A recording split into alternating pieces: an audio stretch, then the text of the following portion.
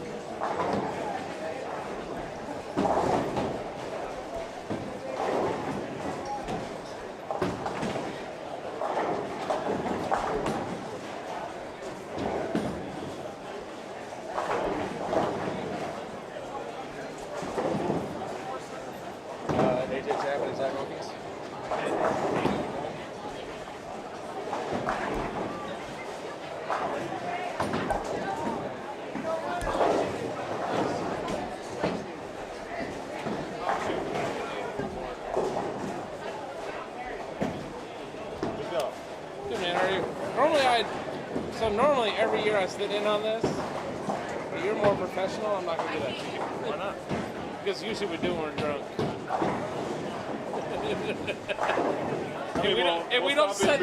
We don't censor ourselves. You stop in before you get to that.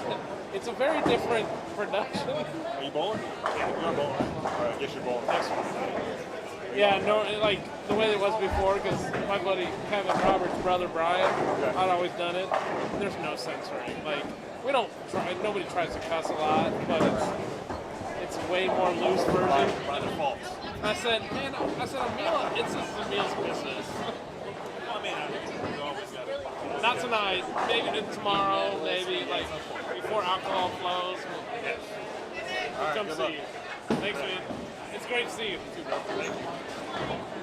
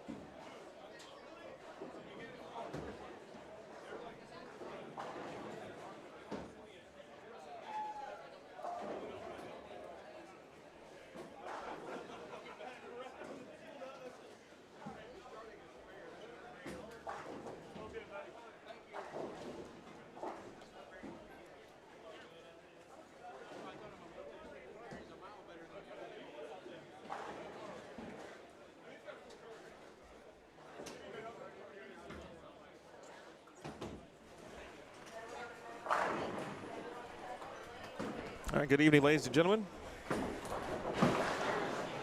Good evening, ladies and gentlemen. Welcome to Oil Bowl in Longview, Texas. You guys already know what the event is. That is that 1 through 6 draw. You see that down there? Yes. That's the luck of the draw. That's it.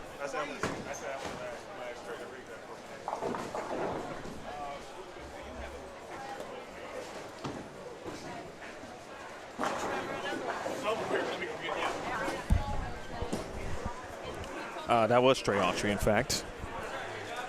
Emil Williams Jr. here with you. Welcome to the 26th annual Longview Doubles Tournament. And look forward to seeing this one in person. I heard a lot of stories, a lot of great people involved. One of those individuals, Trey Autry, and his entire bowling center staff here doing work, getting themselves ready, prepared. They had the bowlers meeting prior to, then the draw for lanes. There are 2 rounds if you're unfamiliar with the event. I think the majority of you watching are familiar with it, but if you're not, there are 2 rounds, essentially, I should say 2 squads for round 1. So if you pull 1 through 32, that means you bowl first, which are the players, of course, and the teams on the lanes currently. If they pull 33 to 64, they bowl after the conclusion of this first half. And winners should still be on the lanes after tonight's conclusion of the first round. So I think all winners will come back tonight and bowl.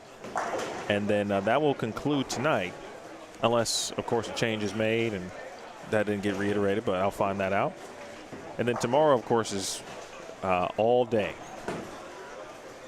Literally, it's all day. There is non-stop bowling. I'll tell you about some of the matchups here in just a moment.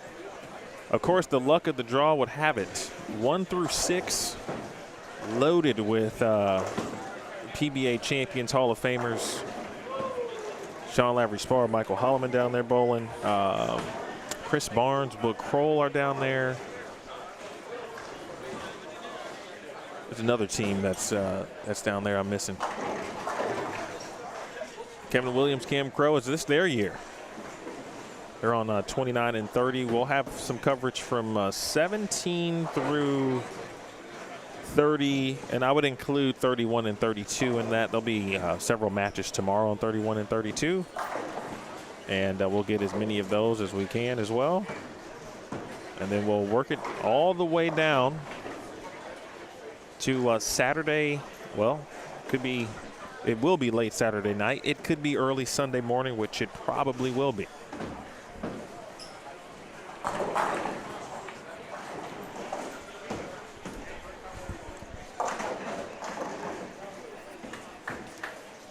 Other teams down on the high end that should catch your attention a little bit. Connor Fleming bowling with Zach Smullen. That's a very good young collegiate type duo right there. In fact, Connor just transferred from Oklahoma Christian to Wichita State. Zach at Newman, so they will actually be in Wichita, or the city, not the school, but the city together.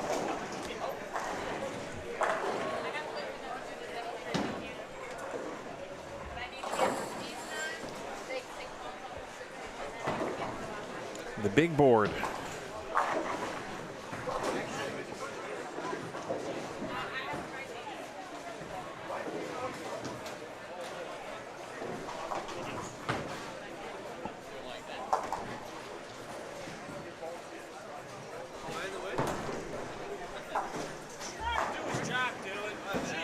You good? You good, bro?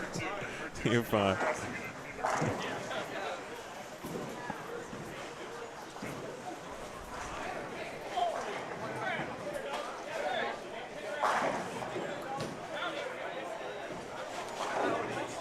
A full 64-team field.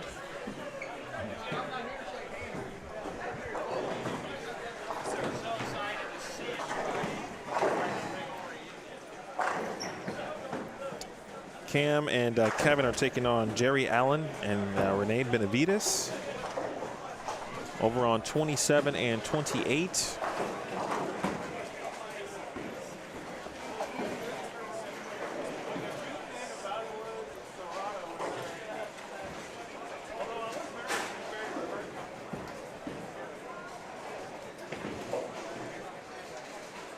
Scott Dodson and Michael Curtin.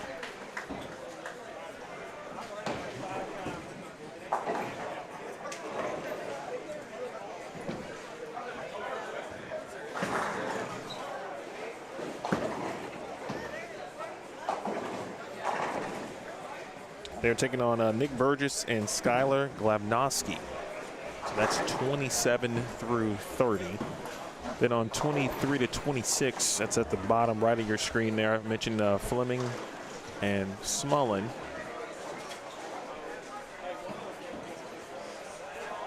They are taking on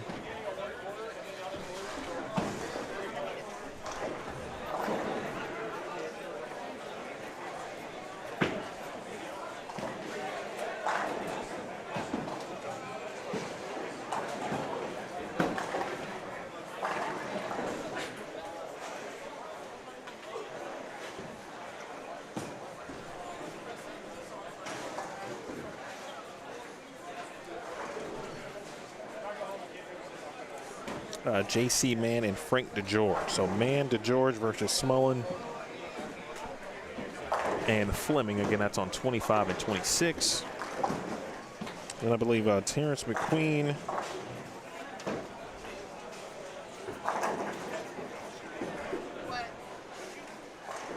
Yep, and Sambo Butler. They are on 23 and 24 right now. They do have an opponent, but I only see one name on the board.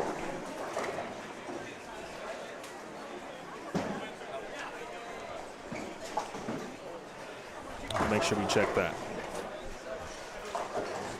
I see Dio Bernard and Johnny Quach. They are bowling on 21 and 22. Check out that group in a little bit. What will happen here is after each game, I'll try to keep, of course, keep track of all of the, well, as many match tallies as possible. Good news is you'll be able to see, for the most part, who's leading the respective matches. 3 games. Both players. This has a very Masters Queens feel to it. But you just add in the doubles factor, and that is essentially what you have. The same amount of teams, participants. You got 64 teams.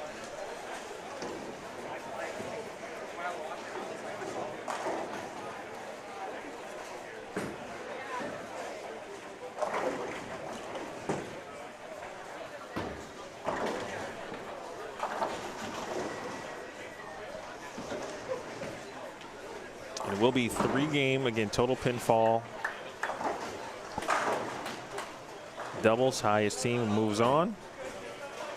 If you win, you move on in the winner's bracket. If you lose your first round match, we'll drop to the elimination bracket. And there's a long road tomorrow.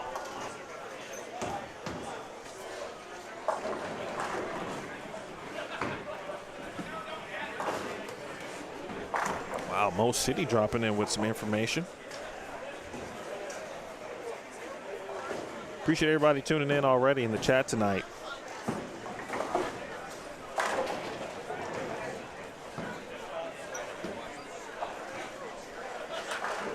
I got my caffeine in the car.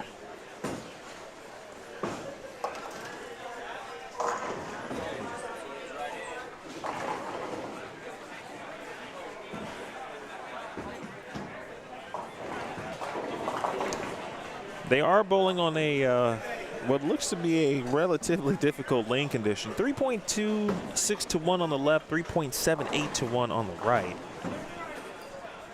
It's 38 feet with 29.36 mils. Does look to have a little bit of a speed bump. Actually, maybe not even a little, a lot. I'm gonna try to get you a better scan or photo of it from Trey. It is, I am reading it off of his Facebook page. He took a photo of it in a slanted manner.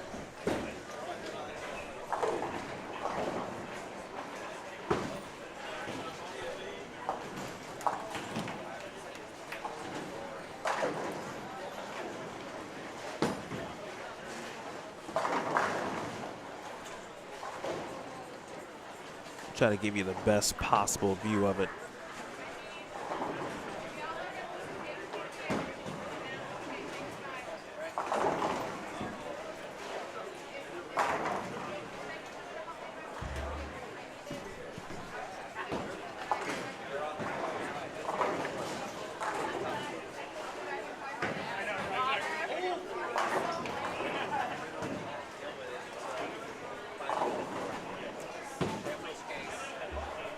So get a quick look at the pattern.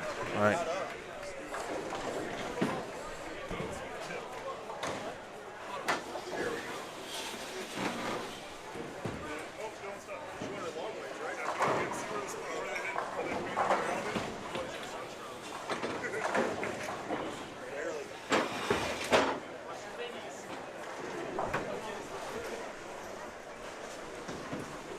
All right, so yeah, there it is, 38 feet, 29.36. You see the ratios.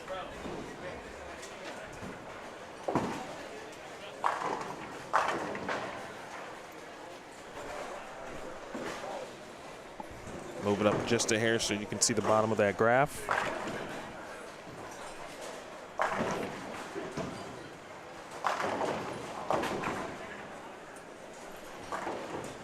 And we're out.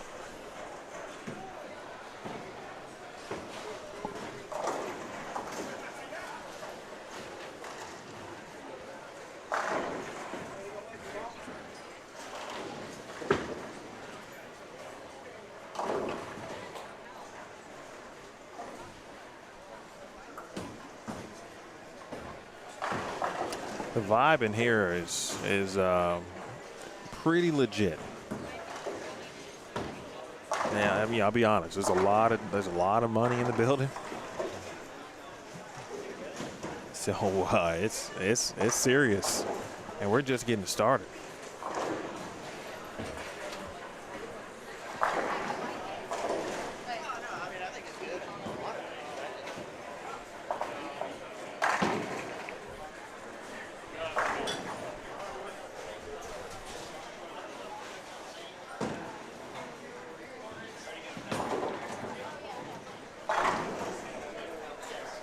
Scott Dotson was over on the left side of your screen on 27 and 28.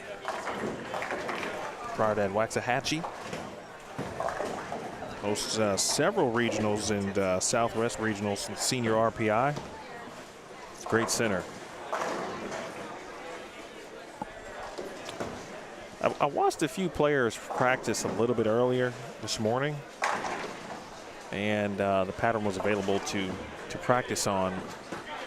I didn't see a lot of urethane, actually, but there were a couple that did try it, and it didn't look too bad.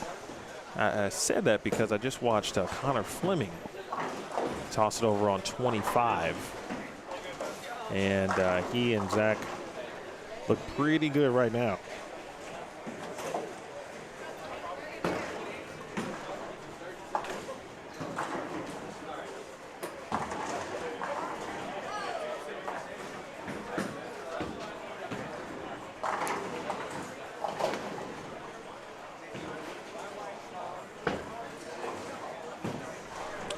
Well, Michelle, first of all, I appreciate you tuning in. It will help me because it will force me to go outside, stretch, walk around, etc. So if I've got to go somewhere, then, you know, I won't be tied. This is certainly the event where you got to be able to just take a few steps, because there's going to be nonstop bowling tomorrow.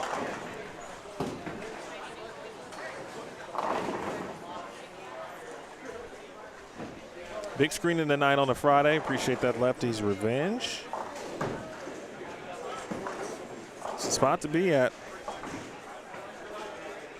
I just saw Cam at the 11thframe.com Open. He was the defending champion at the time. David Cole took the title this year. That was in Dubuque, Iowa. You can watch that, the archives of all of those squads and the championship finals here on Bowlstream TV. Subscribe if you have not already. Hit the thumbs up as well. Appreciate that. The mission to get to 10K subscribers by the end of the year.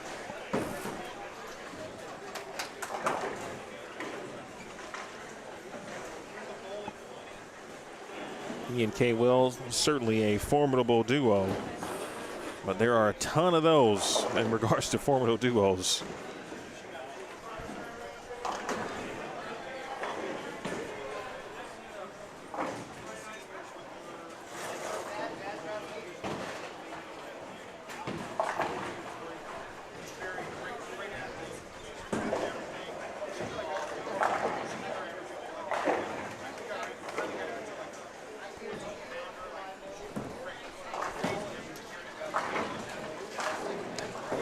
Right now, in regards to big scores, Zach Smullen, possible 279 out the gates here on 25 and 26. Bliss scores possibly in game one on 31 and 32. Possible 279-ish game on looks like 21 and 22.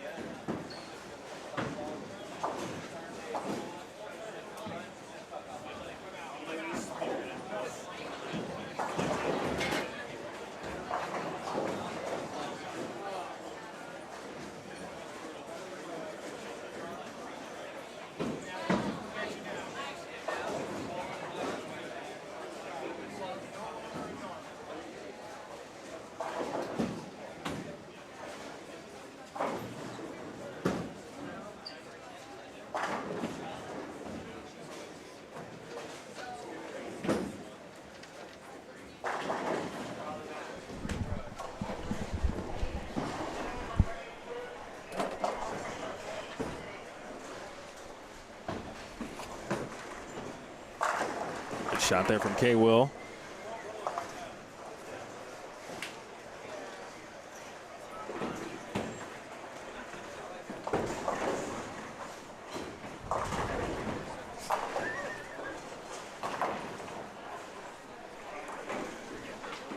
Mentioned Zach. Opportunity at 270. Let's take a quick look. Right of your screen.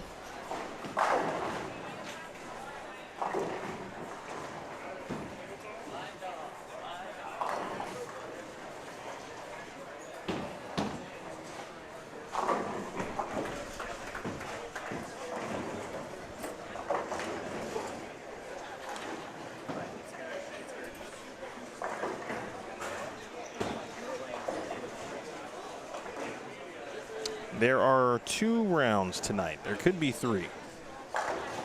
But again, I'm going to double check that.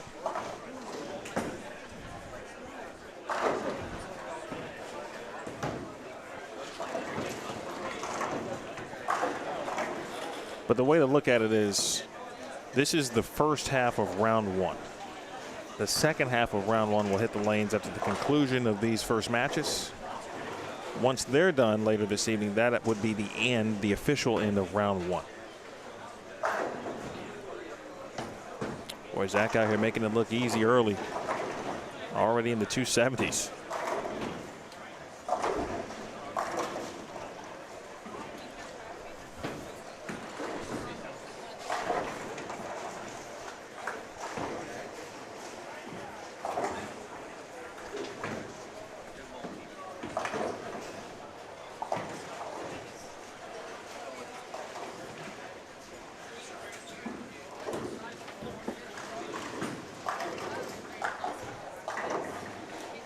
This is a tournament where you'd love to get a first round win. Obviously, if you go 2-0 to start the tournament, that's the best possible place. But if you win one tonight, at least you don't have to start as early possibly tomorrow. Although I do think the first consolation match tomorrow starts at 9 a.m. Central.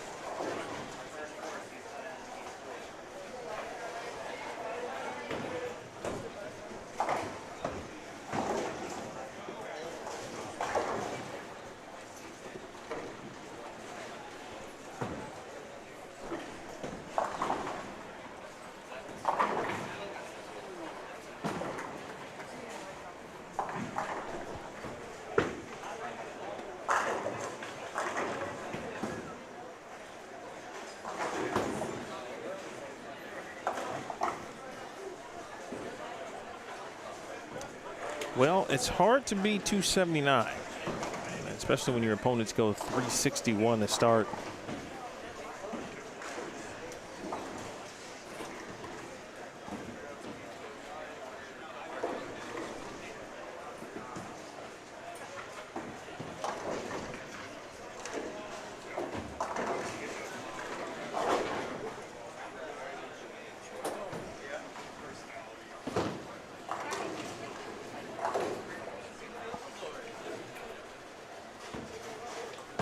All right, so if Connor gets counts, they'll be looking at 480. As he goes to the bag, and we'll get a look at a different piece of equipment.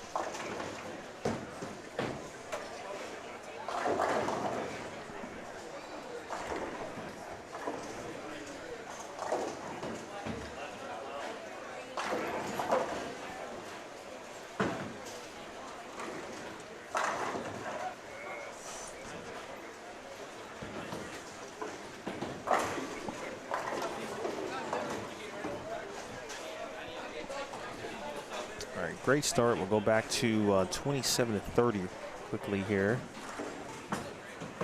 Watch the southpaw. That was good. And a nice little close first game over here on 23 and 24.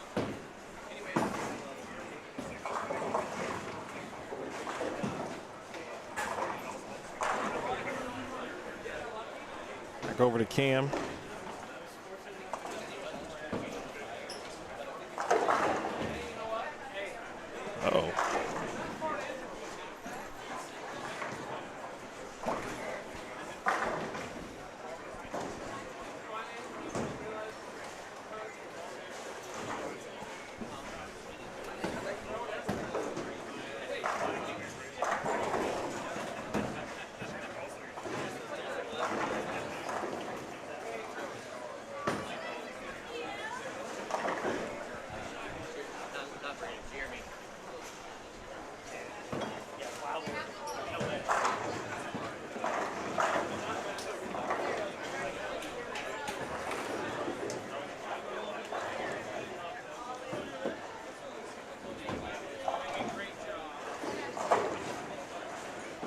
Oof. Wow. Well, 5-pin. I just saw a video of Kevin Williams, I think with Boog and definitely Packy, I think for the house. Playing a game of low ball, at least it looked to be that way, and K-Will takes the 7-pin right off, which then takes out the 10 and actually flipped the 5 as well. He picked up the 5, 7, 10 on a full rack.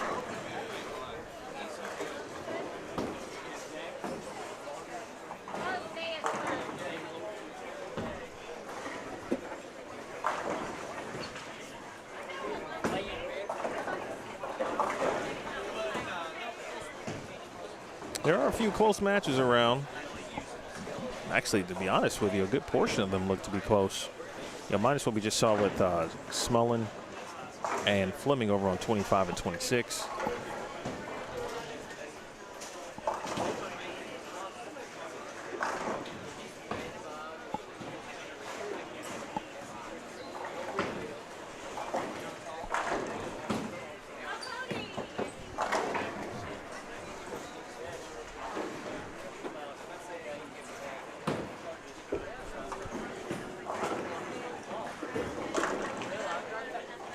202 there.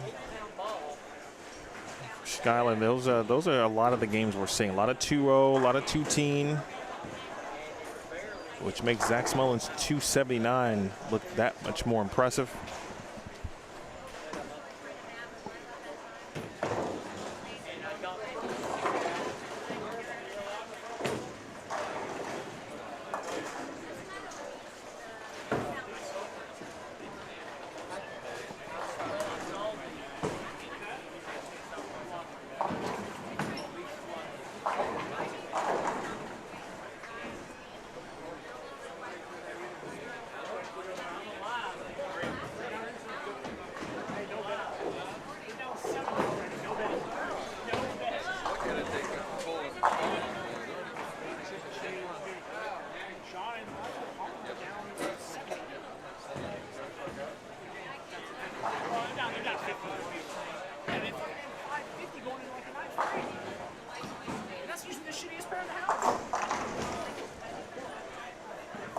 Sounds like whatever's happening on 1 through 6, which to some degree is to be expected based on the players down.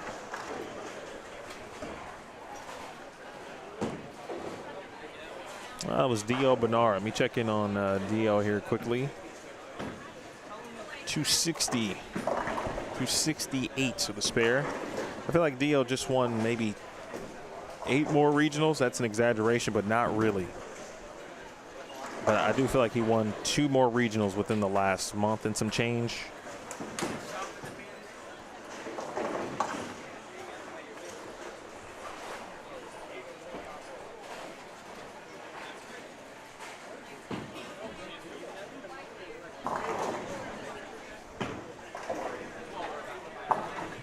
All right, so Dio and Johnny Quach will have a small advantage.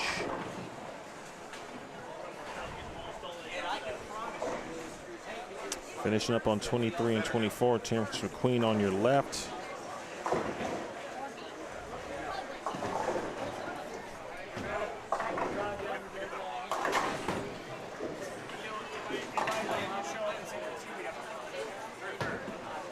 I'll be able to tell you who is where and what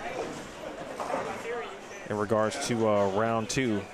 I'm sorry, the second half of round 1, if you will.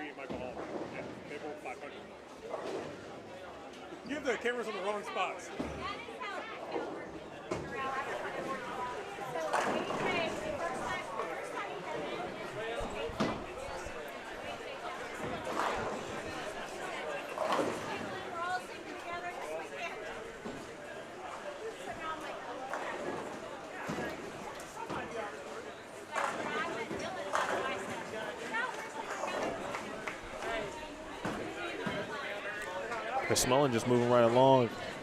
All Connor's got to do at this point, make sure that he keeps just a decent look.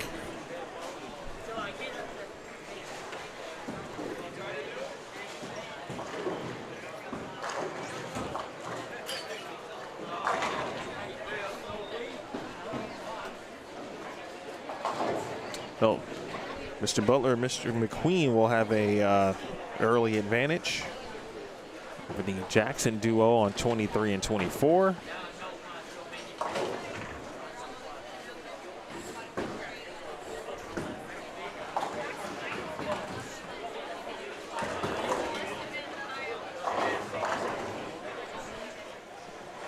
And everybody will be in game 2 after this fill shot here.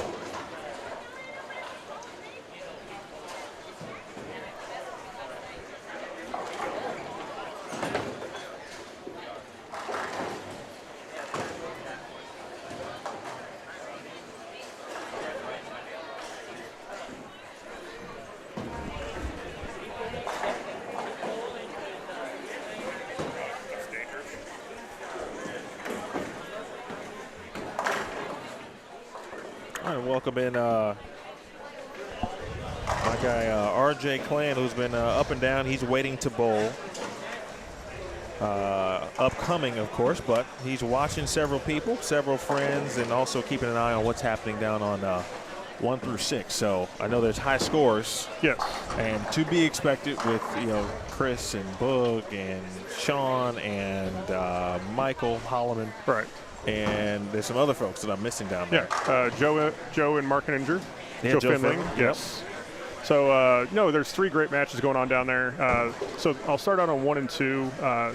The first game, it looked like Joe and Mark bowled 500 for the 2. A little bit less than what I had heard previously, but they bowled about 505. And not super far behind. It was about 440 or 450 for Sean and Michael. So about 50-pin match so far for that one.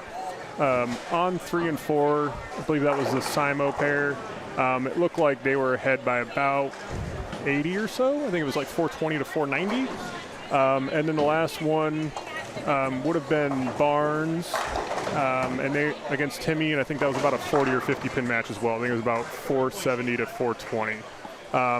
So yeah, it was kind of crazy. I mean, those are 3 super heavyweights on that, down there. Definitely went for good money in the Calcutta. Crazy to see them kind of ending up all the way down there, kind of in that same bunching. I thought that was called the bowlers meeting. Yeah, let's go with that. Okay. Yeah, it's definitely the bowlers meeting. But yeah, so it's pretty interesting. The thing with Longview doubles, it's always kind of a crapshoot on where you draw. Sometimes you draw good and it works out well. Sometimes you draw bad, and you end up just kind of regretting picking where you picked. And so Marshall and I have been on the good and bad end of that. So we're hoping, I think our first draw, we're going to be on 17 and 18. We'll kind of see how that goes, and then hopefully we're bowling again later tonight. Are you talking like we're referring to the draw? It could be good or bad. Correct. That can be what pair you're on, and obviously who you're bowling. Yeah, right? I mean, there are good and bad pairs. Somebody who's frequent this tournament for the last 10-ish years, people tend to say 25 through 28 is really good. 31 and 32 is probably one of the highest scoring pairs in the building. I've seen a lot of really big numbers come out of that, like 1500s against 1450s, and that's just brutal to lose to. Yeah.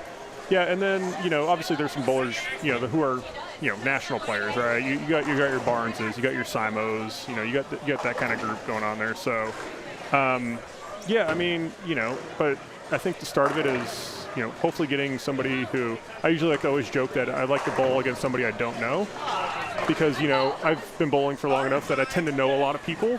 And, if I don't know them, then hopefully that's a good sign. But, you never really know. Sometimes people show up and all of a sudden you're bowling against really great bowlers that maybe you just never heard of. That's how I used to get a lot of people back in my day. But, yeah, I mean, like I said, it's once again, this is lanes 1 through 8 is the definition of a bad draw. Because also down there on 7 and 8, and unfortunately I didn't check the scores. I think it was relatively close, was our buddy Brian Valenta. He's down there with Corey Umbrello. I think they're on 7 and 8. So, once again, if that's one that you win, you're excited you won. But then you look at your draw and go, dang, that kind of sucks. So, but yeah, like I said, I think it's a lot of fun bowling, right? I mean, this is my favorite tournament of the year. I told my wife, hey, 2 weekends I can't do anything, and this is definitely one of them. So, and hopefully one day I'll be able to hang a banner with my name on it. Yeah, I was talking to you about your history, and you guys have got to check every single time. Yeah. As you just said, luck of the draw, a couple things go well here, one shot here, one shot there. It's a different story. Absolutely.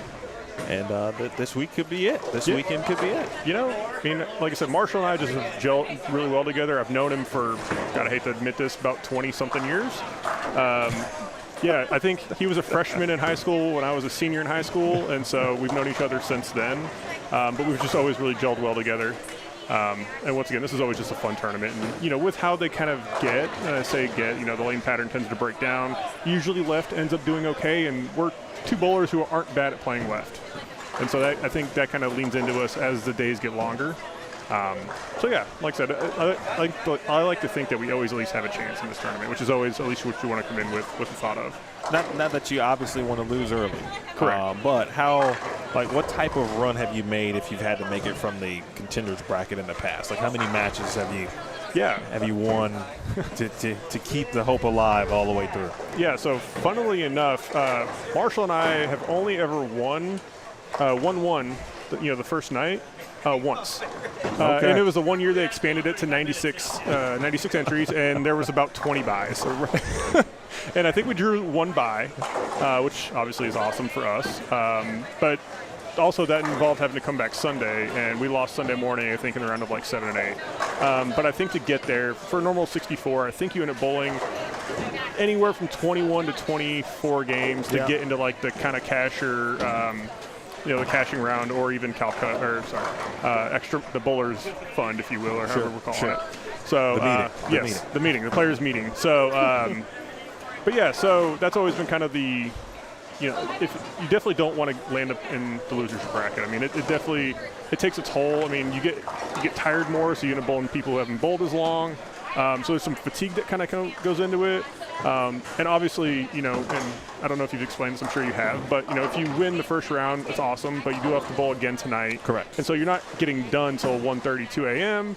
And if you lose, that means you have to come back at 10, versus if you win, then you don't have to be in until about, noonish, if you will, probably closer to 1, because this tournament always seems to take a pinch longer for certain things. So that's a huge deal. I mean, Gidrash was in the chat talking about the benefit of going 2-0 tonight. And really with any, this is very similar to Masters or Queens. Yeah.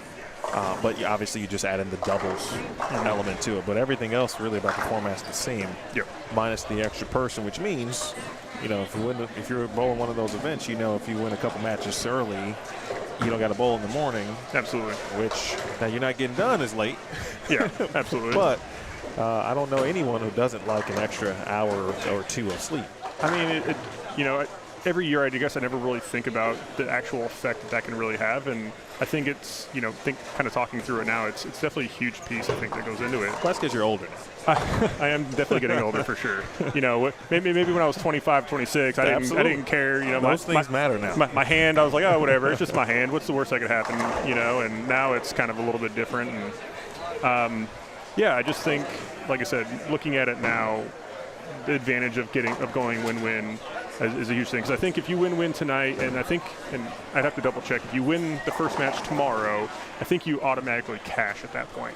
And so really you can get away with bowling 9 games in cash, versus if you win-lose, then you could be bowling 12, 15 games before you even have a chance to cash, right? So that's 6 to 9 games less that you're going to have in a bowl, which is a huge advantage. In the booth with RJ Klann for a little bit. I brought him in to ask him to provide an update, because I knew he had been watching that area. Yeah. I think you got of course you got plenty of friends bowling. Yeah. Yeah. And that area we were talking about was 1 through 8 if you're just joining us. That's where, again, luck of the draw. Bad luck of the draw for the cast. Correct. Correct. It'll even out. It will. I think if I remember correctly, I think they shift sides. So I think if you win this match, I think maybe you'll be on the higher end on the next round. So maybe we'll get the chance to see some of those teams compete against each other. I was looking at. Chris Michael Holloman and Sean Lavery Spar. That they are taking on Joe Findling and Mark Henninger. They would move to 31 and 32, for example. So, as you said, yes, there will be some flip-flopping with regard to the bracket. It looks like that's how it will work also tomorrow to some degree. Yeah.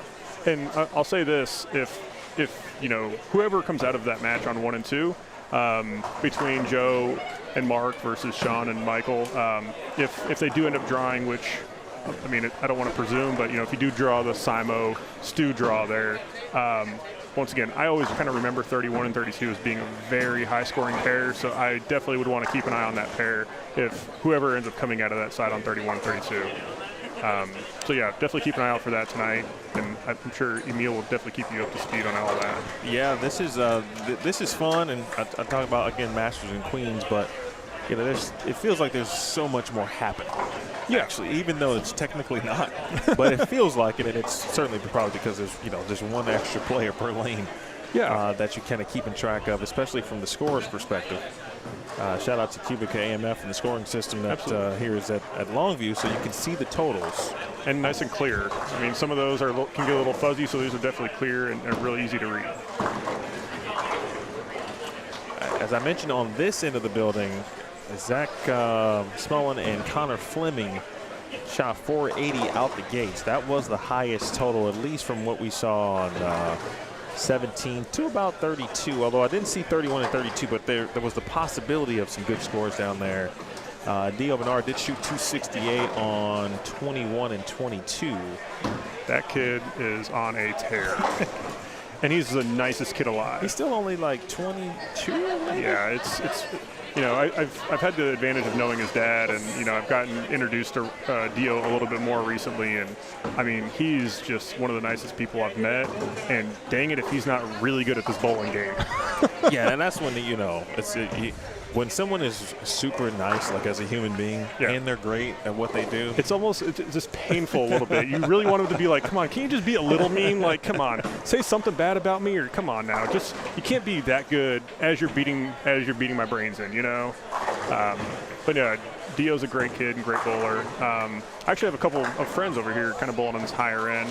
You got Frank and JC over here bowling on 26, who I guess unfortunately bowled against Connor, and you know, the 480 set over there. Looks like this could get a little bit closer with some of these numbers I'm seeing. Yeah, I'm saying they're trying to make it interesting, and Zach just got no count, unfortunately, there. So yeah, I mean, honestly, you know, Frank, who's number 3 bowler, you know, if he could have struck out there, that would have been a big change, right? I mean, but regardless, it looks like they're going to make up close to 100. Yeah, I was about to say they've made it a ton closer already. Yeah. And then on the pair to the right of them, that's Mikey Curtin, and he's bowling with Scott Dodson. If you don't know, Scott Dodson is the owner of the bowling center Hilltop Lanes in Waxahachie, where I actually bowled this past summer. They hook a lot, but it's always fun, and he always makes it a really good deal. He only charges, I think, 25 or 50 cents a game in lineage. Wow. And so, I mean, we paid 300 in, and I think I made like close to 1,000, which is kind of unheard of, right? What's the name of the tournament? Huh? Is it a tournament? No, it's just a league. Oh, it's a league. It's a 12-week league. You pay $300, and we made like 1,000. We took second, obviously, which is helpful. But yeah, if you make the top 4, you're making money in that league. And so shout out to Scott. You know, he does a great job and definitely tries to get the bowlers involved. Anytime you get a chance to come down, there is a couple regionals. I think there's a member regional there and also a 50, I believe, regional there. So he always does a really good job of treating the bowlers well.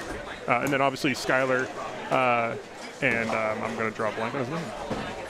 Hold on, I'm going to feel really bad because I bought them in the bowlers other side. Nick Burgess, and I should know that because they beat us last year to only cash. Well, that's why you forgot. Yeah, I try and forget bad things like that, you know. But yeah, once again, both Skyler and Nick are really good bowlers, but once again, you know, Mikey throws the ball well. Scott, you know, they can compete for sure. I mean, I think that match was. It's pretty close. This was within about 20 or 30, yeah. A team that I really like, Cole and Sean Sadat down there on 31 and 32. Man, first time I ever saw Sean throw a ball was last year, and he throws the ball phenomenal. I was a big fan of watching him throw the ball. Once again, just really clean, a lot of rotation on it, but he executed really, really well.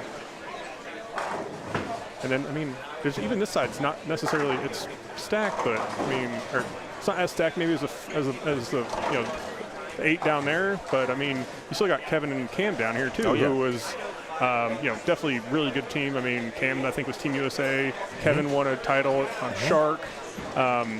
You know, I always kind of joke. You know, Kevin bowled with Michael Hallman for a while, and somehow me and Marshall always managed to beat them. During like right before the Cashers round, it just always lined up. We always kept bowling them, and you know, we just kind of put them all together to be able to get there. So it was kind of it was almost comical. Of like, oh, all right, when are we going to bowl? You know, Kevin and Michael, and I guess they decided to split up and try something a little different this year. So.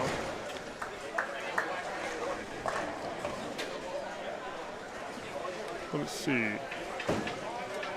So the one you said where Connor and them bowled 480, really kind of good call out here. That number has dwindled. The difference is only 34 pins now, 830 to 802, with a big number coming from J.C. Mann, Mr. Sleeveless himself, as we like to call him, because I don't think I've ever seen him bowl in sleeves.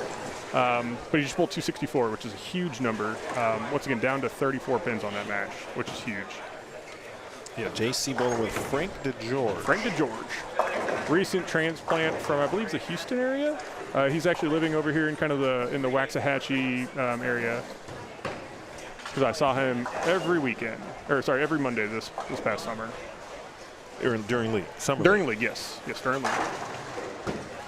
But this type of game is one that can do well. Very rolly, kind of can stay it right, kind of hopefully try and keep it clean. I mean, that's kind of what you want to do on something, especially on the fresh on this. It's kind of the plan. I was going to ask you, what did you see the pattern? Do you know what's out there? Okay. Yeah, I have a rough idea. I think it's 38 feet, about just 29 mils, which obviously a lot of volume. I guess it's commonly known as the speed bump. And so I actually had to ask what that was. Love a good speed bump. Yeah, I had no idea what that was, and I had to ask. So, and I mean, maybe you can explain it better, E. Well, it's funny you said that, because I've seen it a lot now over the course of my time covering professional bowling, which is when you normally see it. Okay. You don't really see it a ton in other events, and I just think most tournament directors aren't trying to add that type of challenge most of the time. Now, an event like this with how much money is at stake, the caliber of the field, you can put a speed bump in, and players are still going to figure it out. I think ultimately the best way to describe it is it is just like it sounds. Okay, there is, I won't call it a puddle, but at the end of the pattern to where you might eliminate that speed bump normally. I'll put it back on the screen so you can see it. Well, you might eliminate that. This is where you start to see, especially on the fresh, you'll see some bowling balls look like they're about to get up the hill, and then they just kind of wiggle. Yeah. That's the good indicator that there's speed bump down lane. It's the good old 2-8-10 look. Correct.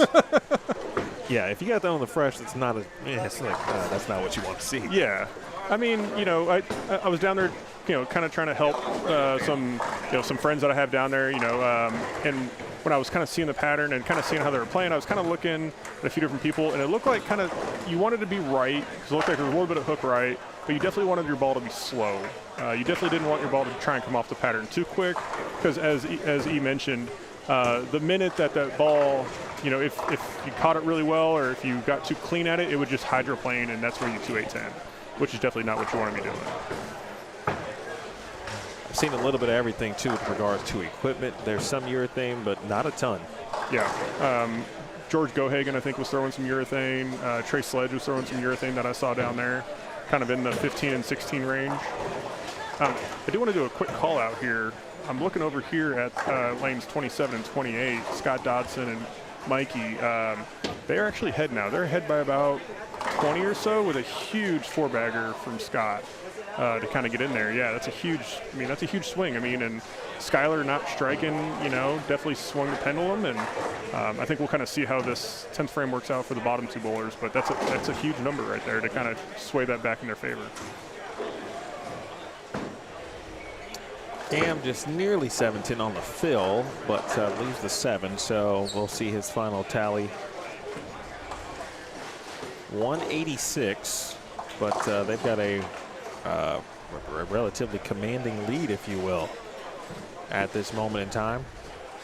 Yeah, you could argue they're one of the better teams for sure here. Oh, no doubt. And if you haven't heard Kevin rap, you need to get in on that, apparently. Yeah, absolutely. Kevin's, every time I always hearing about it, and I've listened to a little bit, and it's really good. So, and he does his thing on the music too. Yeah.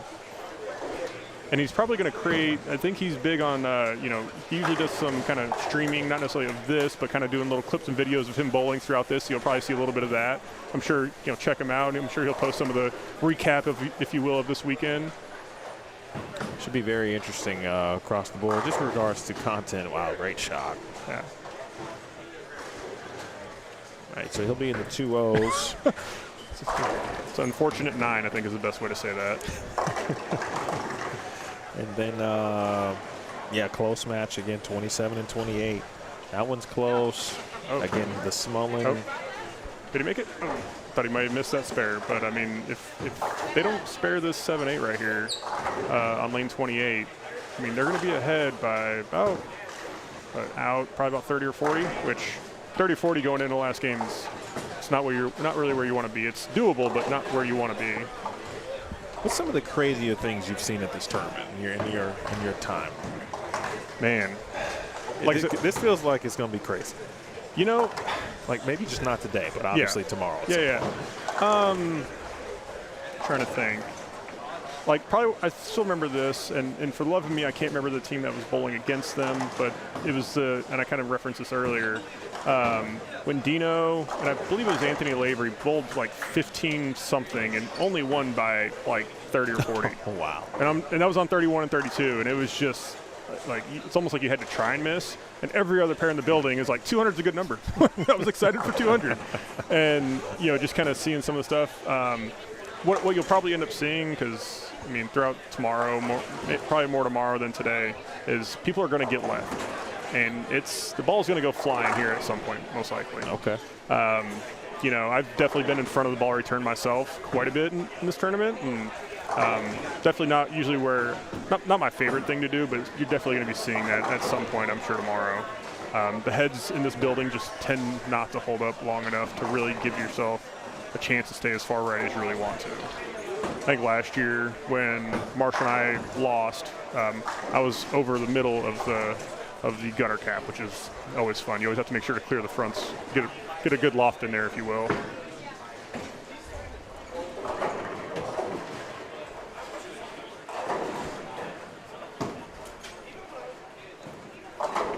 Well, we know that it could be an advantage for a lot of people. Yeah.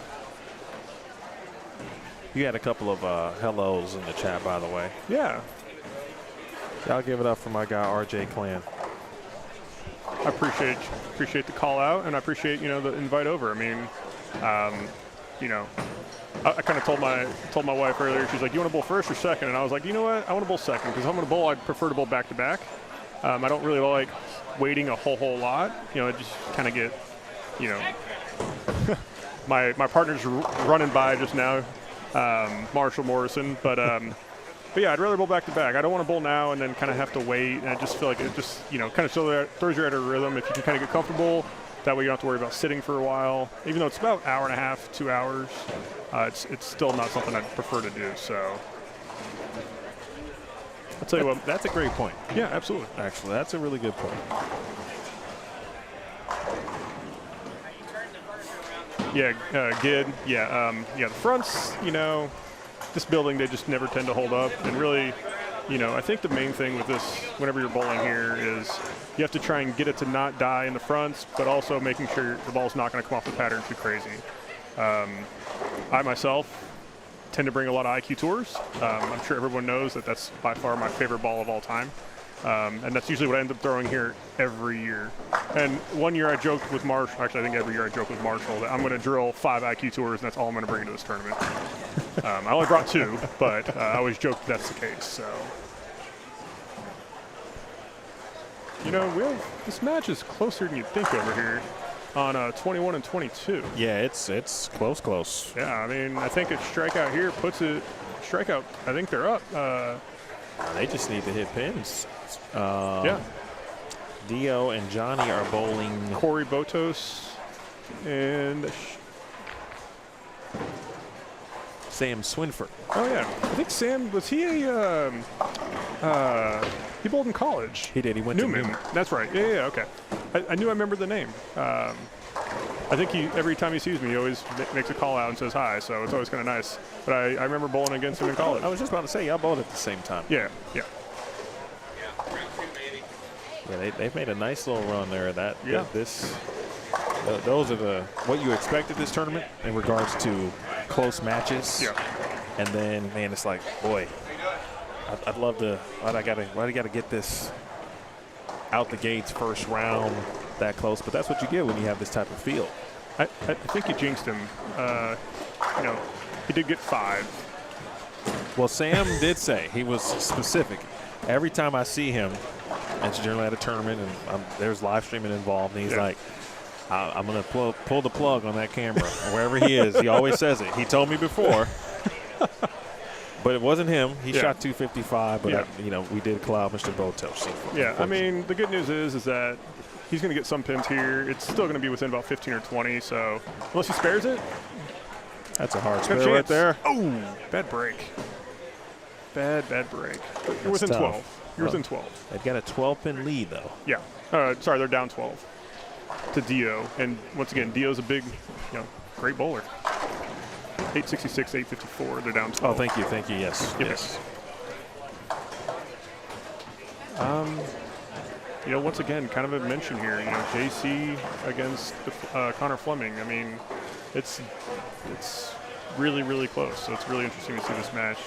Once again, JC, I see him on Monday nights and kind of just matches his game, being able to stay right, roll it, and just let it kind of get there.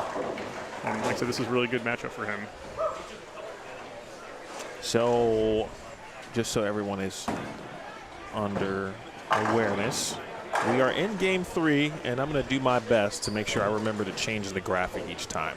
Tomorrow, I'll have my work cut out for me to try to keep you as updated as possible in regards to at least letting you know what game we're in. But on everyone else looks to be in Game 3. 23 and 24 is finishing up Game 2 of their match. Yeah. So we're going to have some finals here coming up soon. For sure. And, I'm going to throw a little shout out here to my boy Terrence, man. I've always loved the way that guy throws the ball. I've known him for a long time. Throws the ball really, really well. RJ, you were from Texas, right, originally? Kind of. I've been here since I was like 14. Okay. I lived up north. I lived in like Michigan and North Dakota, which I try and not remember North Dakota as much as I can because it is North Dakota. Is it chilly? Is that the only reason? We went there last year, me and my wife did, and she was like, there's no trees here. But it is great college football team, though. On the FCB, right? Yeah, North Dakota State is legit. Shout out Carson Wentz. Yeah. And Trey Lance as well. And Trey Lance. Yeah, both good quarterbacks coming out of there. But yeah, I lived there for a while. But once again, I moved down here when I was about 14, and that's when I'd say my bowling kind of really kicked off from there. So I started bowling a lot of youth stuff, and I did okay, I would say, in the like the youth stuff and junior gold and things like that.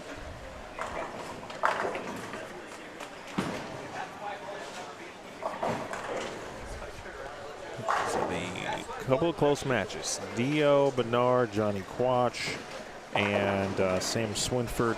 Corey Botos. Hopefully we're saying that right. We'll find out.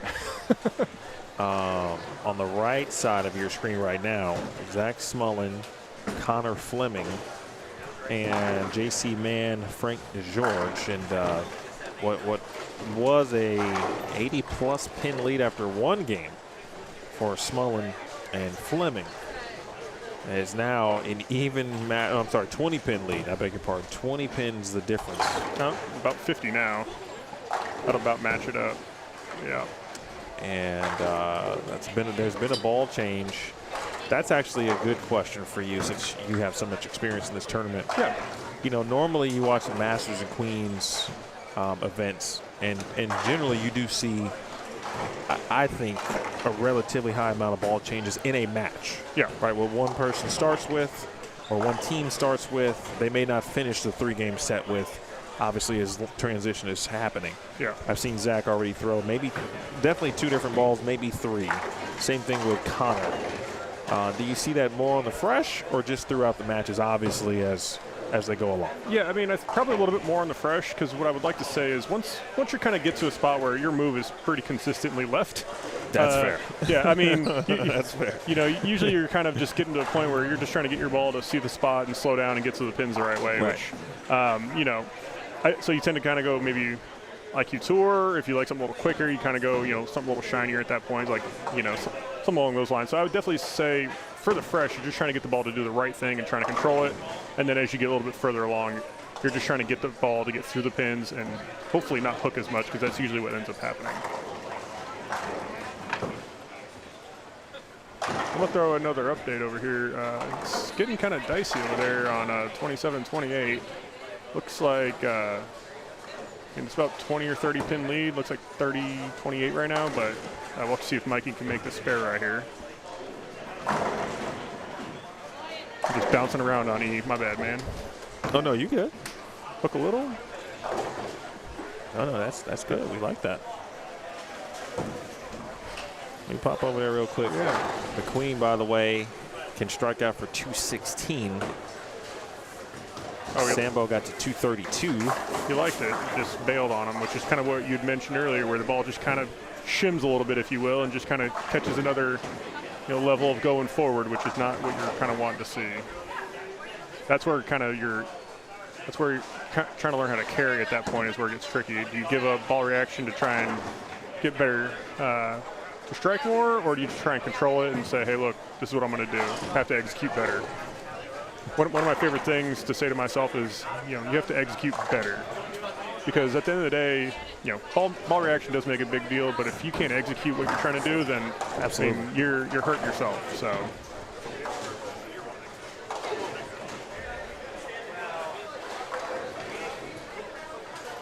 I don't know. This is a new one for me. I don't think I've ever seen a 3 out. Mr. Burgess went 3 out, which is not easy. It's a little strange to see, especially from Nick. I mean, he's definitely a good bowler for sure. I think he won something here recently. I'm not the best about that, but he definitely won a tournament recently. It's funny you said that, but I felt like I've recently seen a 3 out. I'm just trying to remember what tournament it was. Oh, a good shot from the lefty on 23 and 24. Sambo?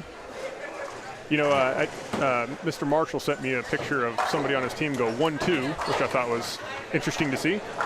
In league on Thursday night, I was like, that's not what I would have went for, But that's all I could really say about that. I was like, 1-2 and both on the left side in league. And, they're not easy, but they're not hard. I'm more apt to get 5 through the middle than I am to go 1-2. The late trip out on the strike. Kevin Cam essentially kind of putting the finishing touches of what's going to be a blowout first round victory. Yeah. Let's see, and all the way down there on the end, it looks like Sean Sadat, looks like, and Cole Schroyer are kind of putting the hurting on over there. They're both 260 and 300 left, or 6 frames, so kind of putting the finishing touches, as you mentioned, on that one as well. Yeah, we got a front sixer down there on 31 and 32.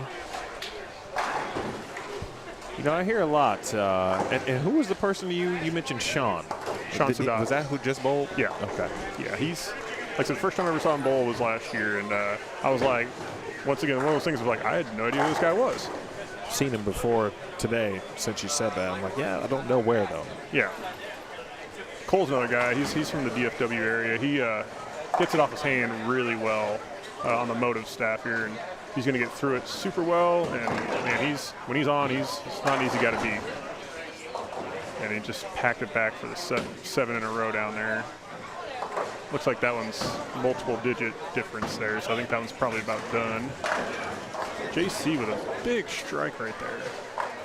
Trying to keep it close. They're down about 40, going to the 10th, but we have one double, and Connor has a not easy 3-6-9-10.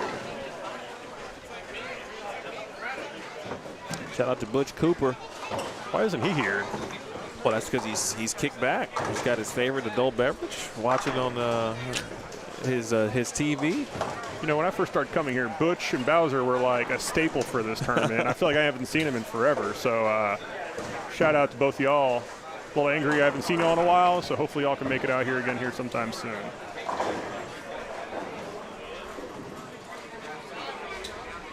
Let me skedaddle back over to 23 to 26 here.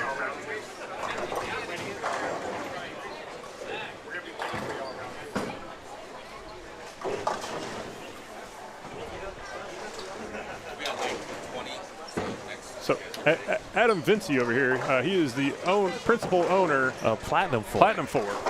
And he wanted to make sure to let everybody know that come watch him bowl. on 19 and 20. All right, we can do that. He was at the Ironman. He bowled as well, but he had a similar joke attitude toward his own bowling. You know, but what he does for bowling, obviously North Texas, and really, I mean, state of Texas to a big degree. Absolutely. I see Platinum Florida a lot associated with many tournaments. So, you know, for people who aren't super familiar or anything, Adam, he kind of started up this program of come test drive a car and we'll get a free bowling ball, and he's done that with new bowling balls. I mean, it's been a big thing, and he's definitely done a really great job with that. And I think it's definitely helped drive some of his sales. So it's kind of a different marketing pitch. Once again, and they're newer bowling balls. I believe his most recent one is the Rockstar. He had the Attention Star S2 as the last one. He's definitely, if you're in the market for a bowling ball, and obviously in the market for a Ford. And I hate to kind of say that as a GM employee myself, it hurts a little bit. But Adam will definitely do you right. He's a great proponent for just bowling in general, which is great to have here. Once again, he sponsors a lot of stuff, and definitely tries to help drive bowling forward in North Texas.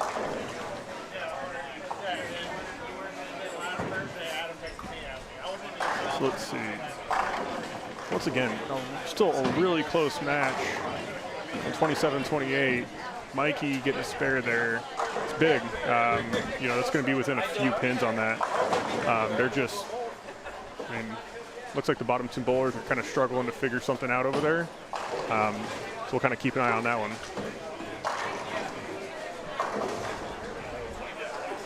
a couple of good shots to start there for Terrence.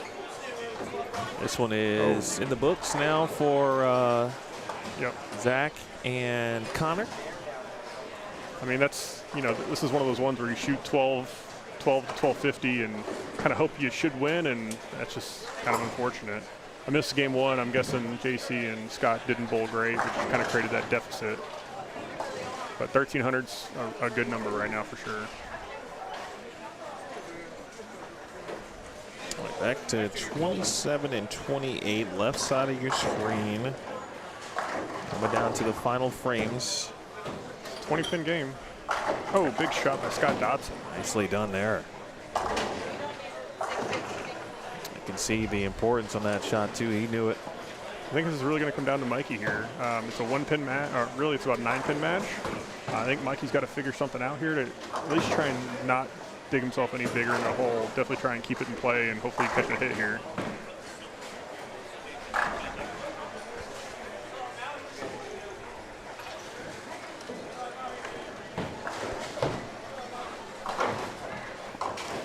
Not do that.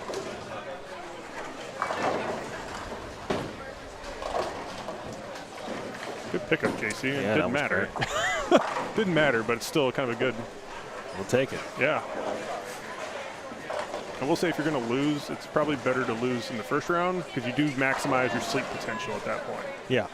That way you can get to bed. Well, I say get to bed. Some people don't necessarily go to bed. They like to hang around the bar. Meal. Yeah.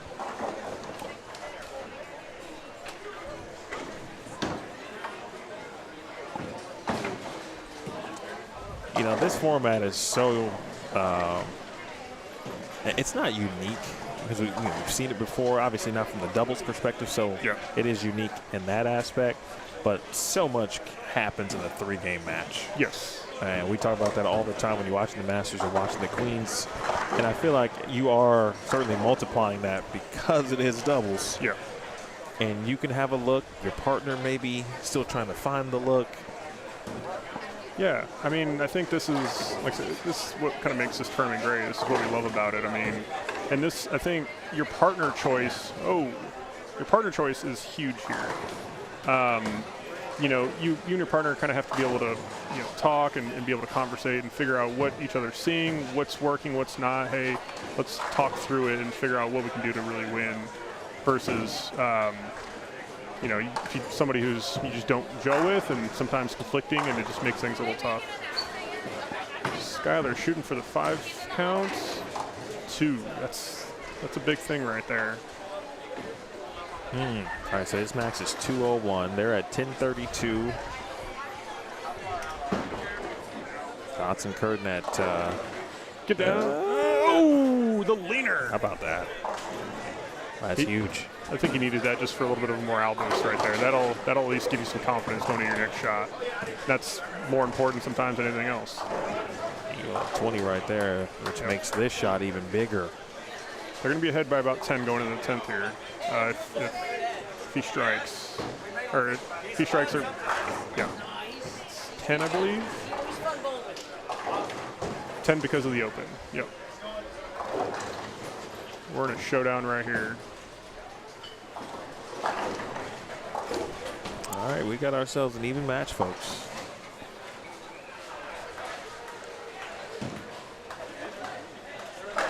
Ooh, great shot by Skylar, wrap 10. You know, it doesn't help, obviously, but, you know, keeping it clean here and just kind of hoping your partner can show up and, you know, help you out in the 10th. Scott right here is a big shot. Great shot, 10 back. You see where he's playing, too.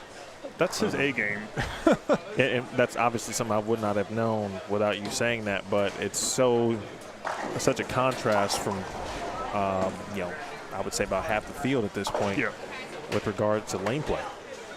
Yeah, I mean, like, once again, when I kind of looked at the pattern, you know, definitely straighter was a little bit better. Getting the ball to slow down, I think was kind of the key things that I would, you know, I'm kind of focusing on as I'm going into my match, right, is trying to make sure my ball's not going to do anything crazy, and I'm going to be able to keep it in play over here. Peel ball. 10 back. That makes the things a little bit easier for Mikey going into the 10th here. You know, hopefully that strike gives him a little bit of confidence to go in and be able to kind of execute what he needs to execute here. Big double helps. Yes. Not over, obviously, but huge help. I think Cole and Sean just pulled, looks like 520. So they're struggling over there.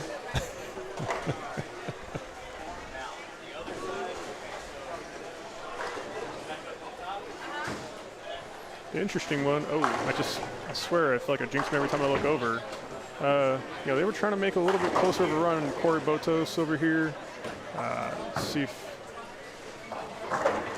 big open there. I mean, they were getting a good string together.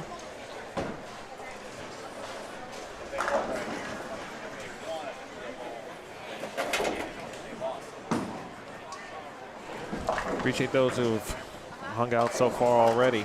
Oh. And I think that's just got to stay clean, or not even maybe that. Let's definitely get some pins here. That's 7. Trying to do math in my head, and it's failing me. And I also don't know how do they add up to 90 if he spares it too, or is it? I think so. That's what I was going to pay attention to. So I think if that's the case, that may be over. Well, definitely over now. Man, it's not going to matter, unfortunately.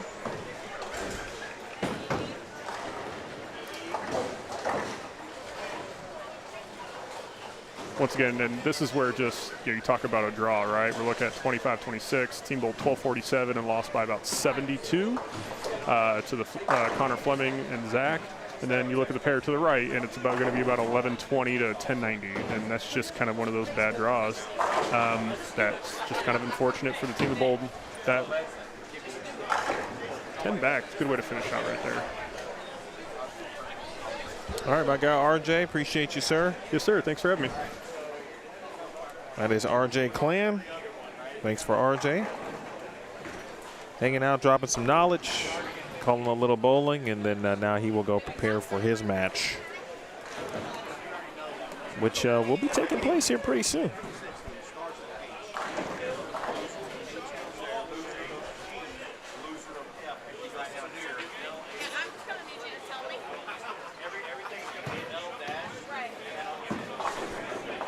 Bracket board currently being updated to my right.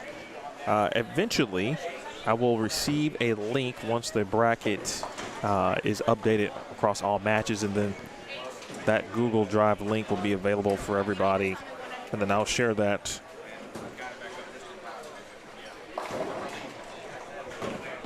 All right, so with that said, We still got some closeness going down. We're in the DL match here. 21 and 22. This one far from over at the moment.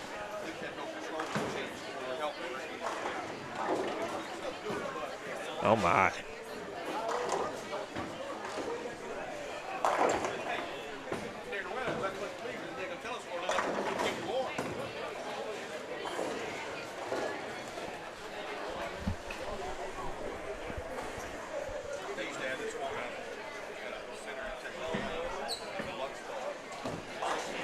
If you are just joining us, if you wouldn't mind to hit the thumbs up.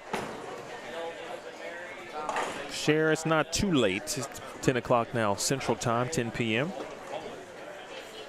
We'll be back at it, of course, tomorrow. Just based on what happened on 1 through 6 and the teams we were talking about and the caliber, of course, there's going to be some good teams, obviously, that will be bowling bright and early tomorrow. But that is just the nature, of course, the tournament.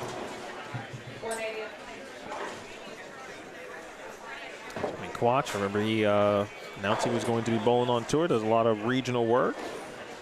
He was part of a really, really good University of Houston club squad.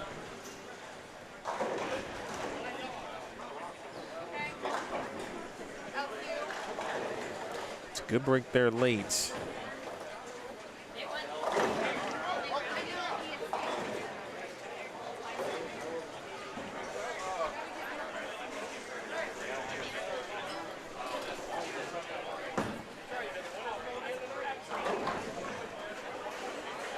DL sending them.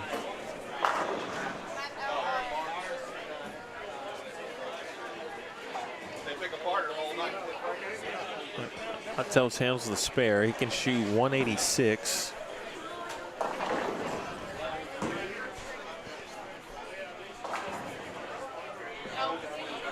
Sam Swinford.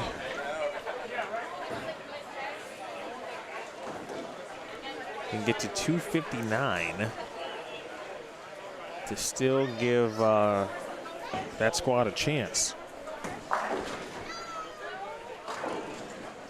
And a 4-pin.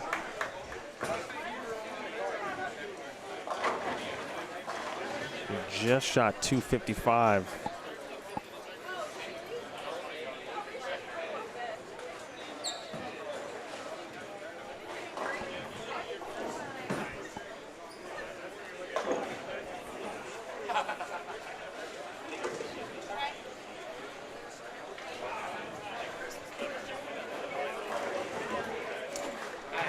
How big is the three-bagger from Dio?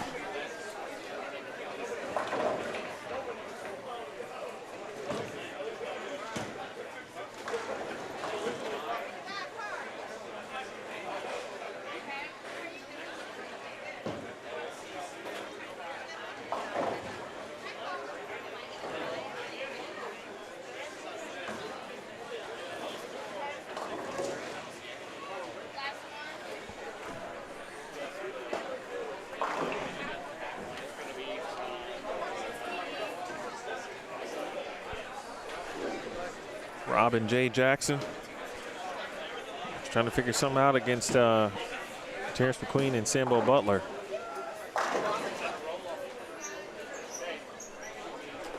Roll-off down on, you don't have a camera down there, of course. Where all the matches were this round.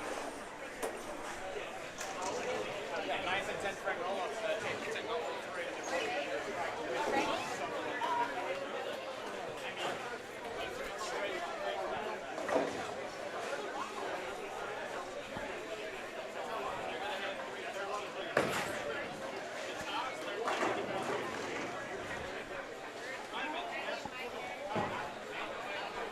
Ninth and 10th frame roll off. We are down on somewhere on 1 and 2 or 3 and 4. I think it's the Chris Barnes pair.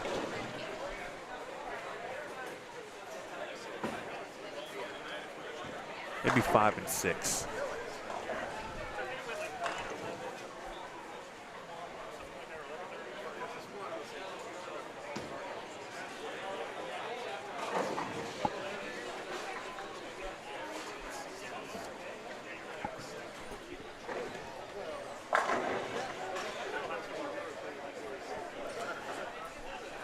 Depending on who loses, or who did lose, I should say, some of the first matches.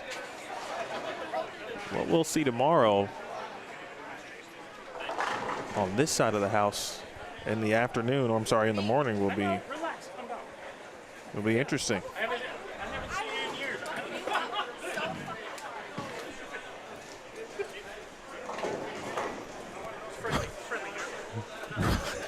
Ryan Valenta and Corey Umbrello get a first round victory.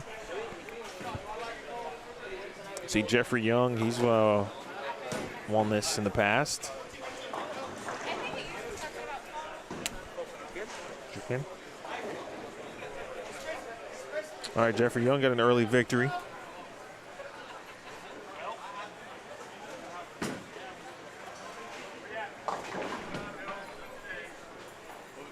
You get to watch me, buddy. You get to watch me.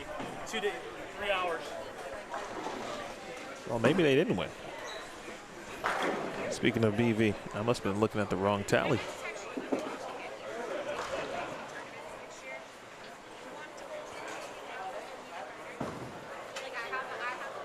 No, they did win. That's right.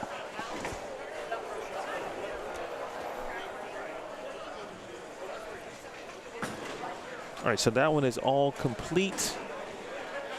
1307 to 1266.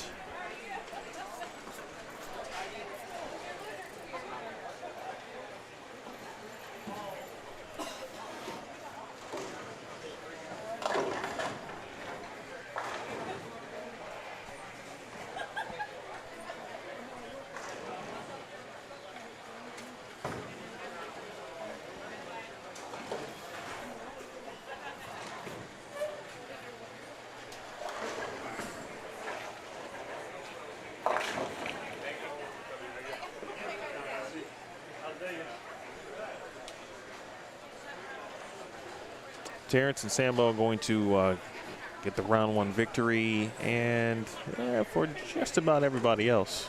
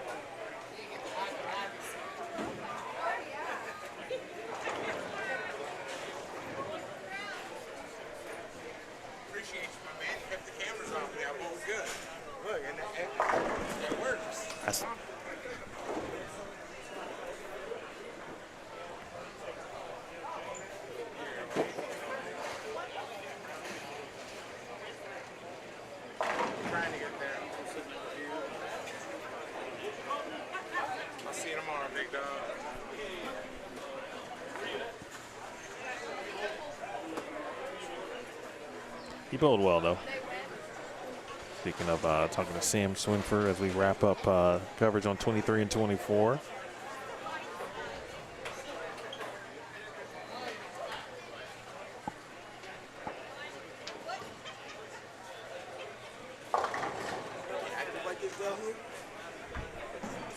It's day one.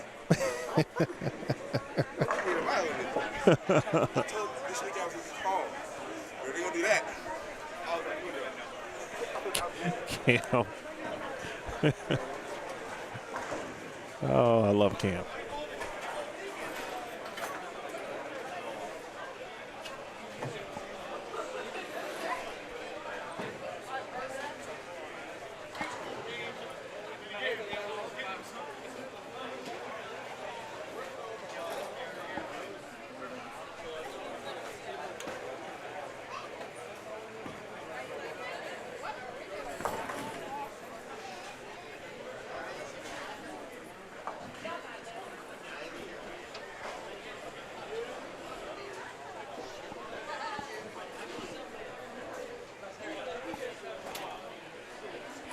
All right, 23 and 24 all complete. So for those of y'all that unfortunately lost the first round, you will come back at 9 a.m. At 9 a.m. tomorrow for those who lost their opening matches today.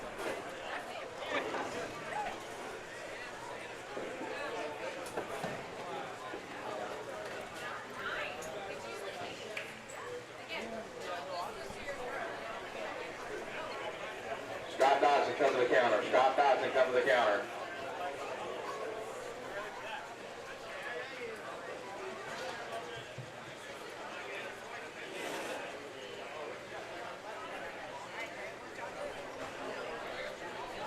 If you lost the first match.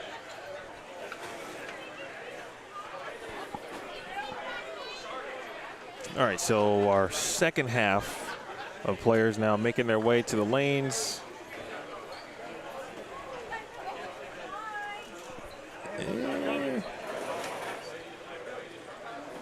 I'm gonna guess we're looking at about 20 minutes.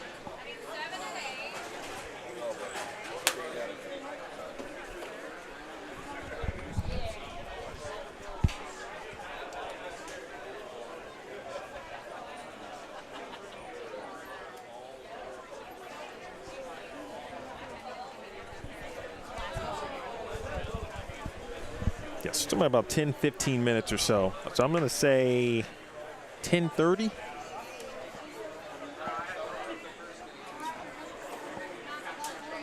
No official updates to the bracket in the building, but all recaps, or just about all recaps, have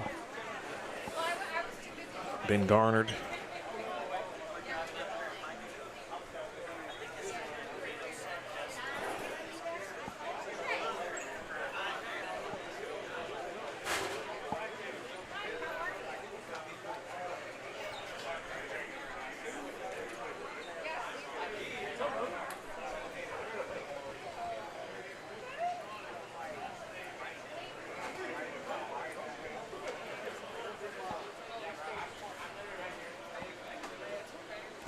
So we saw some 1300s, a couple of 1240, a couple of 1250, a couple of 1270s.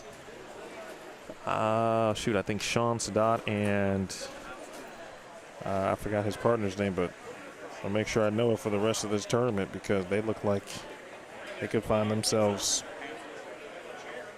bowling for what's important tomorrow night.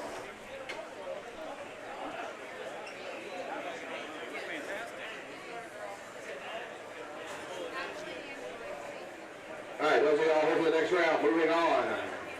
All right, got some updates for you.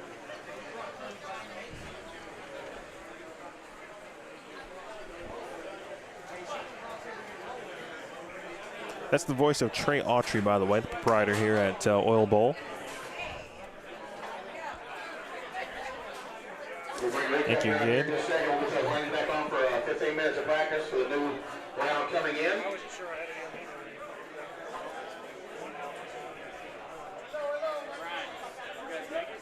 If you win this match, you will immediately turn around and bowl the next match. If you lose this match, you'll bowl at 9 a.m. in the morning. This is where it gets intriguing for me, right? Because, you know, we just talked about the pattern. And since there's no bowling, let's throw that again on the screen. Yeah, so it's 38 feet. And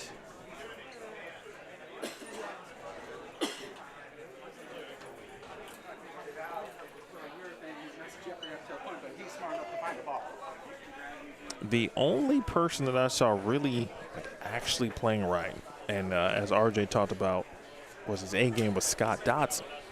And I was over on 27 and 28, and I'm saying right as in up the boards right. All right, so it won't even be 10:30, which is great. We'll go right into practice.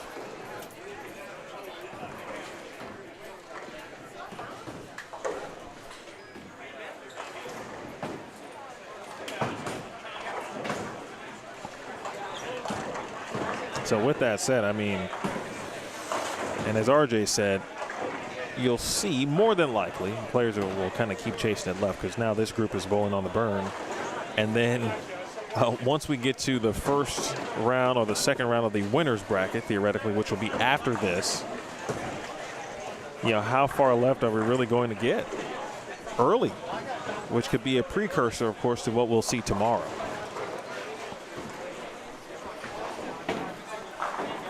All right, with that said, I'll take this opportunity to go hydrate. Water time for me.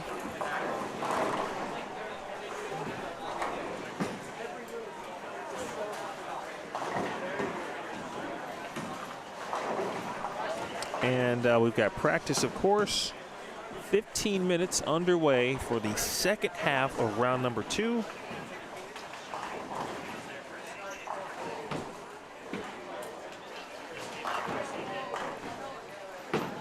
Appreciate you tuning in. We are just getting started with this party, folks. It's a pleasure to be here in Longview. Just a 2-hour drive. Of course, if you know, you hit some traffic, then you're looking at more, but 2 hours from Dallas. And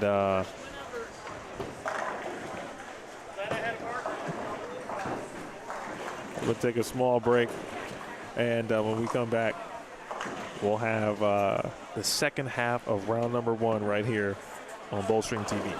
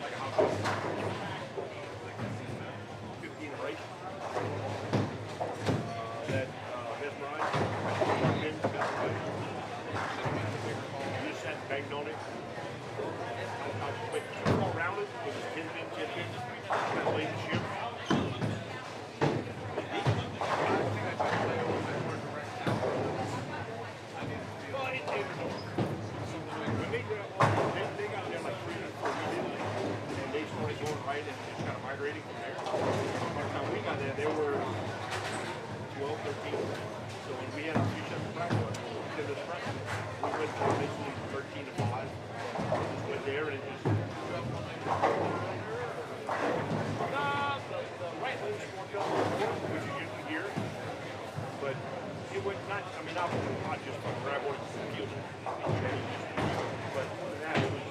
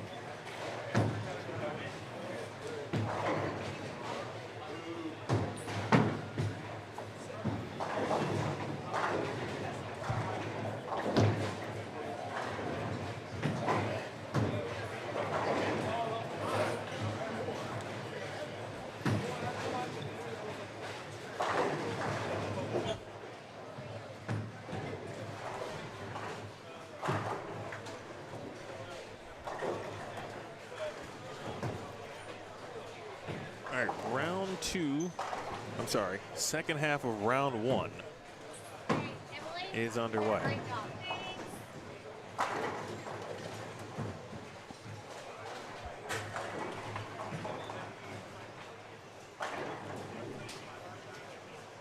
Oh, Gus, let me find that Facebook post.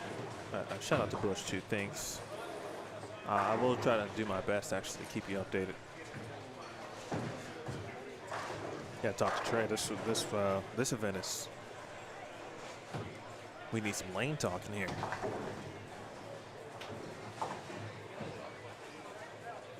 All right.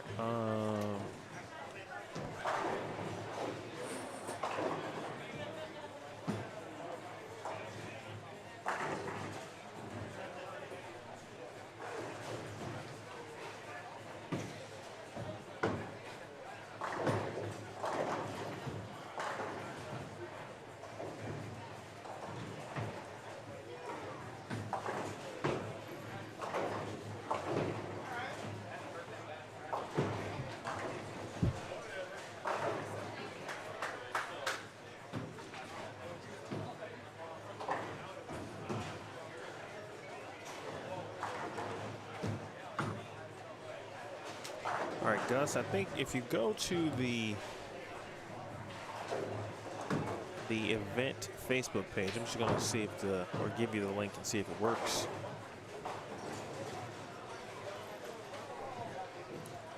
You scroll down to about August 18th.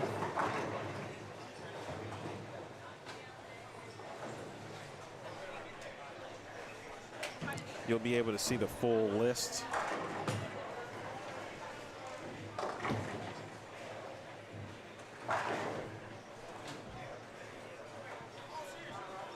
There might have been a change or two, maybe.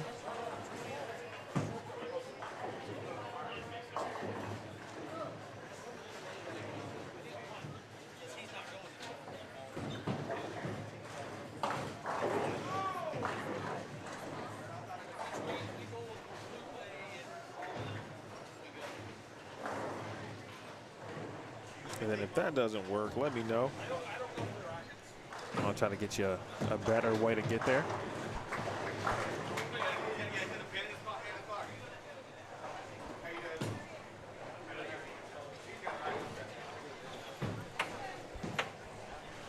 All right, let's see what we got here.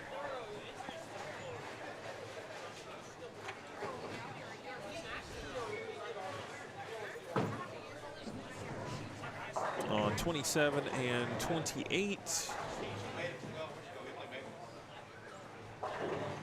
Smith, Crawford, Johnson, Adams. Actually, that's Cranford, excuse me. Kevin Smith and Chris Cranford.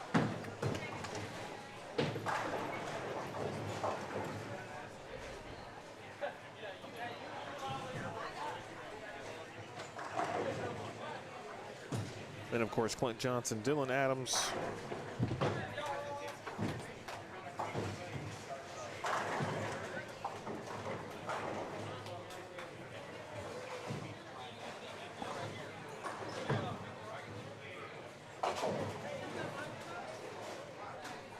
On 29 and 30, Cruz and Justice, just Dimitri and Rick.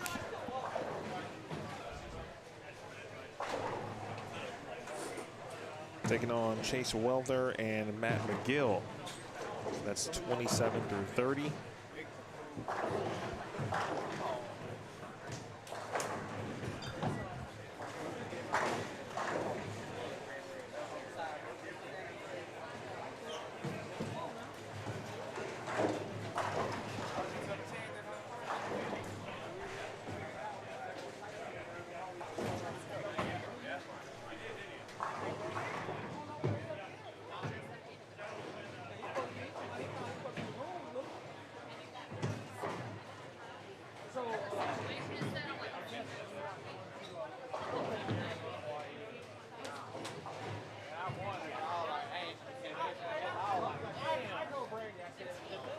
All right, so the bracket also is updated.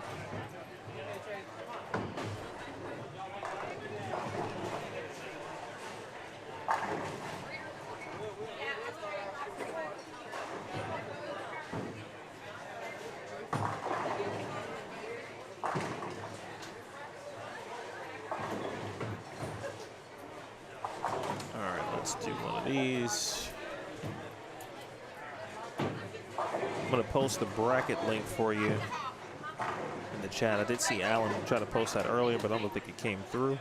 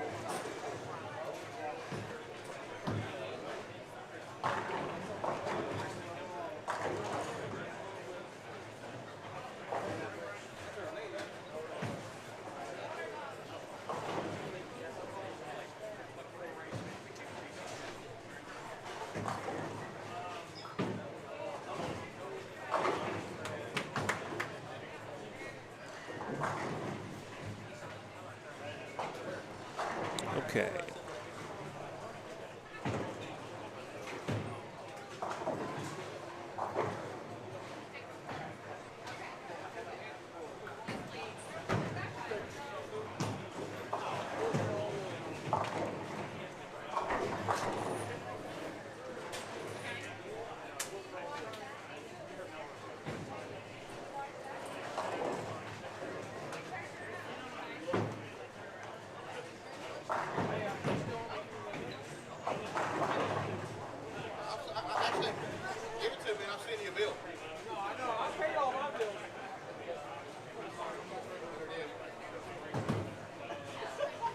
Okay, let me know if this works.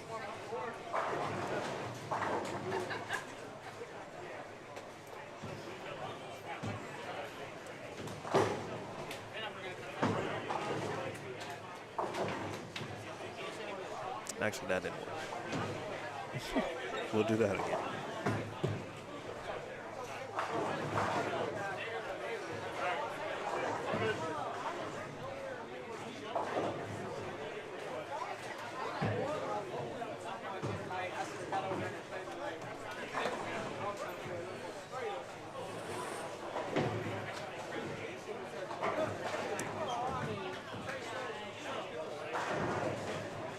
Why is that not linking? All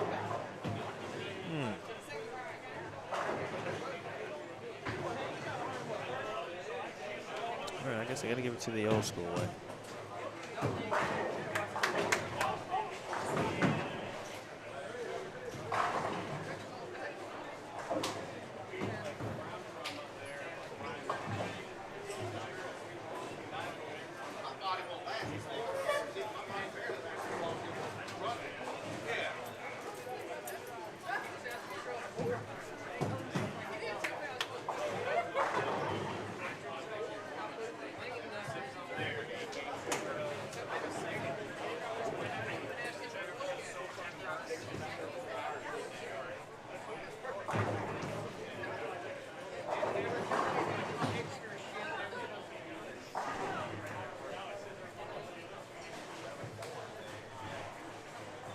That one should do it.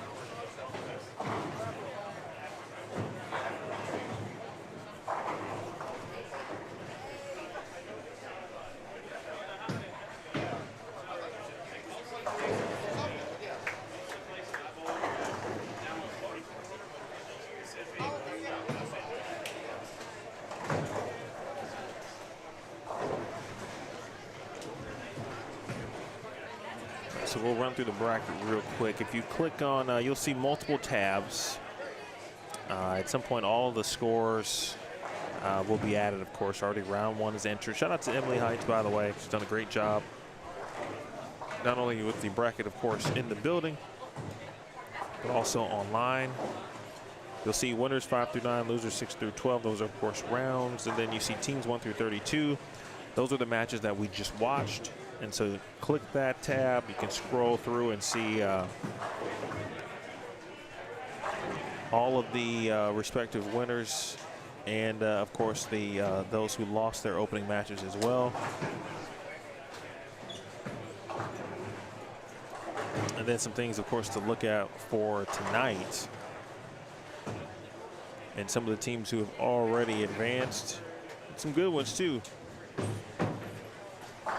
Stu Williams, Simo get a victory. That's Anthony Simonson, by the way. They won their first match. They'll be bowling again here coming up at 11:30 p.m. They're going to be on the wall on 31 and 32. They'll take on Joe Findling, Mark Henninger. It's a tough match there. 40-pin lead, or 40-pin victory, I should say, for Joe and Mark. So Sean Lavery Spar and Michael Holloman going to take on Mr. Keaton and Butch Cormier tomorrow.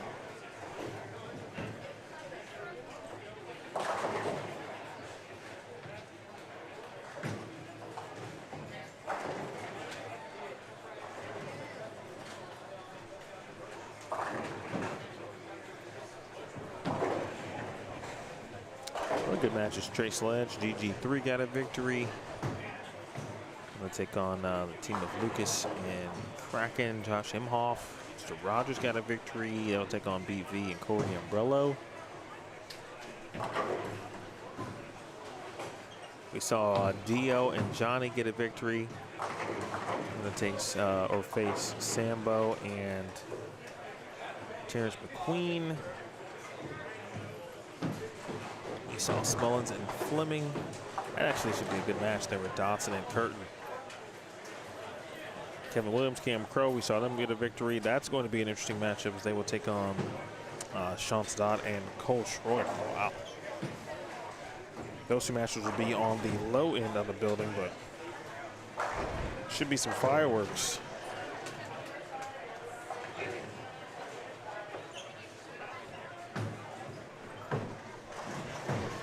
All right, looking up, let's see, on 23 and 24, I already see a front six.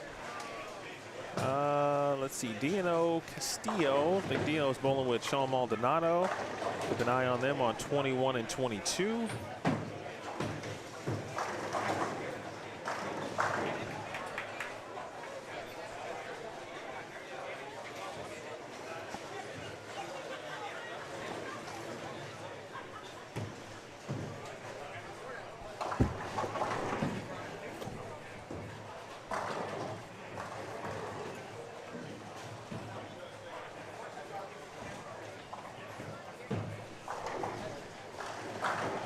Good match over there on 21 and 22. We'll check that one out in a minute. Might anticipate seeing a few more strikes.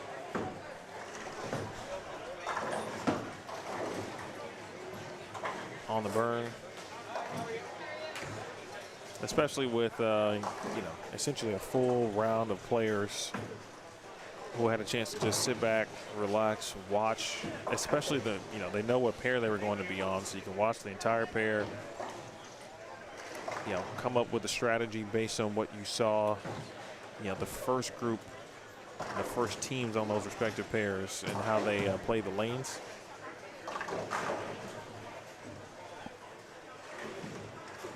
I'm seeing what to me looks like just a few more confident strikes out the gate from a lot of players, a lot of confident shots with a better understanding of what they're getting into.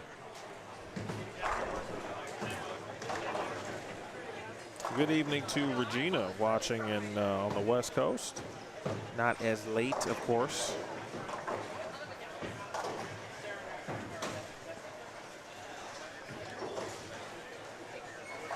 AJ Chapman, I see, is on the lanes.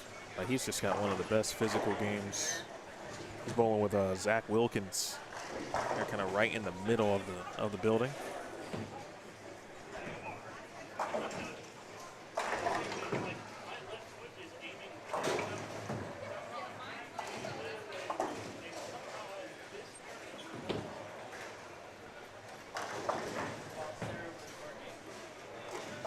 A few less people in the building, those who did lose the opening match in our first half of round one have, for the most part, exited the building. Obviously, they know they got a long day ahead if they plan to make a run through the elimination bracket. So food and sleep is, for most, is important.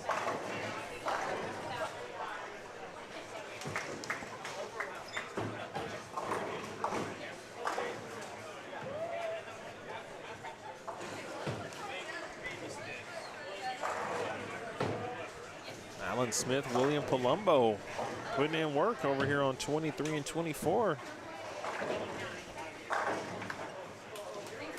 Williams got the front 7.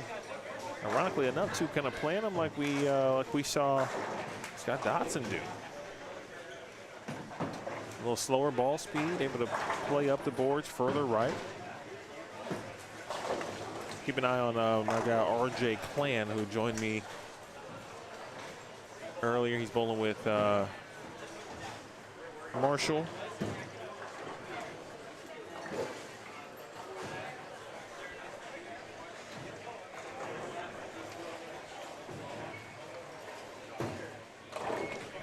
Marshall Morrison, that is.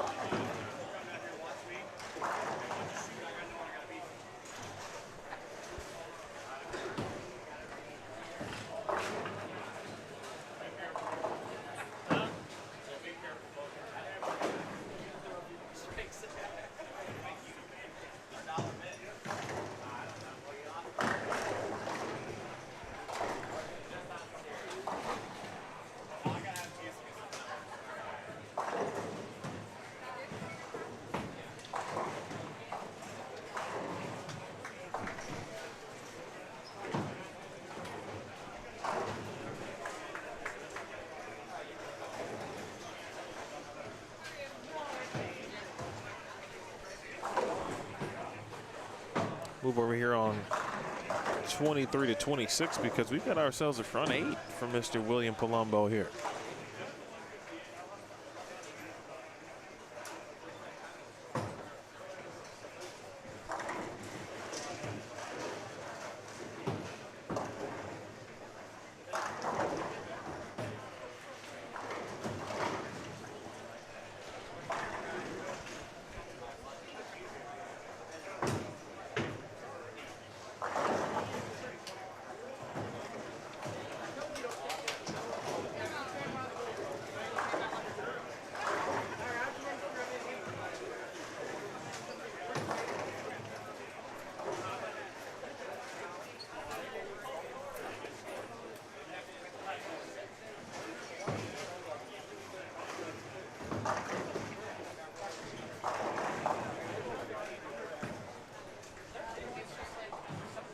If you're just joining us, again, the pinned link will take you right to the bracket online.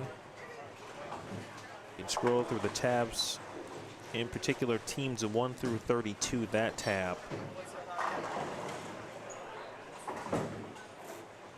You can see what the first half of this round did, those matches, who won, who lost, and where they're advancing to, who they bowl next, and what time, whether it's tonight or tomorrow. You can also eventually get a view, of course, of the entire bracket as it continues on. So a lot of ways to dive into what is happening here at Longview. That includes Mr. William Palumbo here.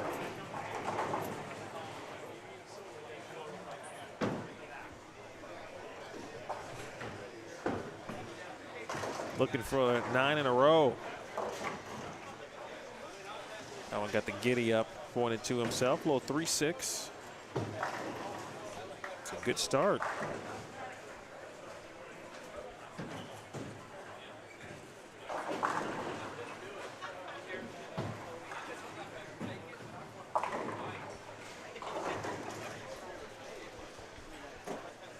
Loboto and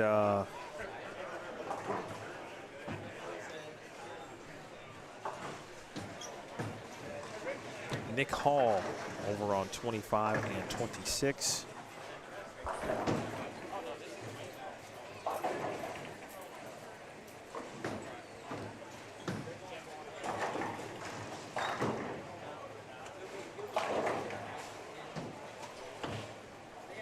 They're bowling Alan Riley and Kristen Hilker.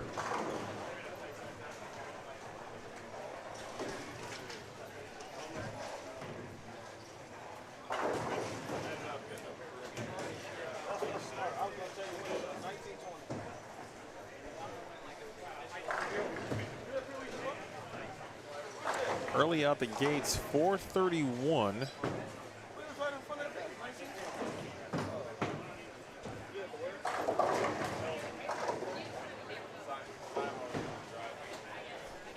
That is the duo opposing.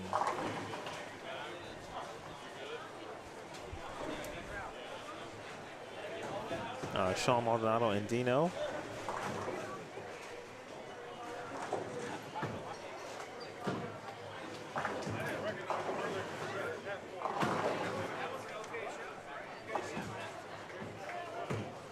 Sean Dotson and Andrew Smith. Very close match there. 2 pins after 1 game on 21 and 22.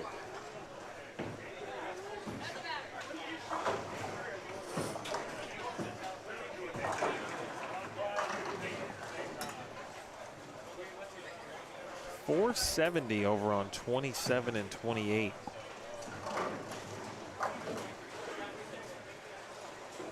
And 19 pin lead.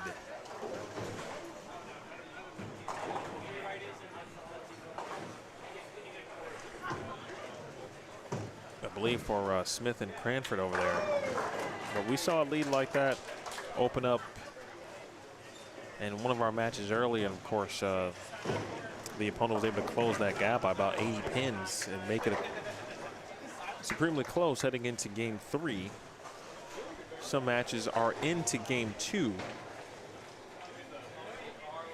Those in the middle of the building actually are now into game 2. 26th annual Longview doubles. The venue is Oil Bowl. Longview, 2 hours from Dallas with little to no traffic.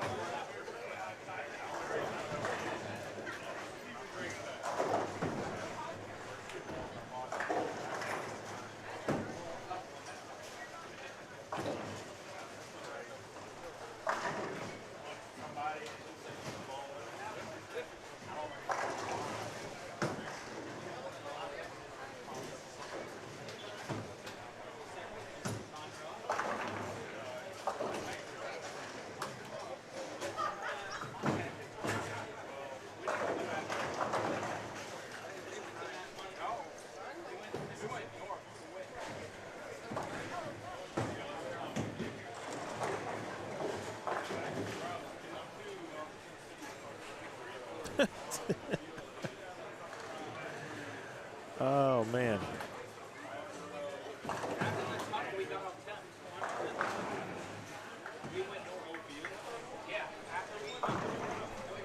Which,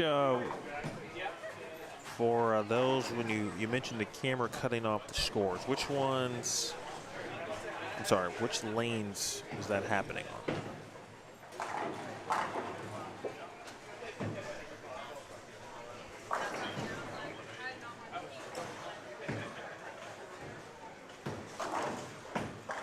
I will be happy to try to adjust it to some degree, but I don't know what it looks like from your end, and I don't know which lanes that we go to. I'm gonna guess maybe 19 and 20.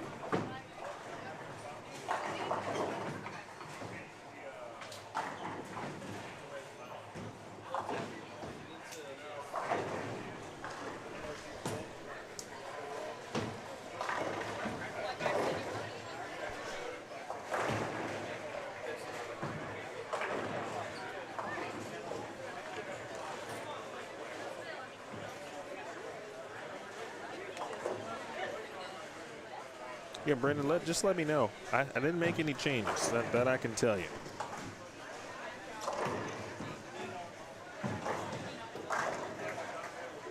Which that's a good thing. I didn't have to change. Didn't have to change anything.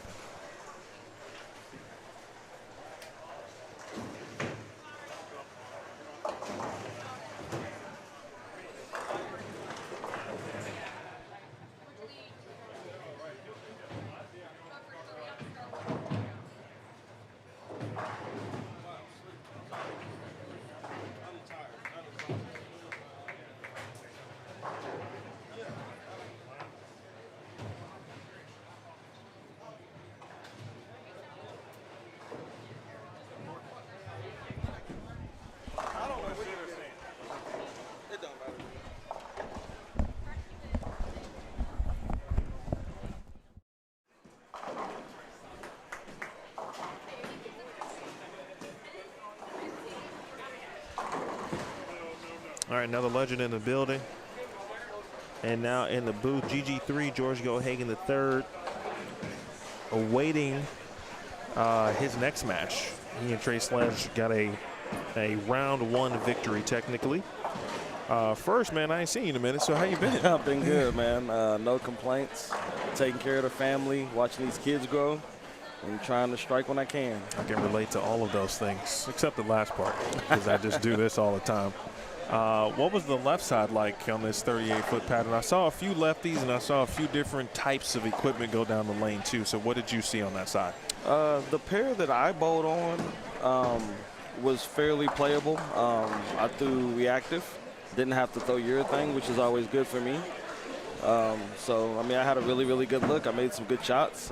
They struck a lot. So, if every pair is like that, which I know they won't be, I'll be all right.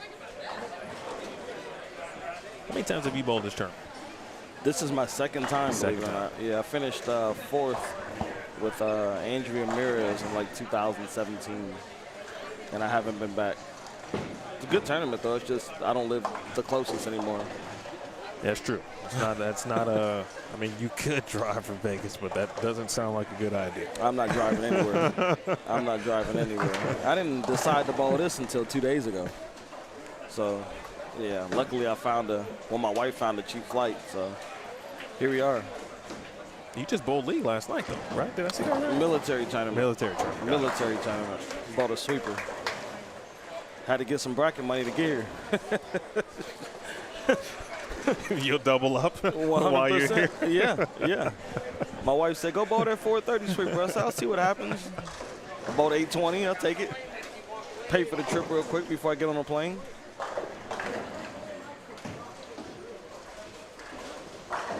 Thinking about the burn, and I mean, you got the bowl in the fresh, so if you had a preference based on just what you're watching, and maybe for you, I think you're bowling, what, 19 and 20 next? Mm-hmm. Maybe there's not a lefty, but if there is, would you have a preference based on how you bowled on the fresh so far? No. I mean, because you could go to another pair that's fresh and they could play like they're, been bowled on. You just never know.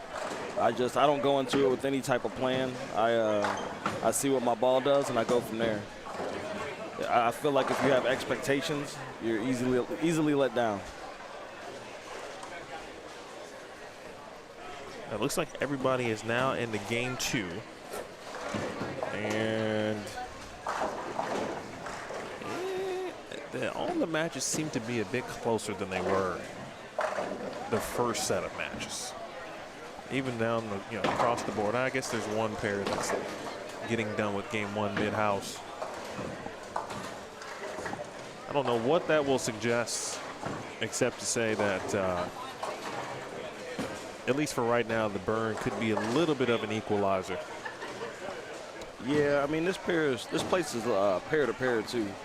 So, it depends on just what happens. I mean, there's some pairs that I hear are not very good in this building. I mean, as any bowling alley, of course, but, it just depends on what you catch and what you do. You don't have to shoot big scores. You just got to be who you're bowling.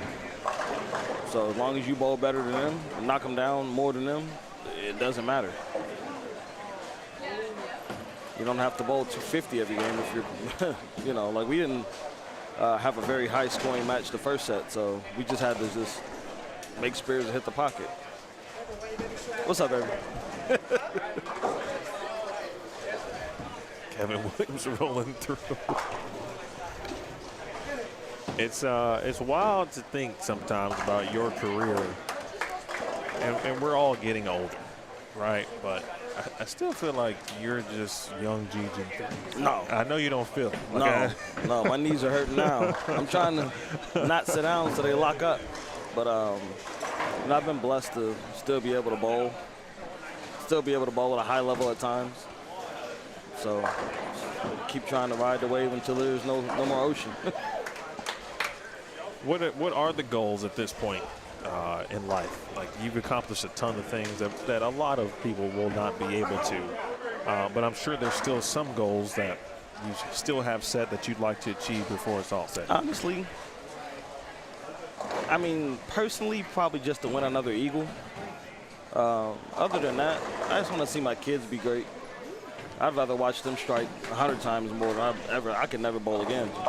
Just to watch those two boys, and they love bowling. So, you know, hopefully I'm still around to be able to bowl a few tournaments with them, and hopefully a league one day. So, or the Open Championships. That's the plan. Right.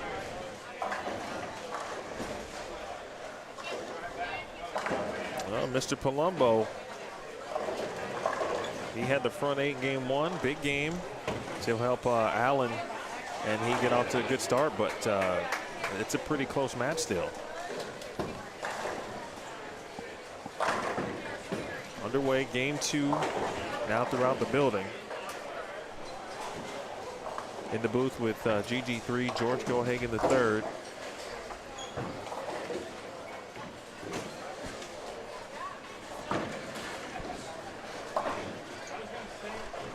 Anything or anybody that stood out to you? And I obviously know you focused on what you were focusing on, of course, while you were bowling, but this field is legit. Oh, 100%. As you know. No, I don't worry about anybody else. I really don't. I just bowl. I do what I'm supposed to do, and everything else will fall into place. I don't worry about anything else or anybody else. You know, I know the field is strong, but it just doesn't concern me. If I do what I'm supposed to do, good things will happen.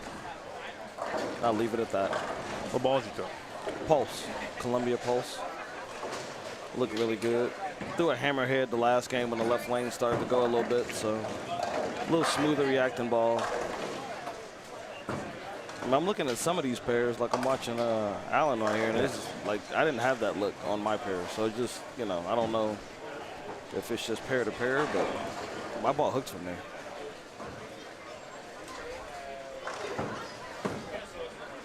But who knows, man? Who knows?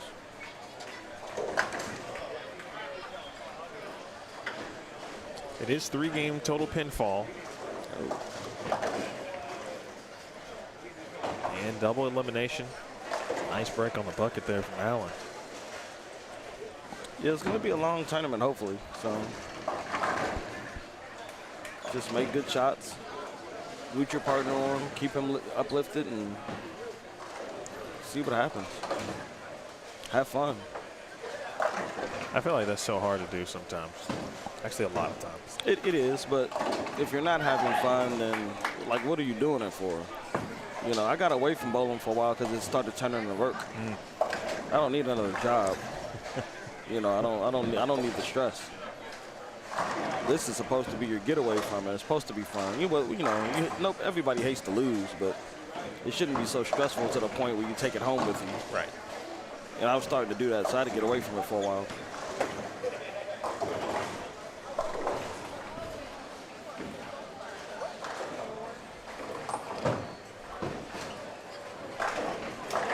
Alexis Slam says, let's go, Trey. That's right.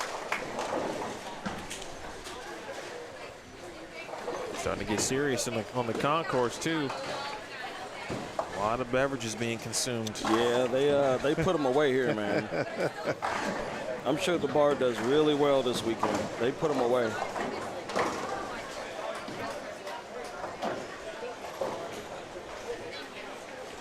Take a look at 27 and 28 in the moment. I'm seeing strikes galore. RJ was in here earlier talking about 31 and 32 and how much of a good pair that is. And still seeing about the same amount of strikes that I saw in the first round. A lot of strikes down there.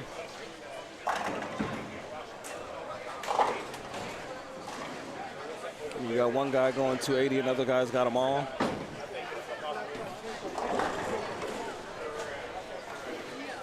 But I mean, then you look at some pairs and there's not a spare to be had, you know, so it just, I mean, a lot of it has to do with the caliber of bowler that is on that pair as well, but is that pair that much better than, you know, and it's happened, you know. Some pairs give you a little bit more free hook or whatever the case may be, may have some more shim or.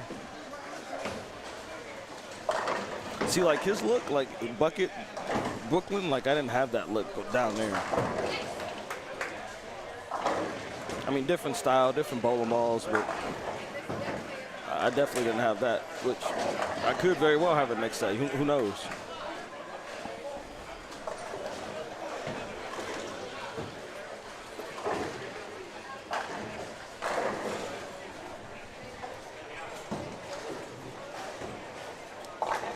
Take a look at 21 and 22 in a little bit as well. Again, that Maldi and Dino Castillo match taking on Dotson and Smith. It was a 2-pin match after the first game.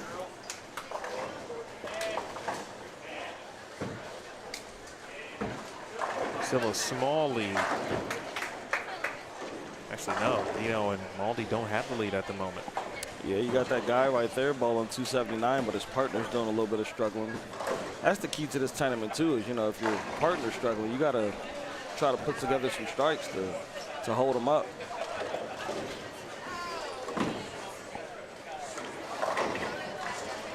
Yeah, it can go left quick.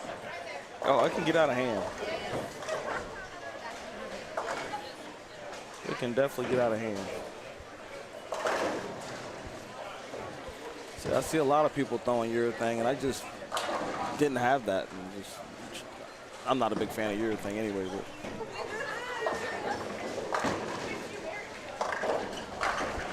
What you bowl? 670. 6'4". Hard. You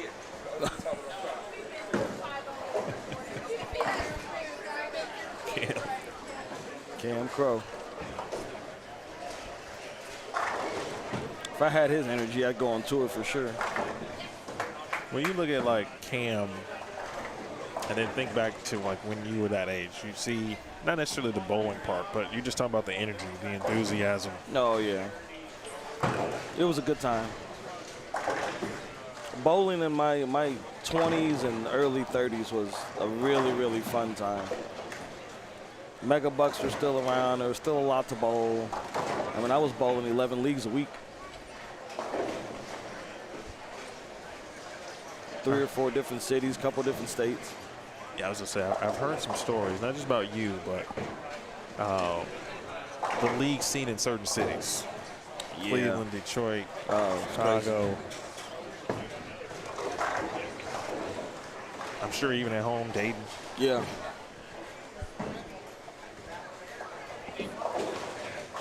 I mean, to be able to win, 9 or 10,000 a week in league was a prime contributor of why I never got my card. For what? Absolutely. For what?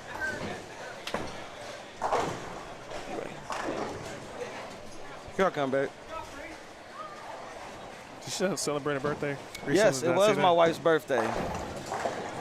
Tuesday. Right. Happy belated birthday. Happy birthday, baby.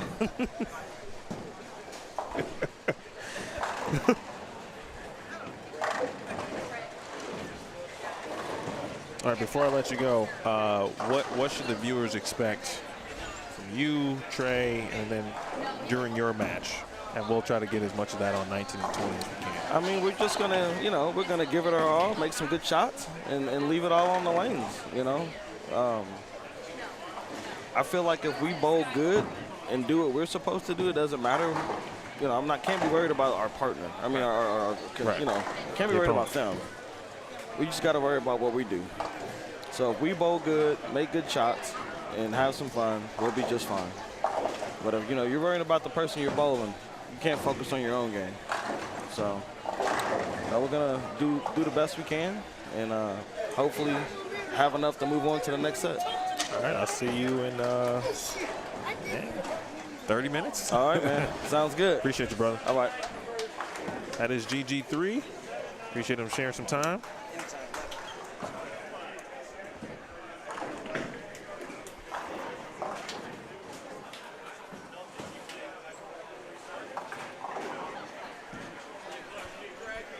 All right, Butch, after this game, so to speak, I'm going to try to I'll try to get that update down on 1 and 2. There is a possibility of a 580 though on 31 and 32.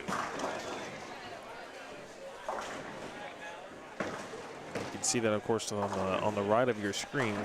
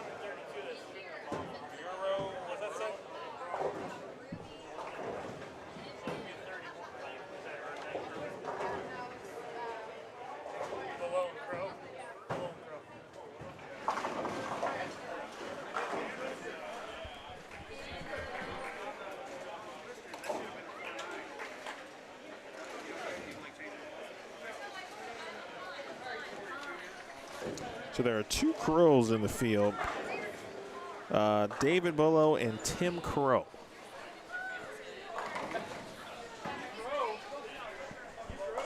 $268 on the board, possibility of 300. If they're in the order of which they were written, it would be Crow, who's trying to shoot 300, but I'm not sure. That's his bowling ball on the right side of your screen there. Well, he's just dead acing them down there, too.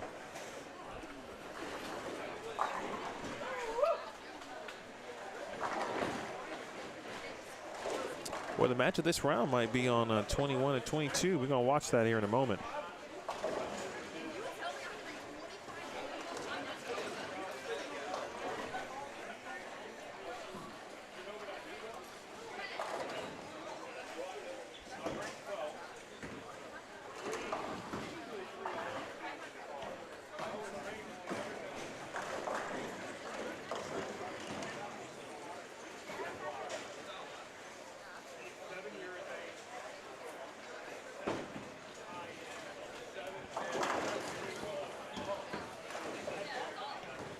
He didn't like that one.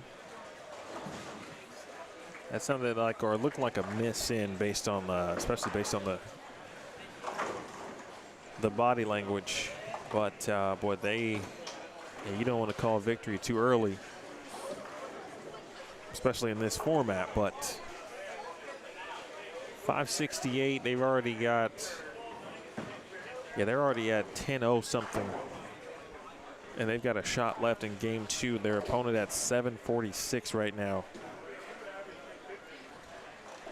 20-pin match over on 21 and 22. That's next.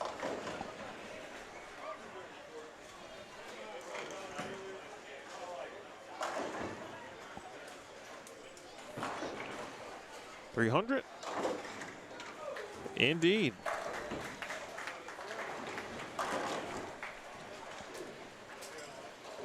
All right, Mr. Crow, Mr. Bolo putting in work. A 10-13 for the first two. That is impressive. All right, 21 and 22. There you see Dino Castillo bowling with Sean Maldonado.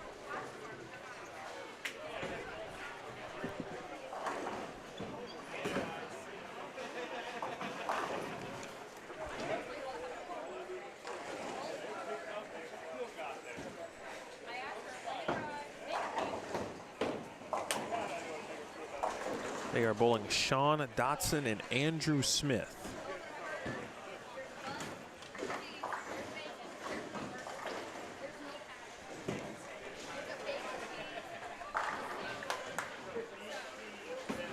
All right, Butch, I'm going to make that walk for you.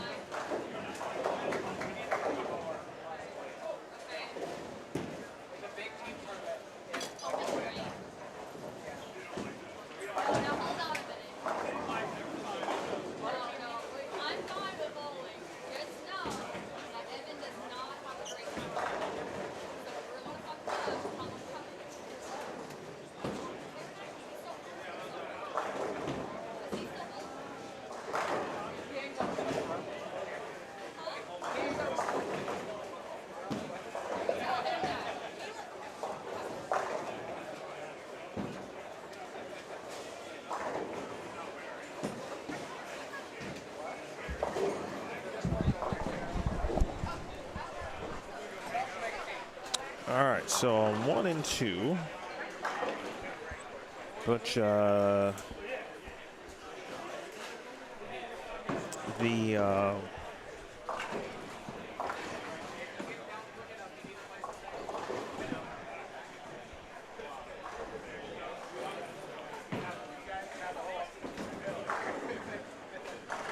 Clinton Everett had a 26-pin lead.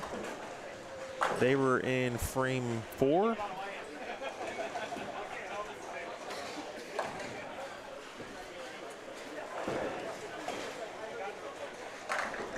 But forgot who they were bowling. CJ Petrin and his partner. They had a few strikes through the first couple of frames, so that one looked like it's probably going to come down to the final frame. One of the early ones actually to get into game 3 pretty quickly.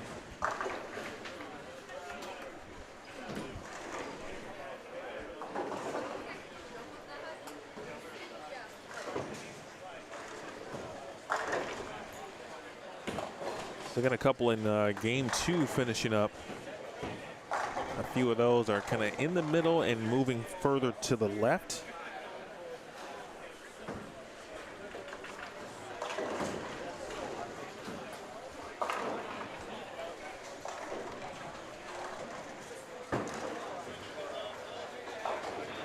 Again, the match on your right, folks, 8-pin differential.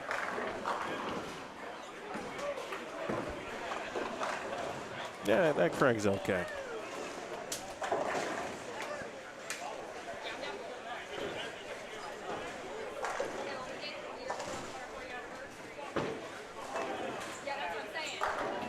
Appreciate those who've hung on to watch. We started with a nice group, and this is not the final round of the night, folks. We've got one more round of matches at the conclusion of this. This is the end, technically, of round 1, and then we'll get into the first round, or I guess technically round 2 of the winners bracket.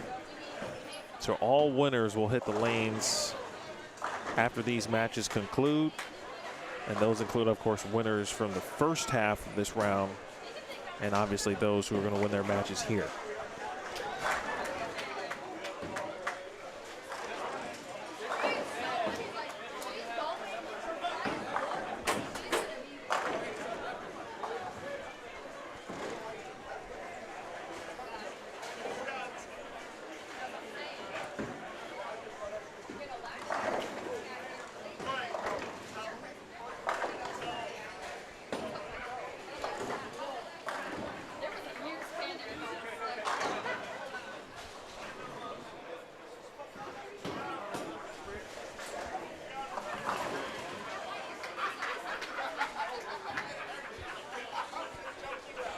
Over on 29 and 30, looks like there'll be a 867, 792 situation there.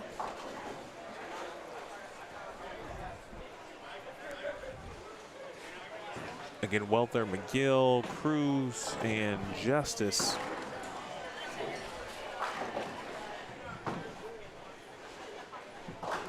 And I believe it's Cruz and Justice right now with the lead.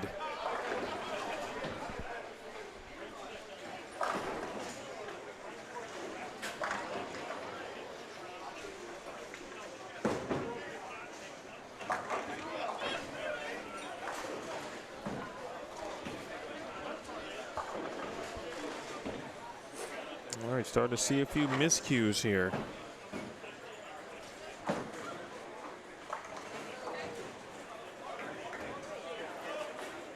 That could be where the, obviously Dino and Maldi, plenty of experience.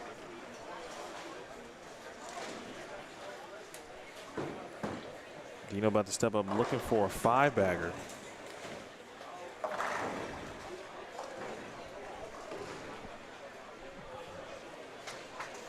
Left side of your screen, that match shoot all but over.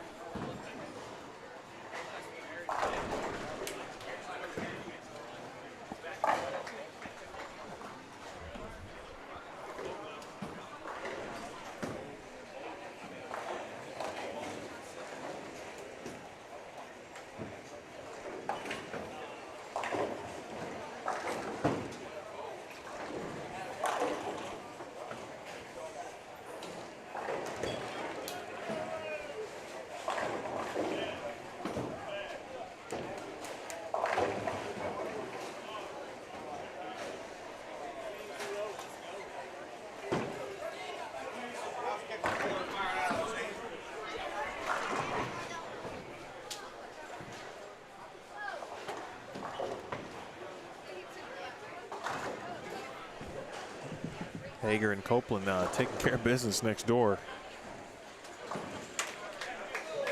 The old 5-4 will keep this thing close.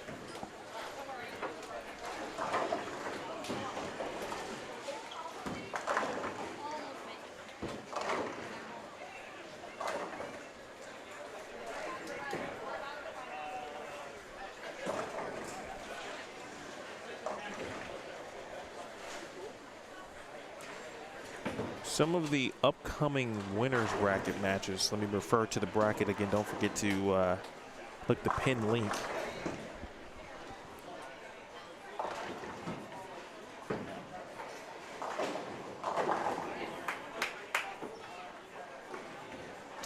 Talked to GG3's bowling with Trey Sledge. They did get a victory.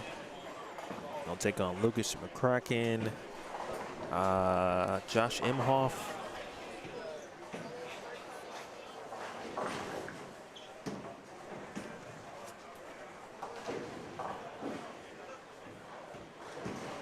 Bowling with Billy Rogers.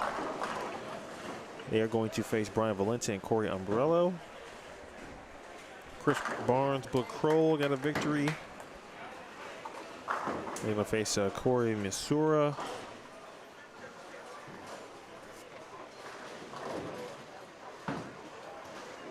And Charles Noble. Stu Williams and Anthony Simonson. The victory, they're going to face Joe Findling and Mark Henninger.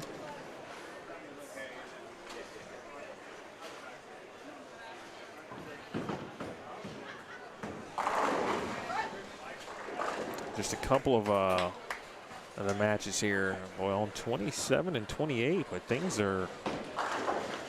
Ooh, they have peaked over there.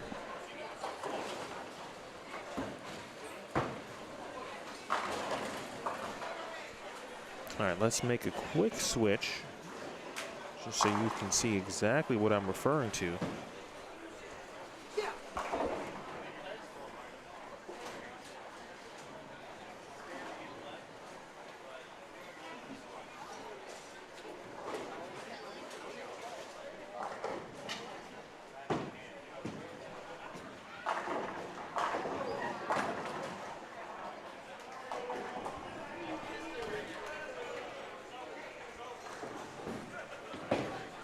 And then you see, of course, perfection over on 29 and 30. That, too, that was a relatively close match, but you see what's going down.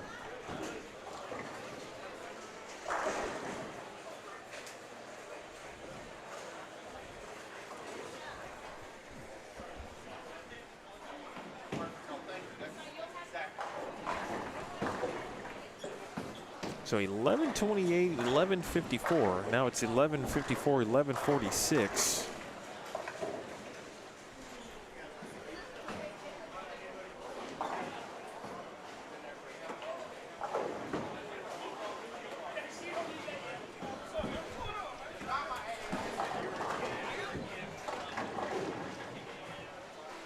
Smith and Cranford on the left side of your screen. All right, so Clint takes care of the spare.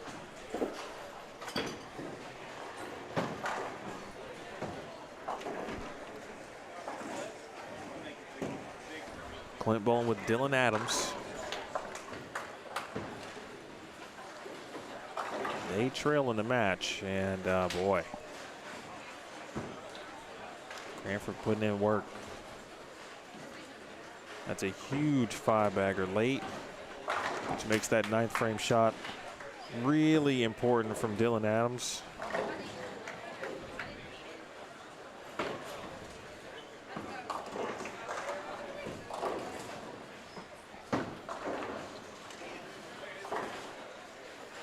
.219 the max here for Clint.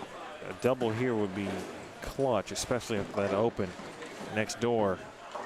And oh my. Roll the 2.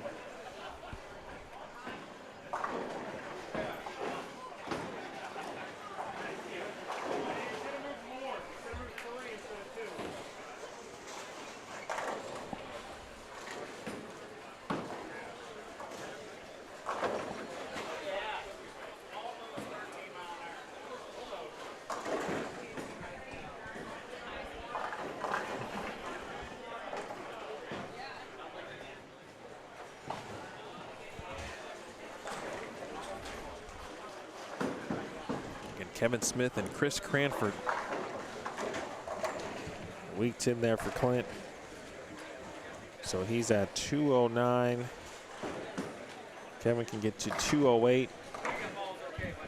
Shout out to Cajun X Apparel. They're running a buy one, get one half off. You can actually use code Longview. This is by Brandy Sanderson. She's here. not only repping her brand, but also, I believe, handling brackets as well as been part of the tournament. So that deal is valid actually starting today through the end of September. You can use code Longview. You can visit their, she's got a Facebook group, Cajun X Apparel. I want to get one half off. It's a pretty good deal.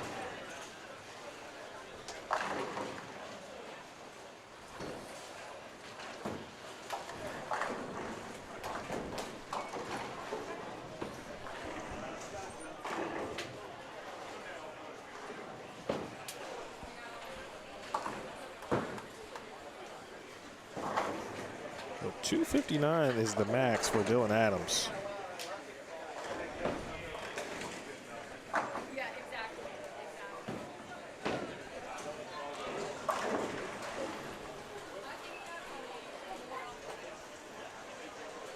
Right now, it's going to be shot for shot, but he's got the advantage.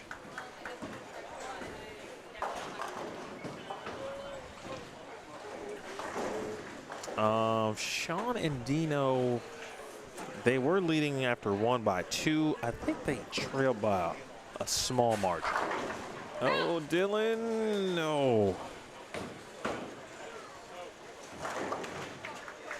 Cranford wasting no time. Oh my. Wow. Backdoored it. Oh. That one was through the nose, and then of course the break to carry the 6 and the 10.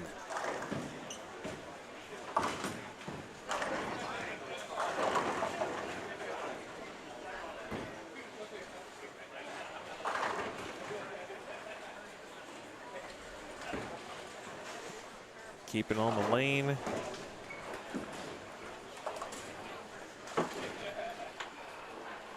Well, that's going to do it in that match. Smith and Cranford are going to advance in the winner's bracket on a certainly a no doubt break there. Well, that's part of the game.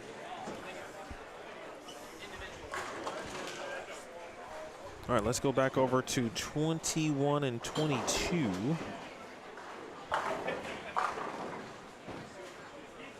We'll check back in on 29 and 30 because that match is still to be determined as well, especially with, again, all the strikes continuing to be tossed. So right of your screen is where it's interesting.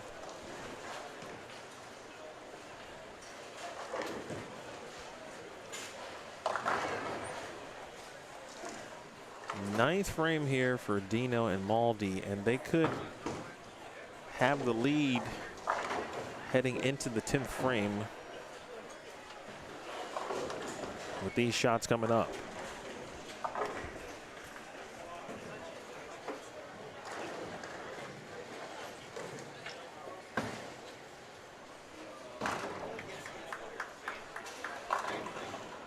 On the bowlers meeting sheet, for those who spent a few bucks earlier today, Dino's name is actually listed as Just Kiss Your Wife.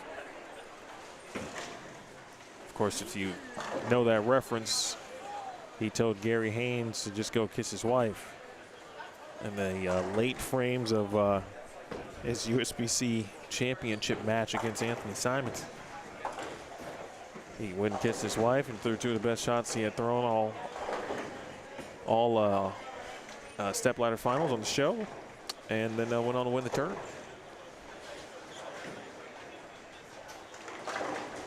Big shot.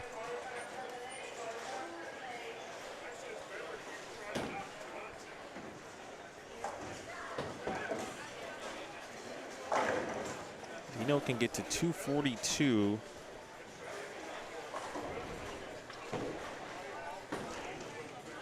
If he strikes out, they'd be at 1265 with Maldi still to go.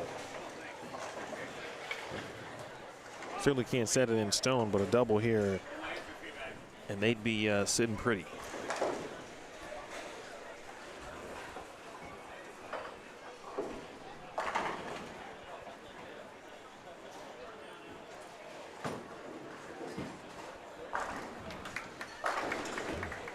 There's the first.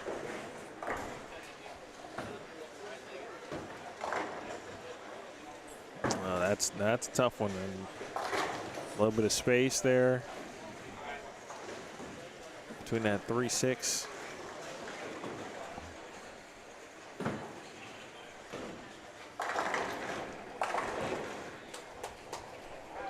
Well, it looks like RJ Klann and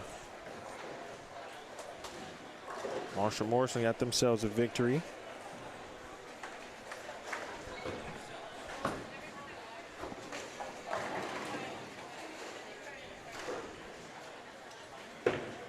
If anyone is looking for the bracket, click the pinned link at the top of the chat. When I was posted it earlier, I had a couple of links that didn't work. They weren't clickable in the chat, so I didn't add the word bracket to make sure you know exactly what it is.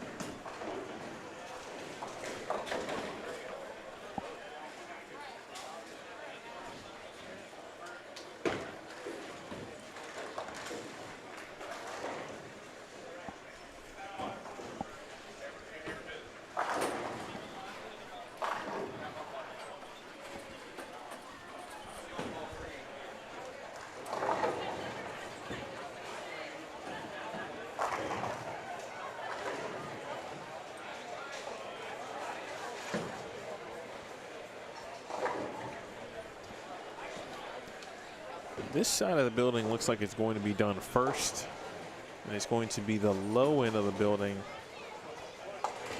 that still are trying to, or will be finishing up, I should say, the last couple of matches, or last games, or game.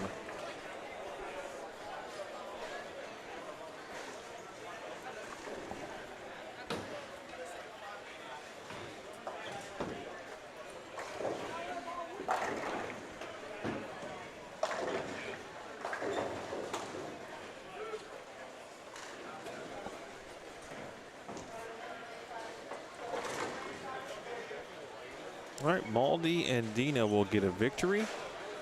It's a really good match. Again, it is double elimination, 3 games total pinfall. If you're familiar with the Masters or the Queens, those USBC events, think about that event, but just think about it in a doubles format, and that's what you have here.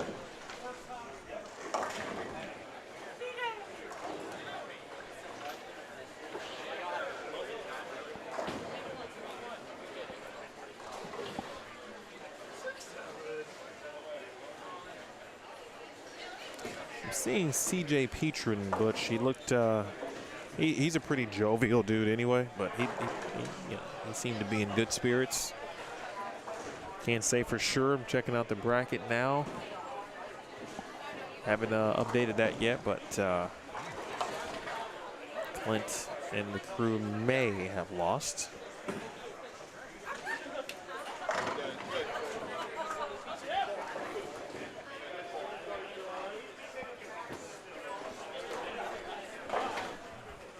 All right, let's move on over. Let's go to, I was thinking that 29 and 30. There was still some opportunity, but because the leaders going into that game also struck to match their opponents, that one's just about done.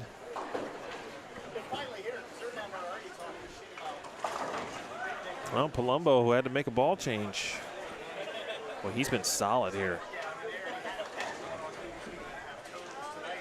And we got a close match on 25 and 26 as well.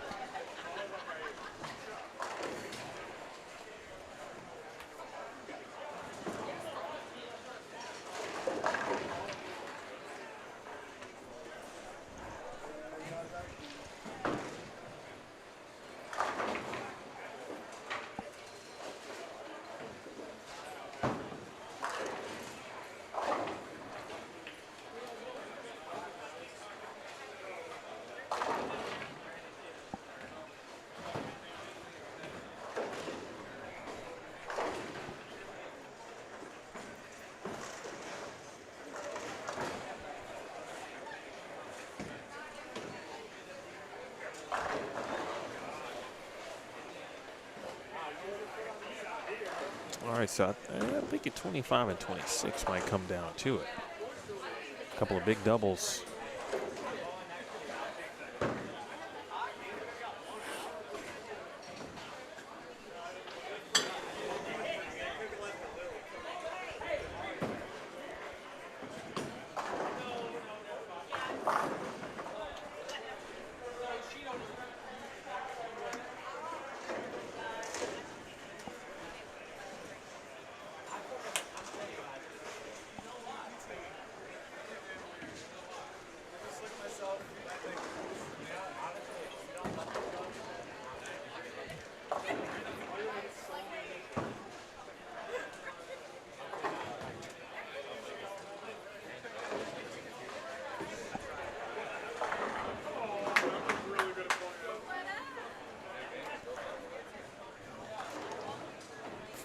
For Mr. Palumbo, who just mouthed wow on his way back.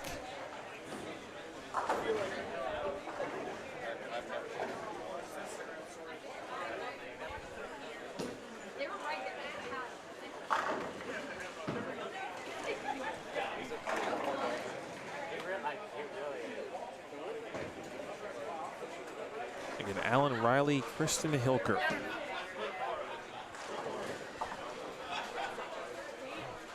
Have the lead at the moment on 25 and 26. And looking to add to it.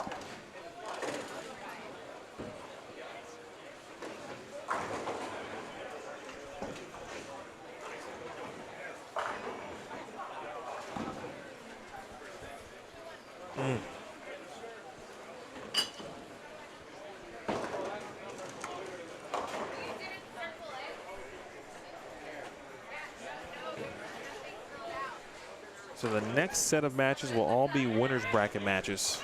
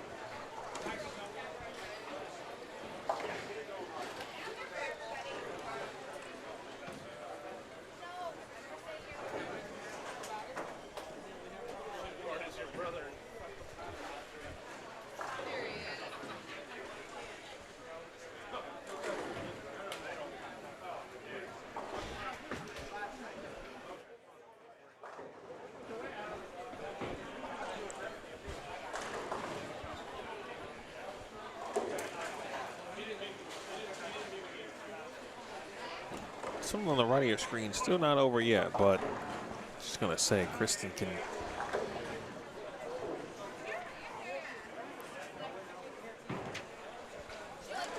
closer and closer to a victory, but it's gonna be up to Rudy here to start getting going.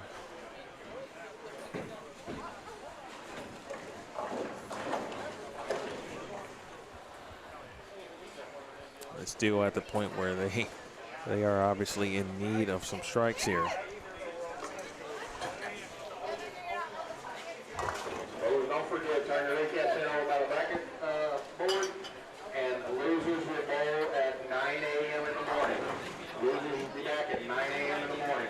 Winners stay here to bowl one more round.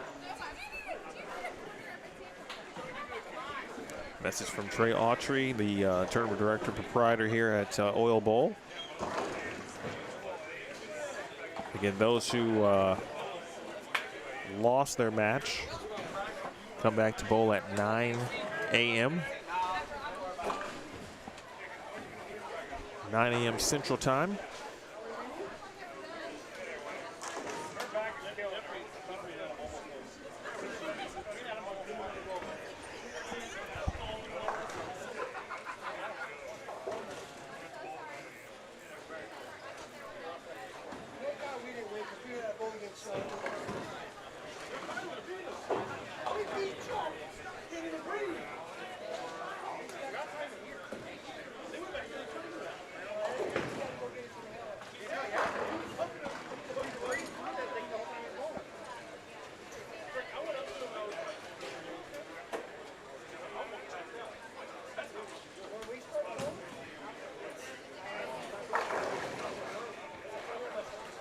That was a really good shot, and that one seemed like he strikes there. Still got a chance now, but it's a much different match that carries on lane 24.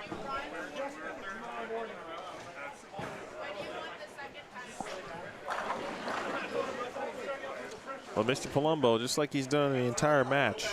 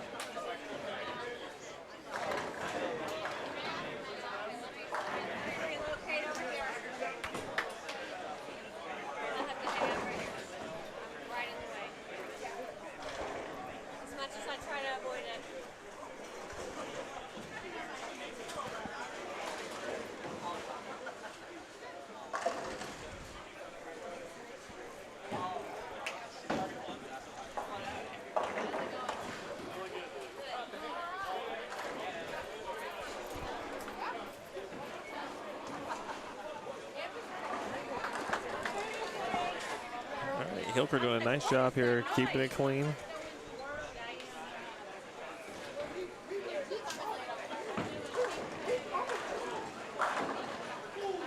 They lead by 40 at the moment.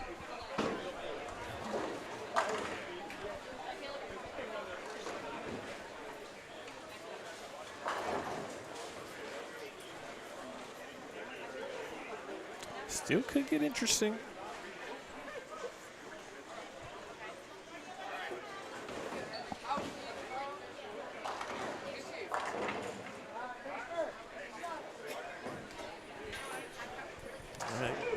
This one not over yet.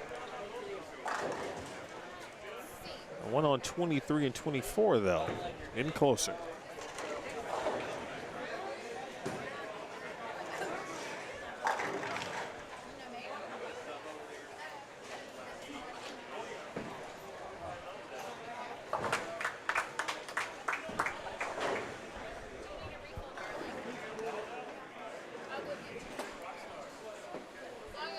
Alan Riley trying to hold on here.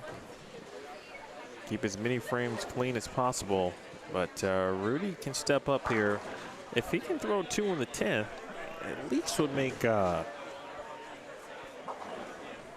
Riley think about it ever so slightly.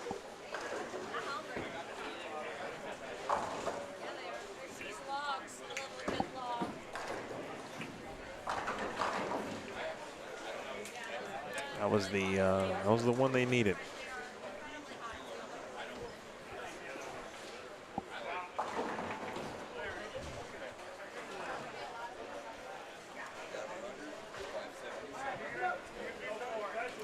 It's one of those things where you just don't know. You throw the shot, love for it to carry. Of course, the opponent then leaves a split for you.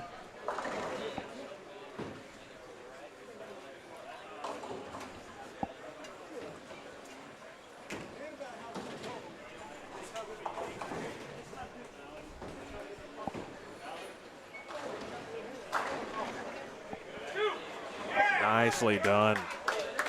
Kristen Hilker takes care of the 4-9, and that solidifies a dub.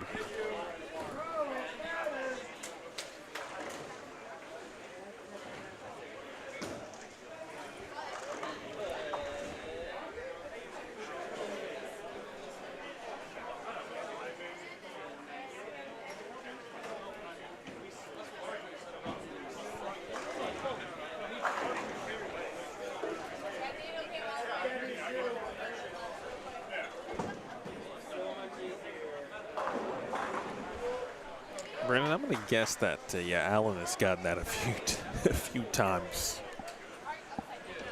in his life.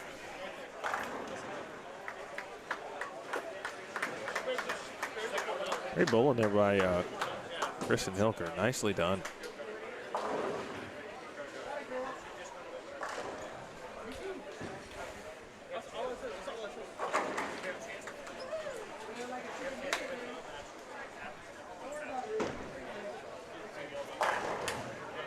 Looks like just a handful of matches finishing up down on the low end at this point. There'll probably be another 10 to 15 minute wait after the last ball is thrown before the winner's bracket rounds will officially kind of get going.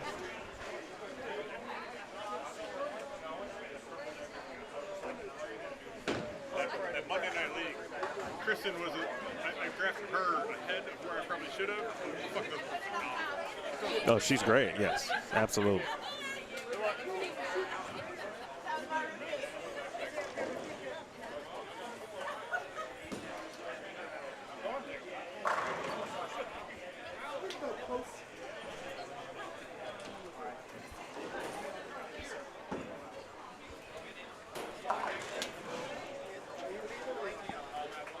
That was RJ, by the way, talking about how great Kristen throws the bowling ball. Or Kirsten, excuse me. It is Kristen.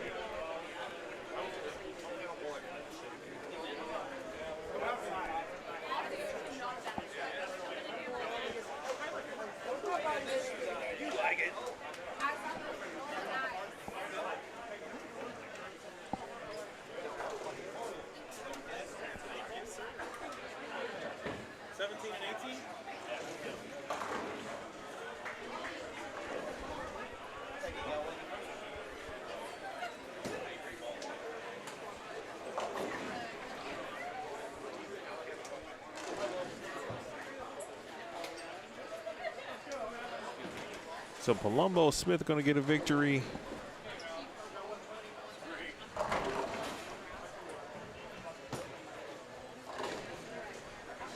Spencer Robarge and Lake Demore, the defending champions. They've won this thing twice, actually. They were also in action here this part of the round. So were the Franklins, Tony and Jeannie. And I actually think they might have been bowling Spencer and Blake.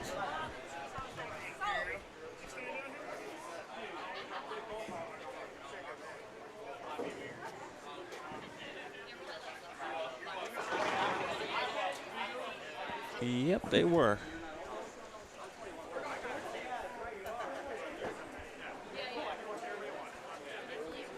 Brandon, they were leading.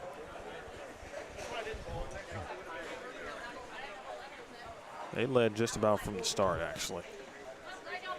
It was all led by Palumbo's front eight.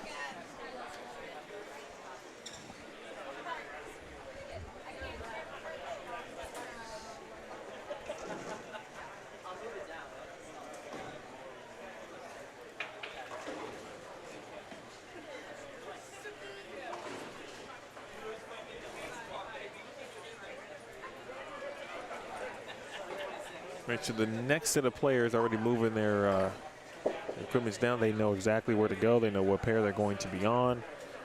Make sure you click the bracket link. It's pinned at the top of the chat. Coming up on midnight Central Time, and you guys are locked in.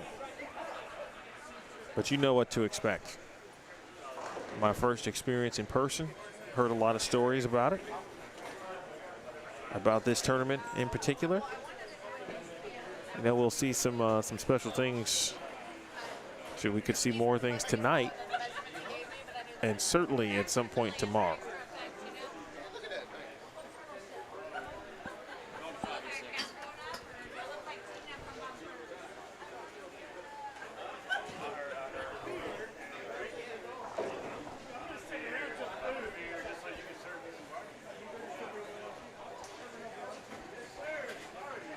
All right, looks like the final ball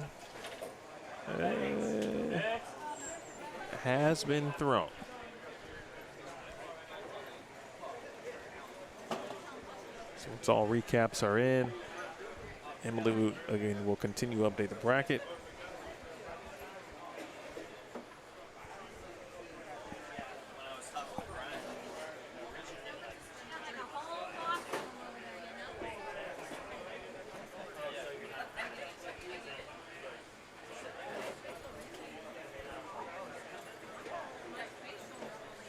Curious if you are still watching,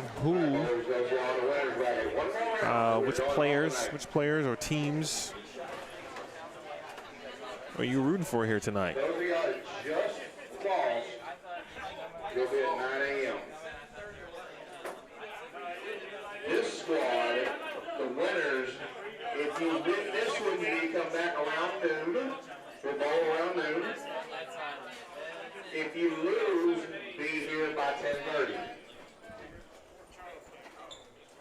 If you lose this next round, be here by 10:30.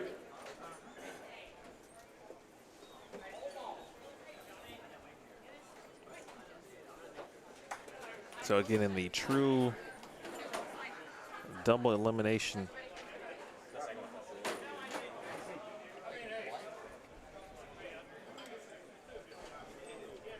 format, of course, the early morning contenders bracket matches at 9 a.m. That's for those who lost their first round match. Then, for those who will lose in this particular round coming up, they'll need to be here before 10:30. All right, everybody reports on lanes. We'll get these on. We'll have 15 minutes of practice as we have a whole round set and rock.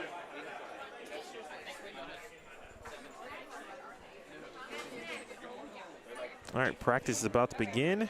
Don't get spoiled with that 15 minutes of practice. The next round tomorrow, there'll be someone who won't get but 5 minutes of practice. Tomorrow will be 5 minutes of practice in between rounds.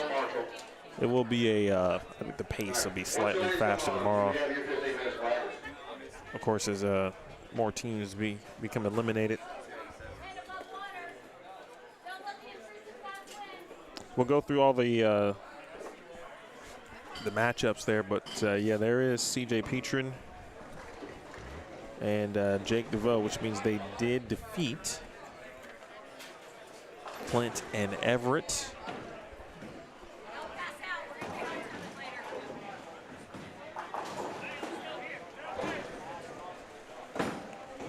Yep, well, Nick and Rudy still got a chance. They got a long way to go tomorrow, though.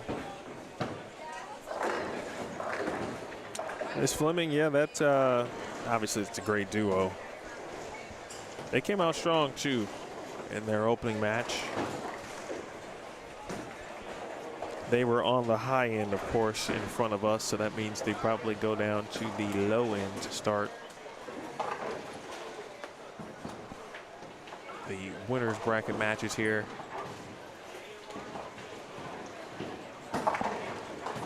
Yeah, they're on 7 and 8. Should they win tomorrow, though, they'll be back in this area tomorrow on camera on 23 and 24.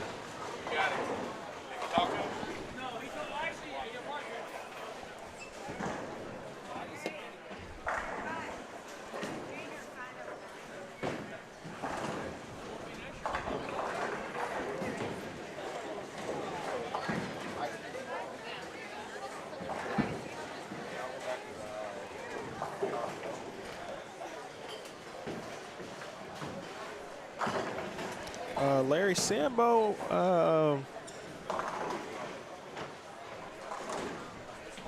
Sambo and Terrence McQueen won their opening match. They're actually going to bowl Johnny Quach and Dio Bernard, and that's going to be on 27 and 28. So they're going to be right now. They're in the bottom right of your screen. In the smaller box, we'll see them in on full screen mode in a little bit.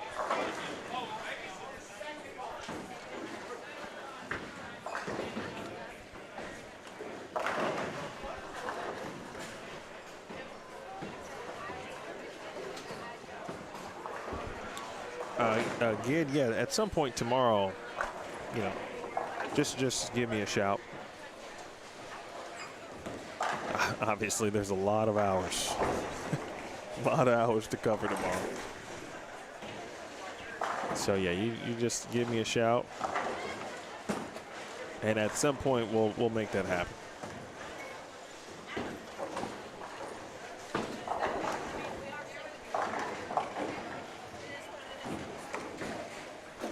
It's been a long time since I've been up past midnight.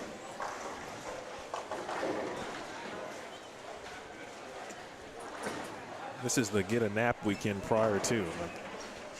You had to make sure you got a little sleep.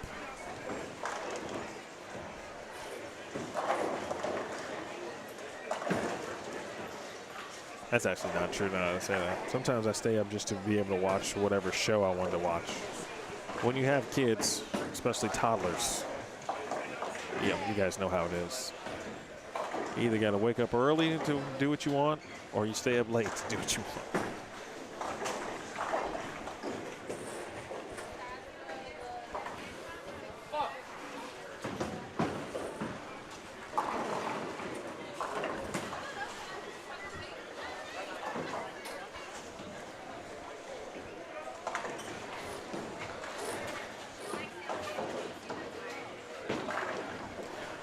This match on 23 and 24 should be pretty good.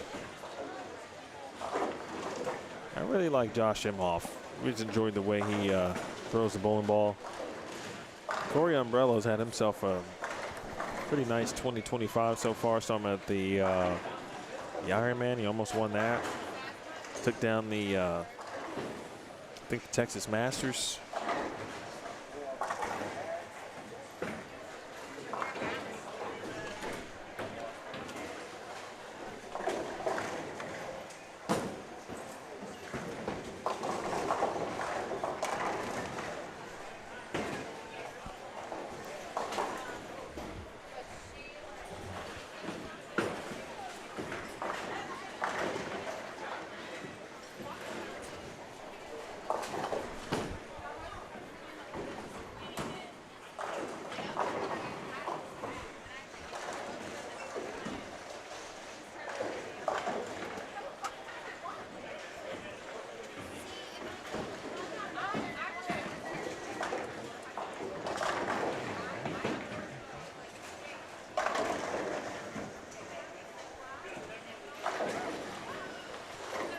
Oh, Mr. Brannigan is on 25 and 26 as well.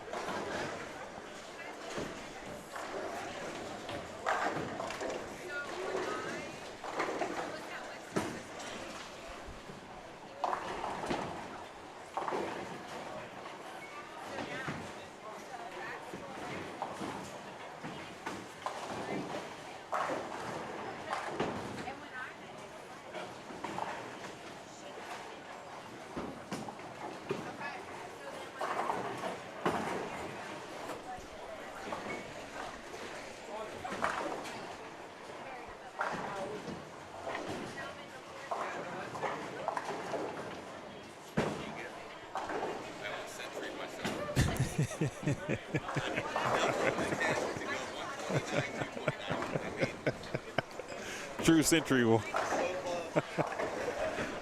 Adam Vincey's really cool.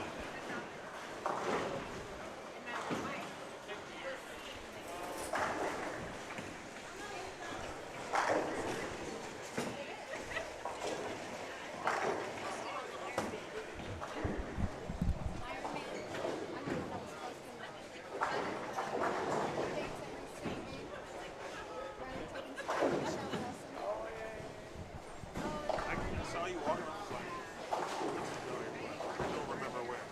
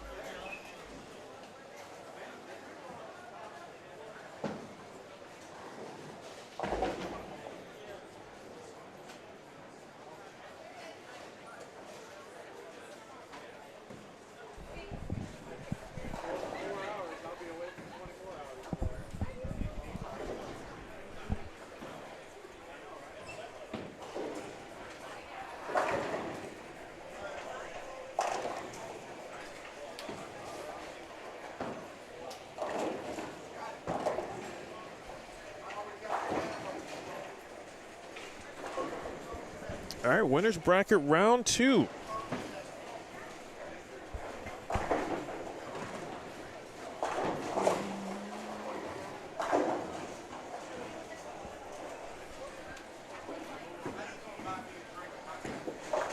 Everybody on the lanes right now has one victory.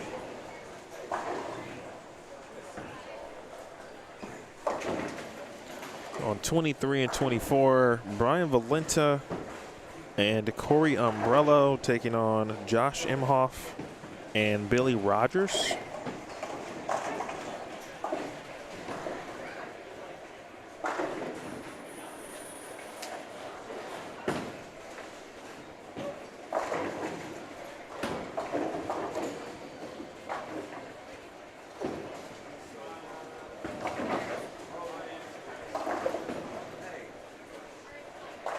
Then on, that's 25 and 26.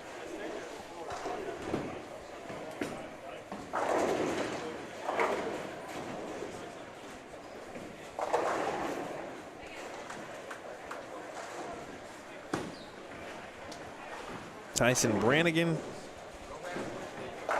and Kevin Roberts.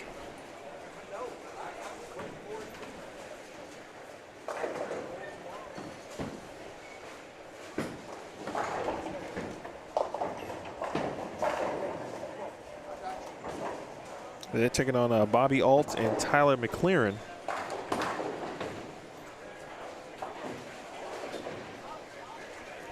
Shout out to those who were actually big fans of Bobby, root him on. They gave an early shout out to tonight's link of the stream on Instagram.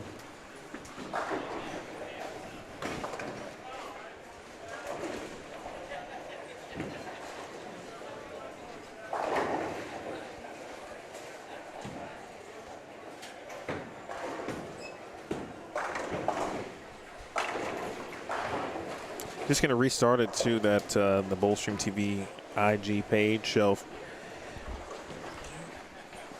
you get a chance, certainly would love for you to follow all the social media channels. Follow on Facebook, X, as well as Instagram.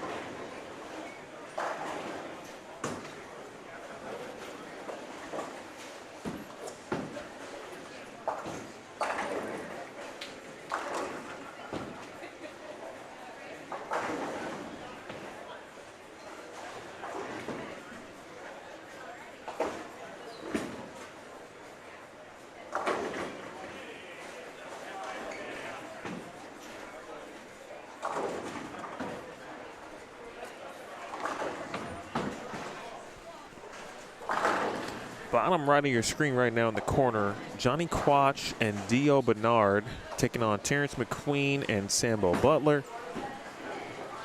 Then over on 29 and 30,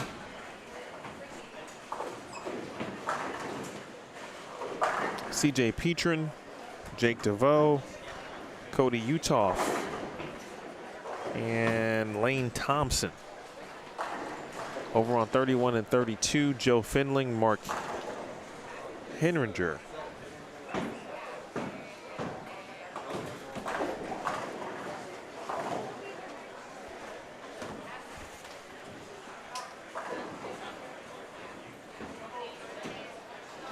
Henninger, excuse me. Findling and Mr. Henninger. They are taking on Stu Williams and Anthony Simonson on what has been, as we were told earlier, RJ mentioned it, a very good pair of lanes. There were a lot of strikes thrown. In fact, what was the final tally for? Let's find that out, because, man, they lit that pair up. Yeah, Bullo and Crow shot 14-17, and they probably let off the gas a little bit.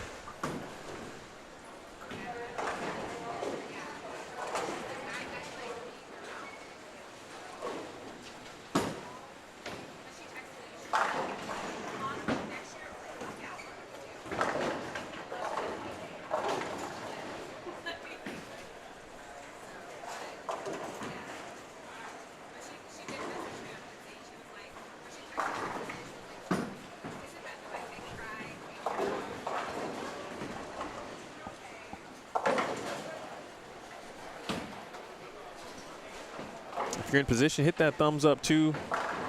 And if you haven't subscribed already, please do so as well.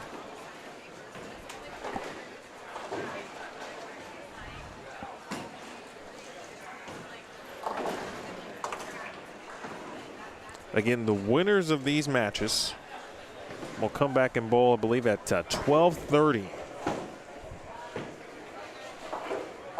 Going back to that whole you can sleep in and get breakfast and, you know, have a normal quote-unquote Saturday, if you will. Brian Valenta's done more dancing than I've ever seen in my life. I think he felt good about that 5-pin that he took down.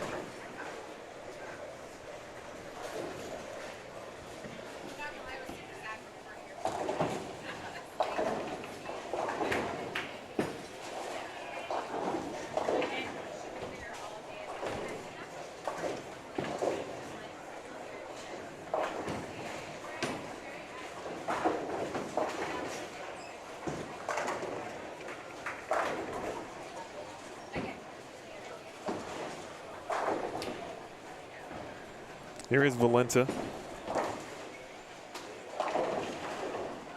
He said this one was going to be fun, and I think what he meant by that is, you know, when RJ talked to us this, I guess I should say the first half of round one, he talked about everyone, righties in particular, the majority of the field was going to start moving left and moving left pretty quickly. I watched BV practice a little bit, and he was already left.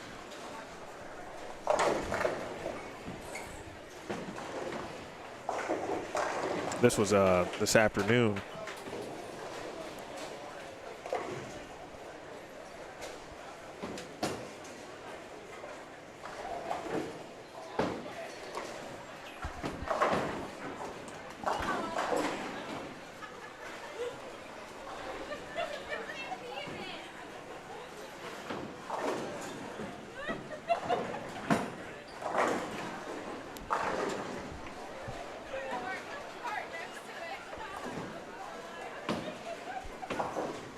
There's going to be tomorrow, there should be, or will be, I should say, one break.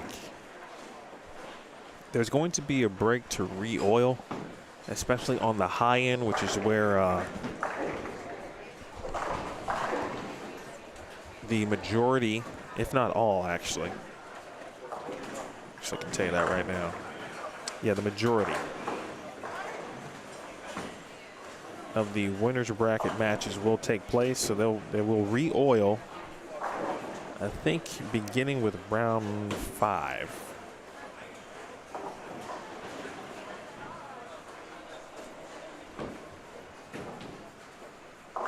That's going to be, I think, around 4 o'clock-ish p.m.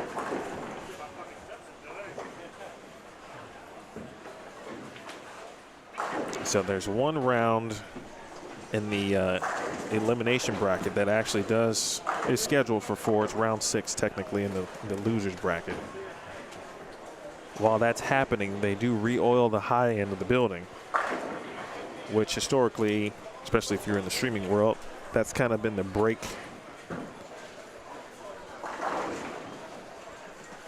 So that's probably going to be the break for us tomorrow here. Although, if there is something, depending on the matchups, Not that I'll be able to get down there from the camera perspective, but maybe I'll figure out a different way to cover it if necessary. And then we will be back basically at it about 5:45 or 6. After essentially taking a 1-round break. But I'll remind you of that tomorrow.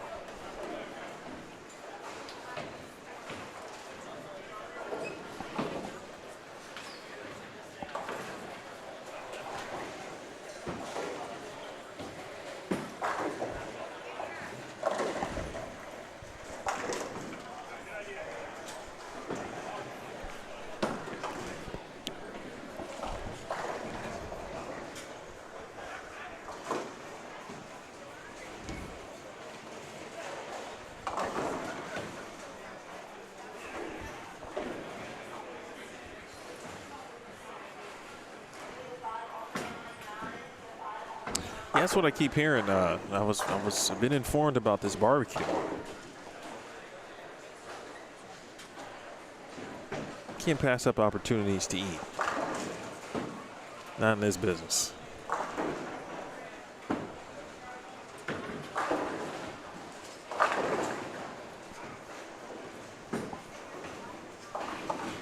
A lot of intrigue I'm watching here.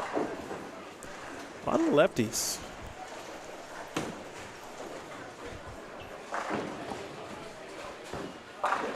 Oof. Goodness gracious, Tyson. Well, Mike Tyson himself couldn't have hit it harder than that 9-pin right there, and it stood up.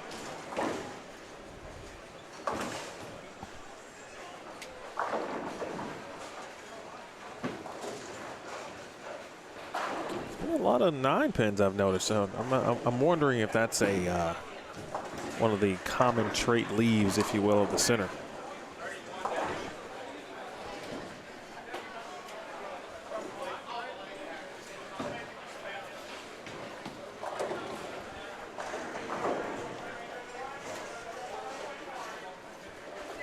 Again, they bowled on the fresh at 38 feet.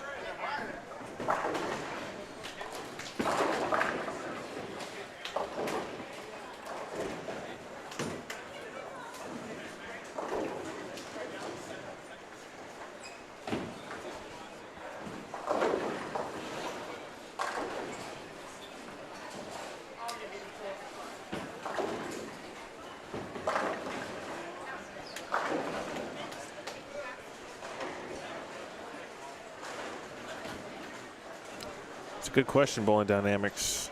I cannot confirm, but I do know, or I did see a post about twister pins from Trey. This was, I don't know, maybe last week or leading into the event.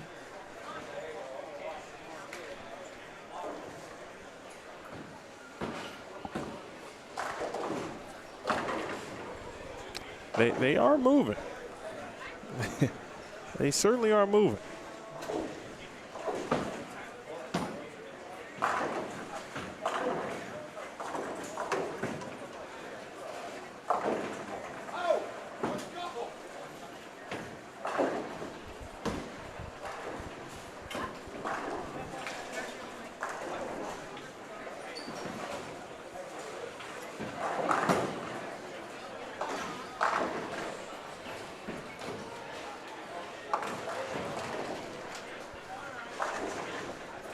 Bowling's so unique. I'd be curious, though. There's some smart people who might still be watching. I hope you are. Curious if the you see, there's so many, not so many. There's a few different brands of pins that one can acquire and use in their respective bowling center. What other sport can you use various sets of equipment? Like baseball came to mind, but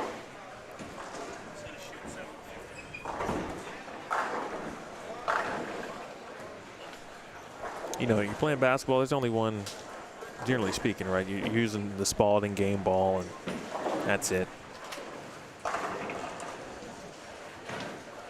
There's a couple of brands of football, Wilson and of course Nike. Wilson's the official.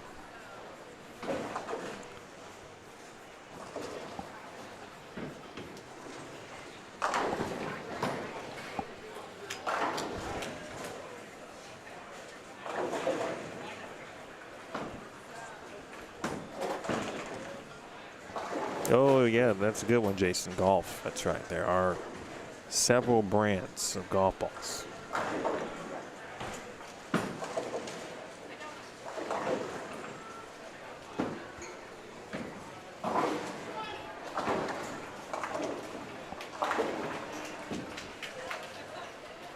It's been a minute since I've seen Tyson bowl.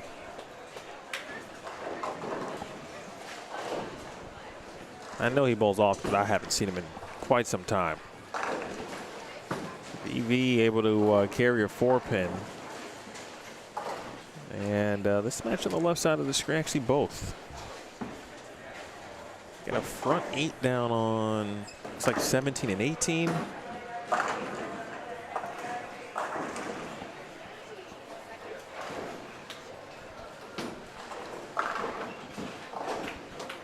There are some folks who unfortunately lost the matches previously and still hanging around, taking in at least game 1 here. Looks like Zach Wilkins, might have the front. Now he's got the front 9.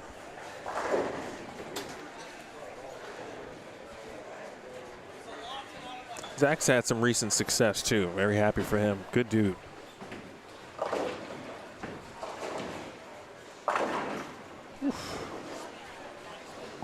Wow, 8-pin.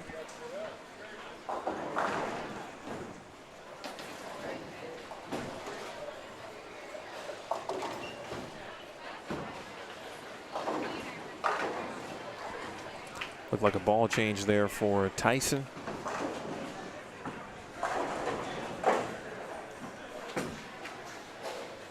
Me too, Efren.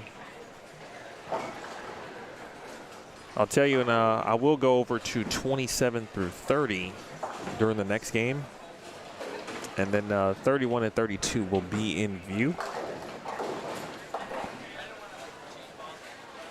Tell me which team you're rooting for over there. We got, of course, Joe and Mark, Simo and Stu.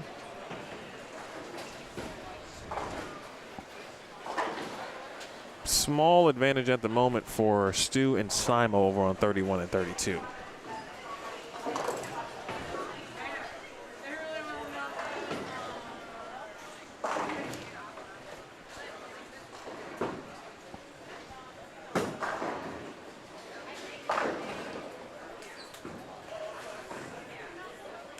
Billy Rogers is powerful.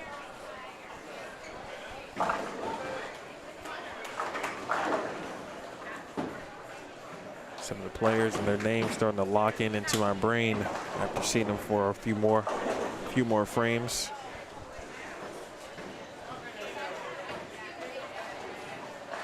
Zach's bowling with AJ Chapman. And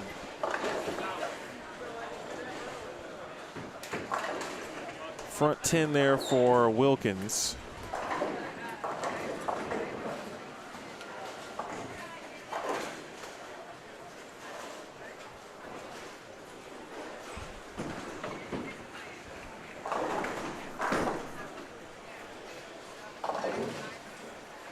All right, nice washout conversion for Valenta.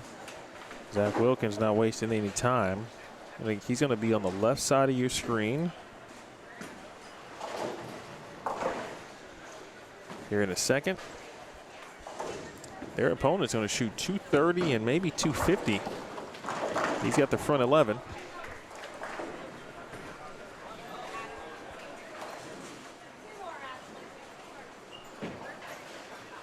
Well, quick to Umbrello, excuse me. That's great. How many times has Corey Umbrello been called Umbrella in his life?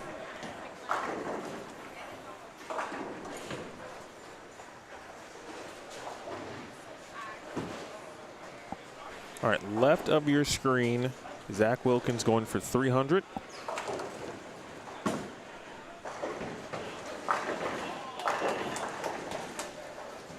He tried something there.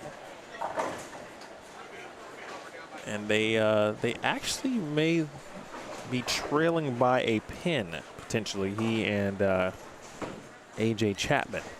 And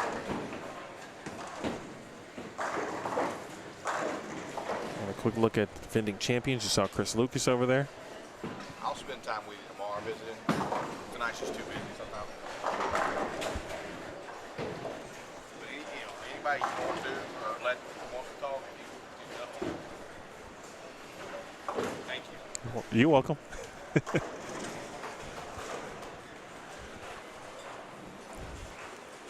Jerry Mars in the building. Jerry, I need to have a conversation with you. Oh my. Oh no. BV.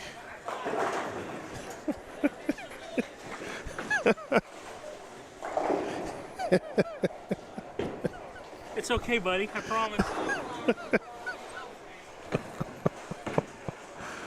I've known Brian Valenta for more than 20 years. He would be the last person that I would ever in my life. Like if I had to put my house on it, I would say, no, he would never leave for 517.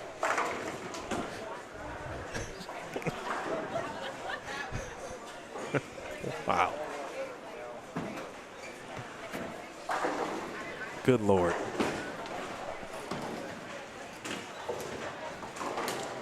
Well, it's the first time for everything, I guess. It's very much Jerry Mars. That is a Jerry Mars cloud right there. All right, 461 to 441 on your right. It's a good match there. We talked about that one.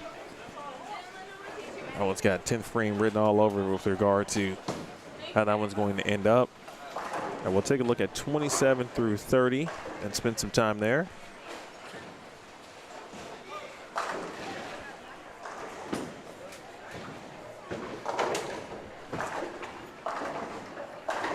Trey Sledge and GG3, George Gohagen the third, putting in work. Actually, GG3 can shoot 279. Two more in the 10th puts him in there, in the 270s, that is, excuse me. Trey Sledge did get the first one in the 10th. One more puts him in the 2 teens with a good count.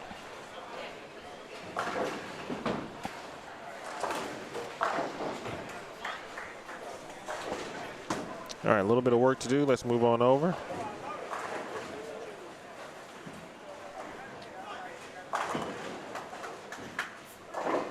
Yeah, Chris Clayton, I'm pretty impressed with Billy Rogers here. You know, for me, sometimes when I do an event that I've never done, like this one, for example, a lot of times I get introduced to some players that I've never seen before.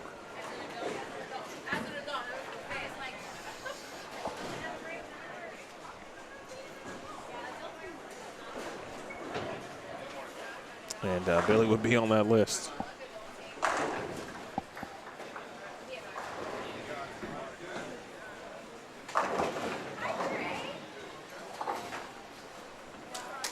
.461, 401, 29 and 30.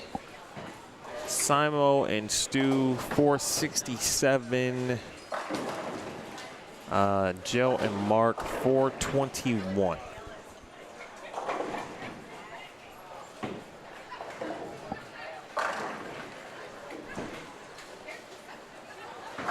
You see Stu on the right, wraps at 10. Mark Integer just left, I think he leave a 7-pin. Dio 248, it's a nice 463 game out the gates for he and Johnny Quach. Oh, Jerry, you didn't need to do, or you didn't do anything? You have been on my list of people I just wanted to chat with about stuff. But there's never enough time at an event to actually to talk.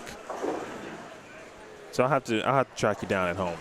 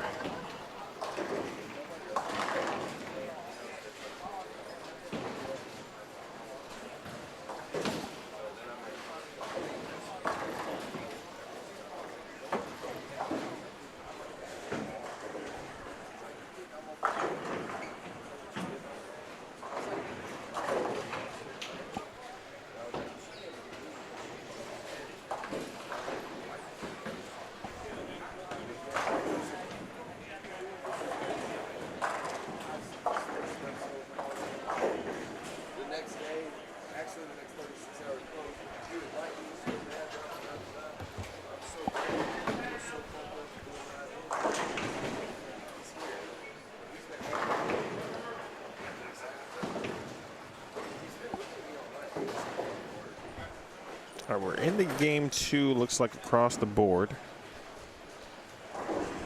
In 3-game, actually that's not true, but down here, high end, 100%.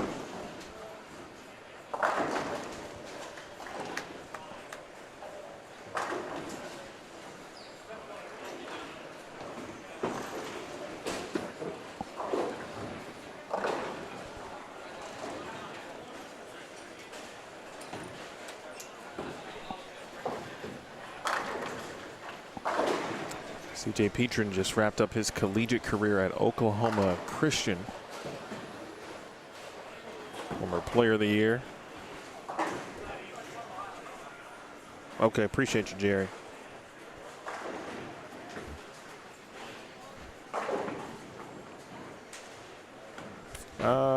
Scott Dotson. Scott is, let's see where Scott was at. I think he's nearby.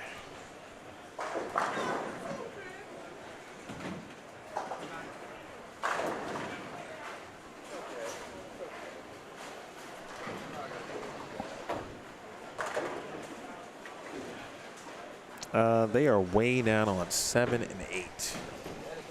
1, 2. Yeah. But I tell you what, I will get up and make the walk in a little bit.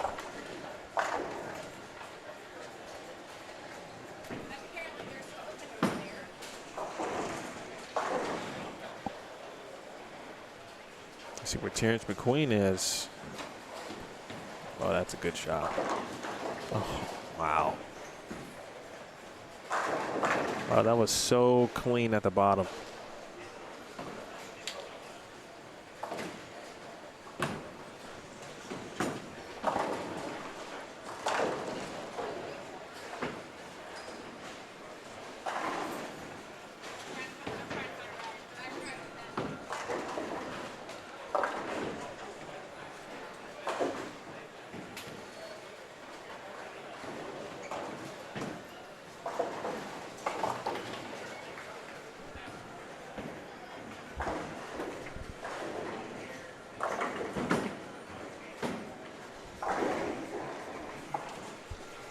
That's Lane Thompson on 29.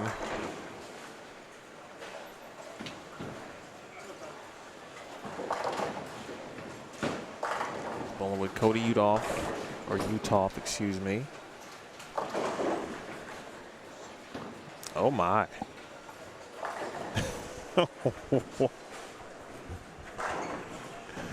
Twister pins. Starting to see a few things here late as the evening progresses.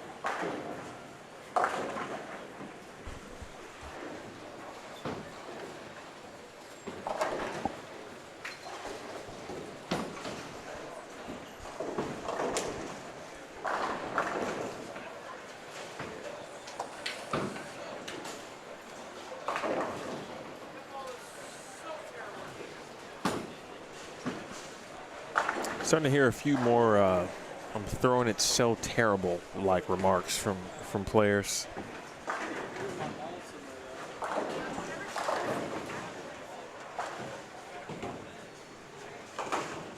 Oh my goodness.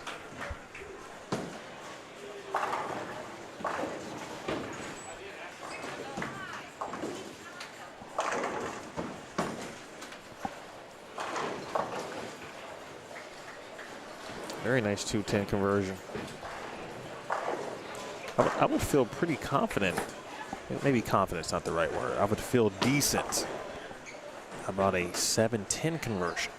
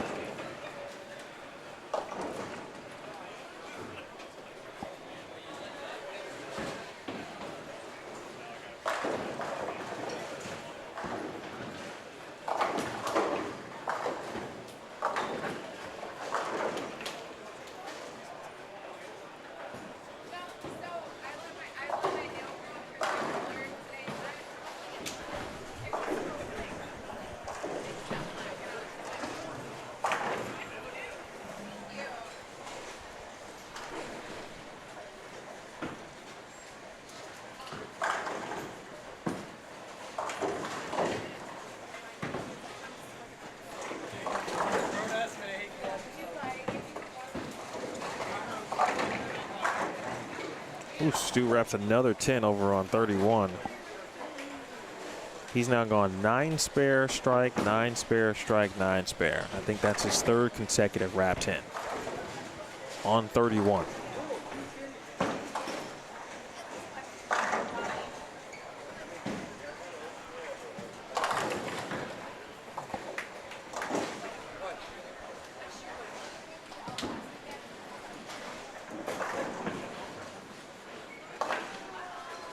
Oh, that one almost went for Tyson. I just talked about 7-10 conversions.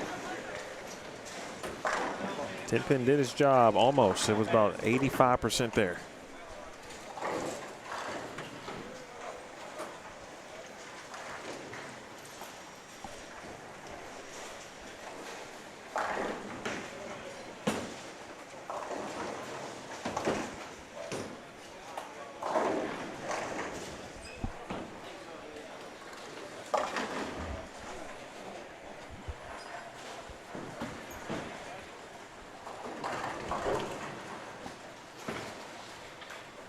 Not only is Jake bowling in long sleeves, but he's got a full, like a full quarter zip.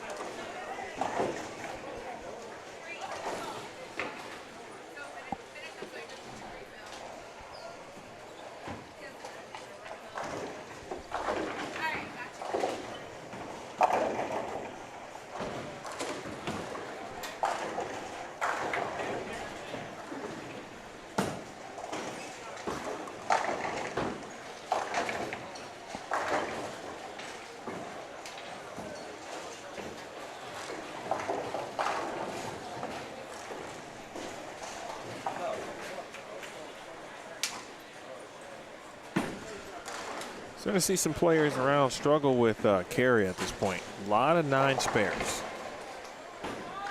which obviously in the grand scheme, you still love to have that as opposed to 7-2, 8-1, 6-3.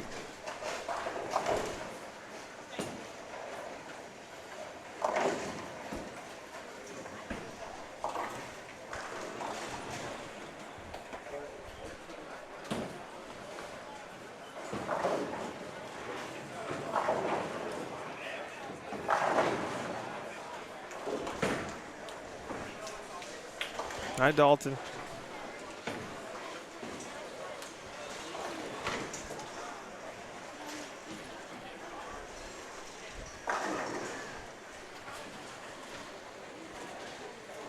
Sambo looking for 6 in a row here.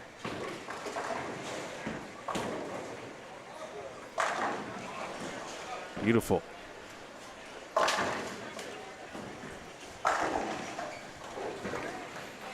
Beecham looking to boy. I don't know what CJ's plans are professionally in regards to professional bowling, but love to see him out there in some capacity. Doesn't have to be full time.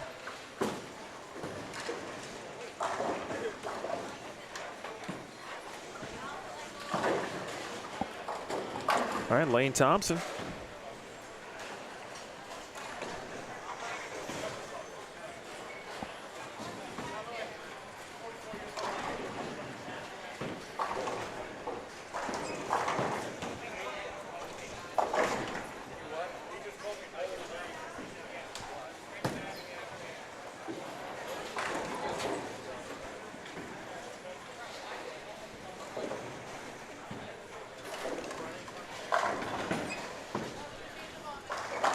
Did have 1-300 tonight. It was from Mr.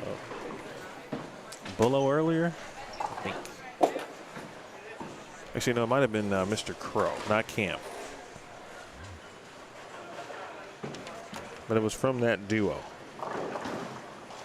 Might have been Tim.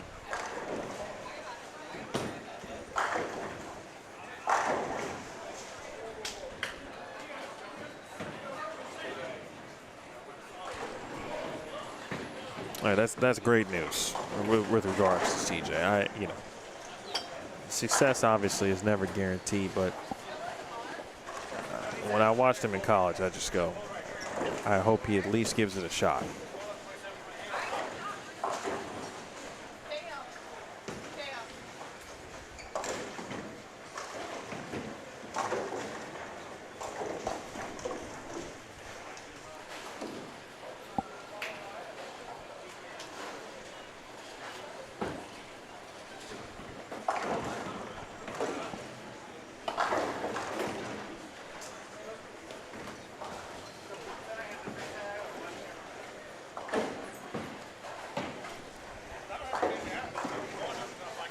Similar to what we saw too in the previous set of matches, right? And the more we bowl on this pattern, I'm seeing the further left some players are getting, which makes sense.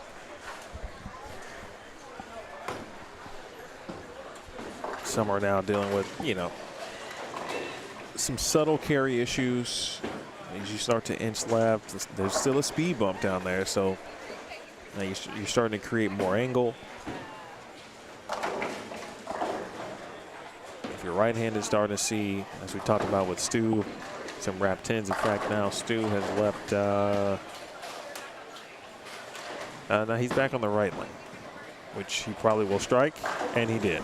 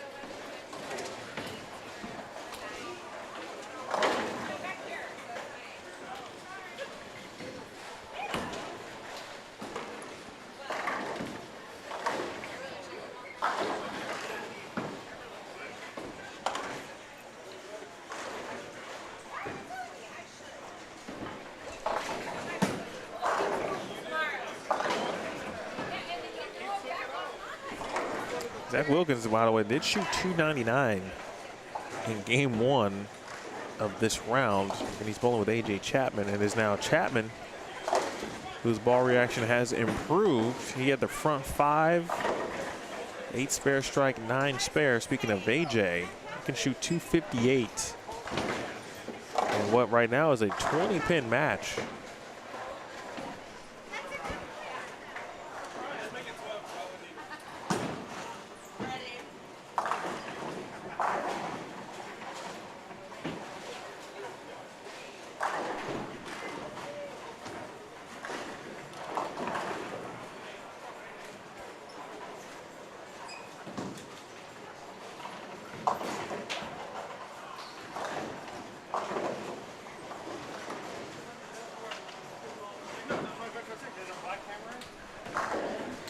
They're facing the duo of Tribolette and Wren. Speaking of Wilkins and Chapman, a good match to keep an eye on.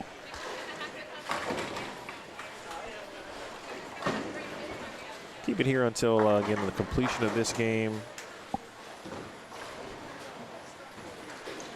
Stu finally doubled, and now Simo has taken his turn with 9 spare. They got to be careful. Findling and Henninger starting to put something together in this game too. Joe's gone 9 spare strike, 9 spare 3-bagger. There's only one frame that does not have a 9 count in it between the 4 players on that pair.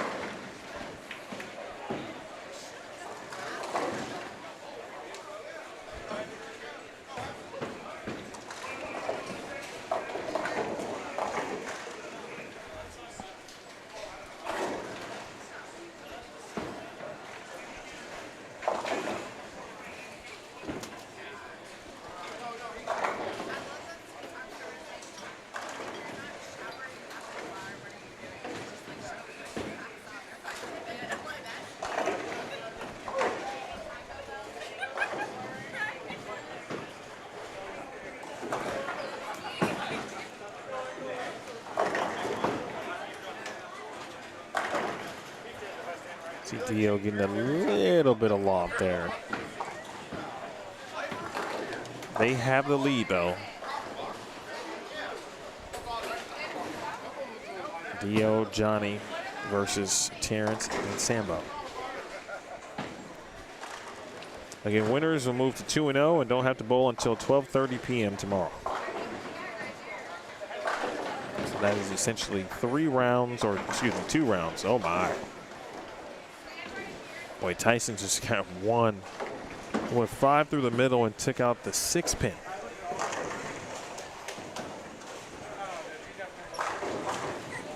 Wowzers, they got a 48-pin lead, though, as they head into game 3.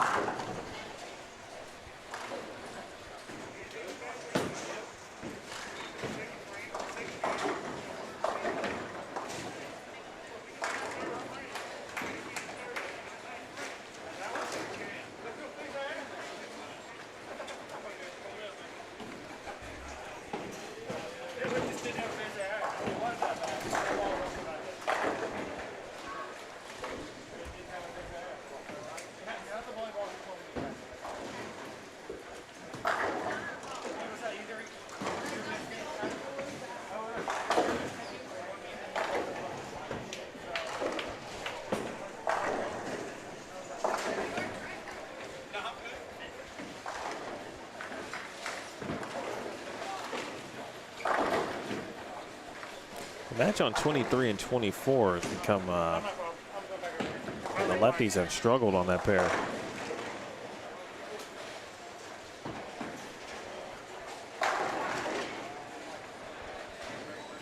Not a lot of rhythm. That's a kind of a classic, 3-game total pinfall match, if you will, where there's just some matches just don't have rhythm. The players' looks aren't that great, so, it ends up being a grind to the finish, and that's what it looks like on 23 and 24.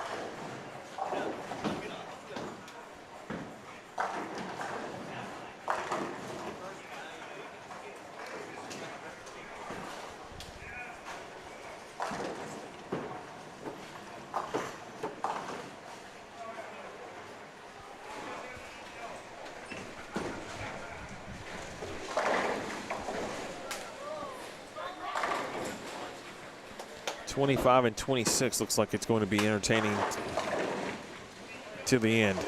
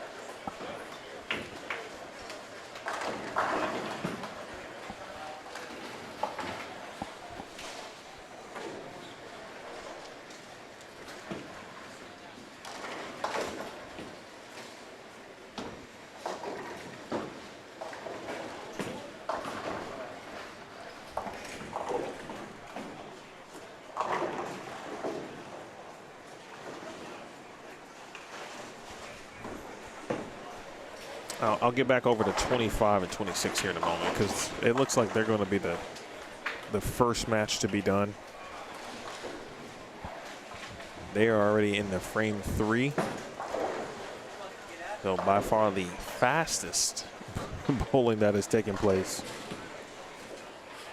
I mean, they didn't throw a ton of strikes, but they clearly like to keep the pace at a very quick level.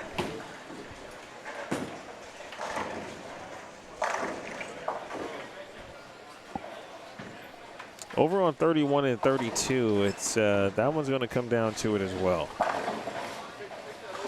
Finling has got a 6-bagger. There's Mark, though, right at your screen. So he could shoot 2-0.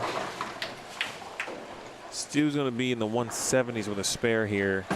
Simo can shoot 2-teen.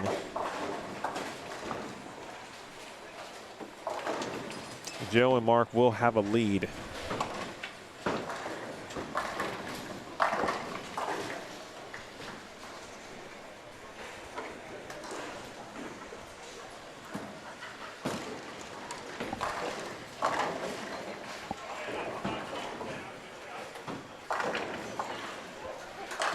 Cody and Lane will also have a lead heading into their final game. Game 3 of their match here. Utah family. Not sure if originally from St. Louis, but I'm pretty sure they originally from St. Louis. In fact, when I went to Lindenwood, his dad was one of the top players in St. Louis. He was a great dude. A lot of people loved him, his dad, speaking of.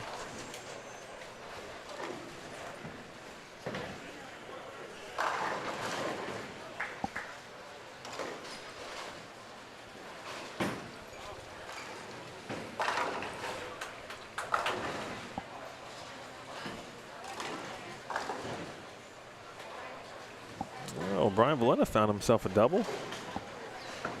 All right, we'll watch the Finling shot. It's going to be on the right of your screen. Then we'll move back to 23 to 26.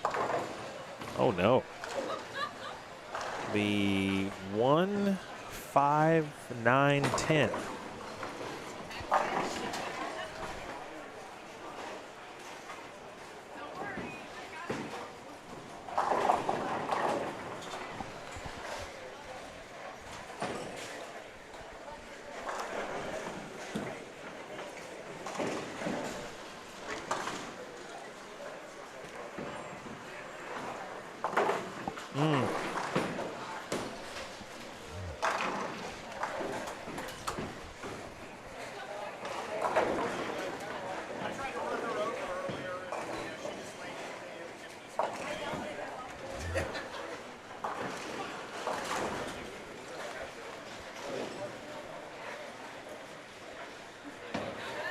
Bobby Auld, Tyler McLaren.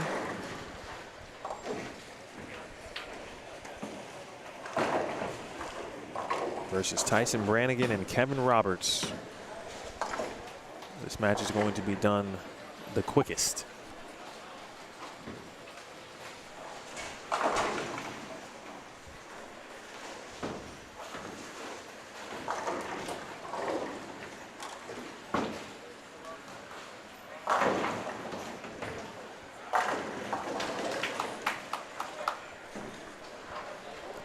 Tyson has he's gone through a few pieces of equipment here in this match. Big 10 frame there for Valenta.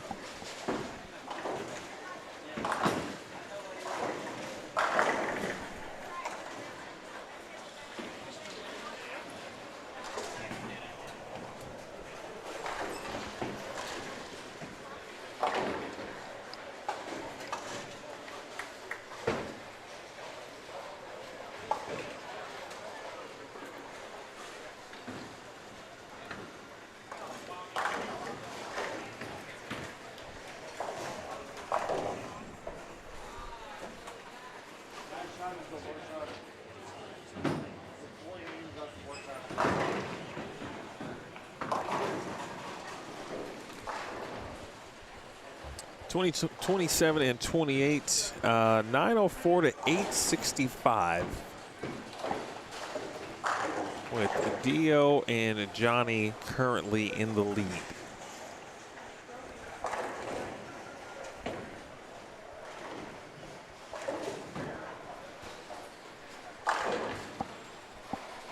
Again, Joe Finling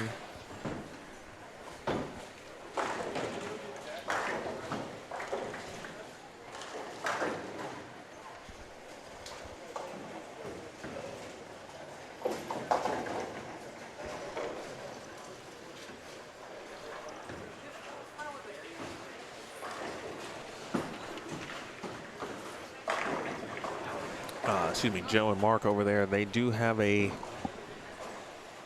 lead heading into game number 3 over Stu and Simo. Bobby, another 9-pin. And with Tyson's 4-bagger,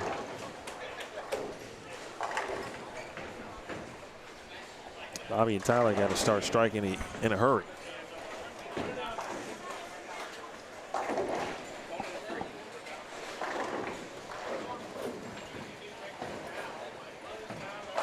I tell you, every match on the low end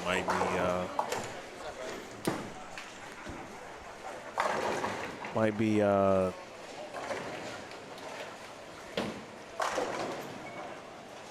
last to finish. Got a couple down there finishing up game number 2.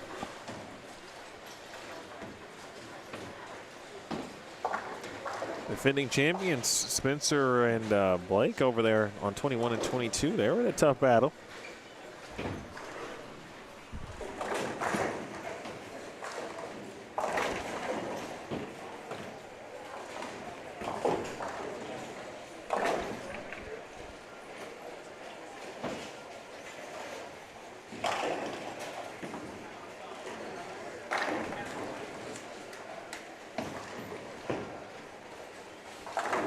Mike Owens and Jeremy Fowler giving them all they can handle right now.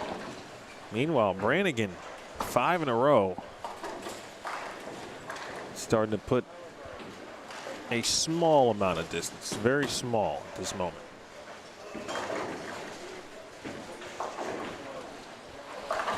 .34-pin advantage.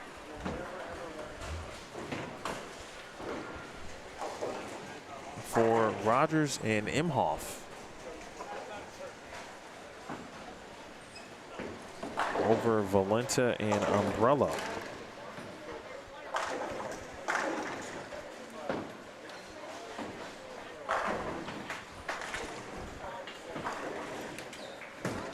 Again, shout out to Occasion X Apparel and Brandy Sanderson, who was here giving out apparel discounts. She's doing brackets, I believe, as well, but she's got a buy one, get one half off. Use code Longview. That is starting today and through the end of September. Buy one, get one half off.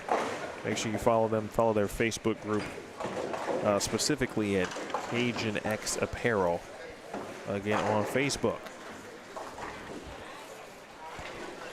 Thanks to everybody who's made this event possible over the multiple decades. Of course, this is year 26. Valenta's starting to get going.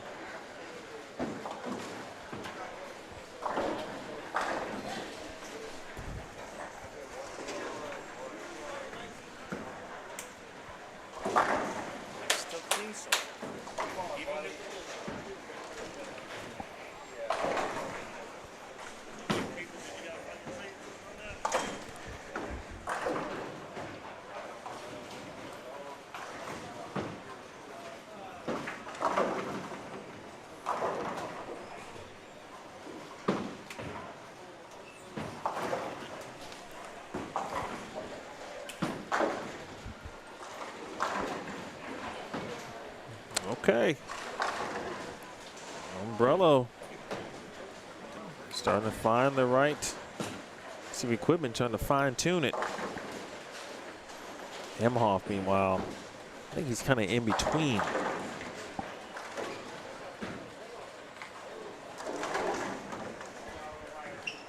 I don't think he feels too confident about ball reaction at the moment.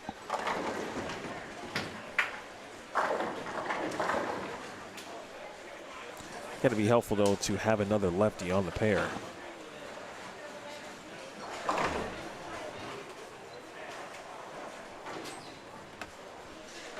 It's been a good first day. Not quite over yet, but matches are starting to come to a conclusion.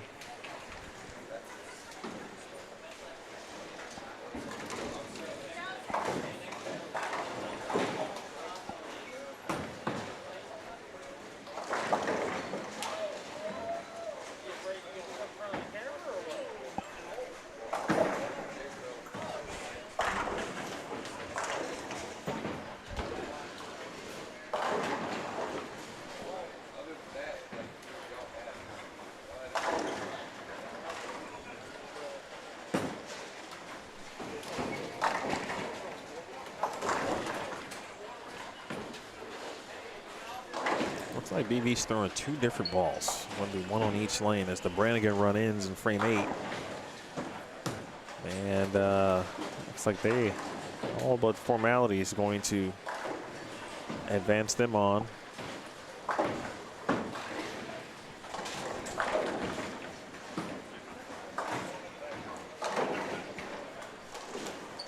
That's a good one there from Josh.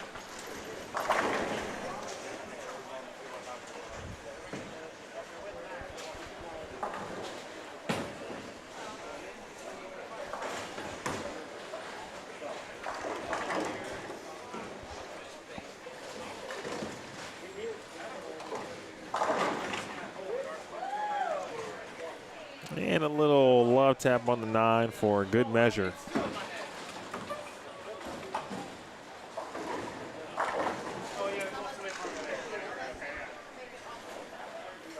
It's a 93 pin advantage. Umbrello, big double.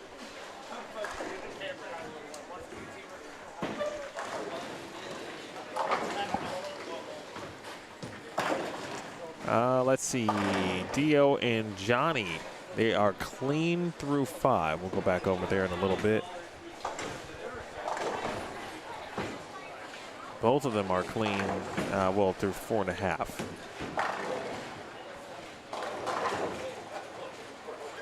And they still have the lead. In fact, they've extended the lead over McQueen and Butler. But Billy Rogers, no, he's not going away.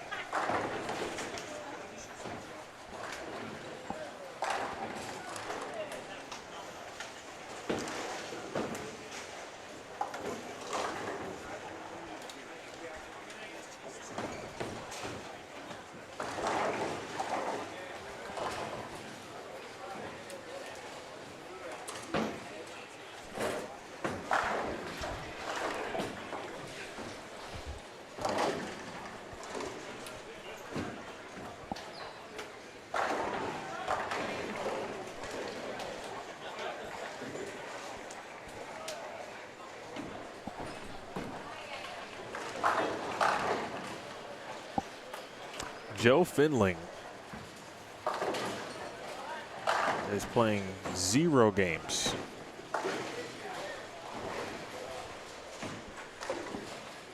Down there with Simo and Stu. They still, that lead is probably 24 pins, I think, down there.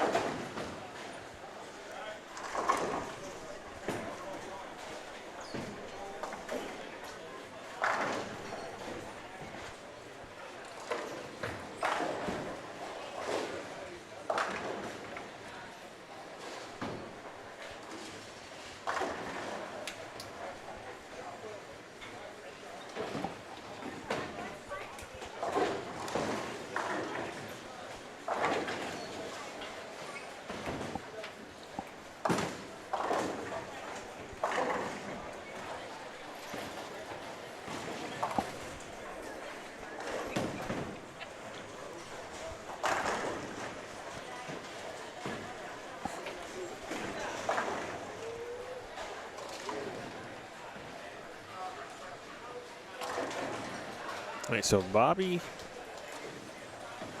not eliminated. Again, keep that in mind. No one is eliminated at this point. They'll be back here tomorrow at 10:45. That's their scheduled match time. If you lose this round, you bowl at 10:45 a.m. tomorrow. Those who lost in their opening matches will bowl at 9 a.m. Central tomorrow morning. And then those who will win these matches currently, right now, will bowl in the winner's bracket at 12:30.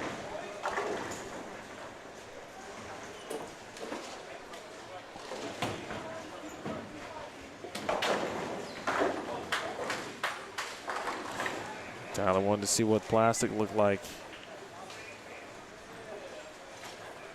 He left a lot of 8 pins and then his look kind of went away. Meanwhile, Umbrello makes it 4 in a row. And Valenta and Umbrello have 7 out of 8.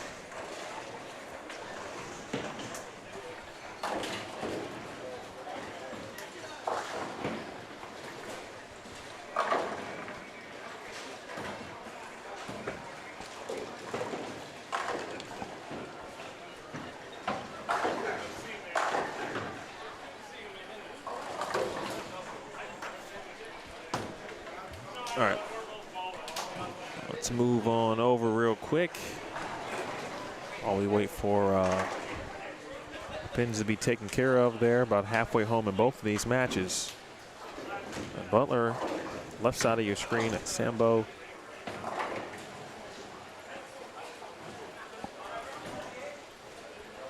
McQueen and Butler at the point where a couple of doubles would put them right where they need to be. They're there. One miscue from either Johnny or Dio. This could be a different situation.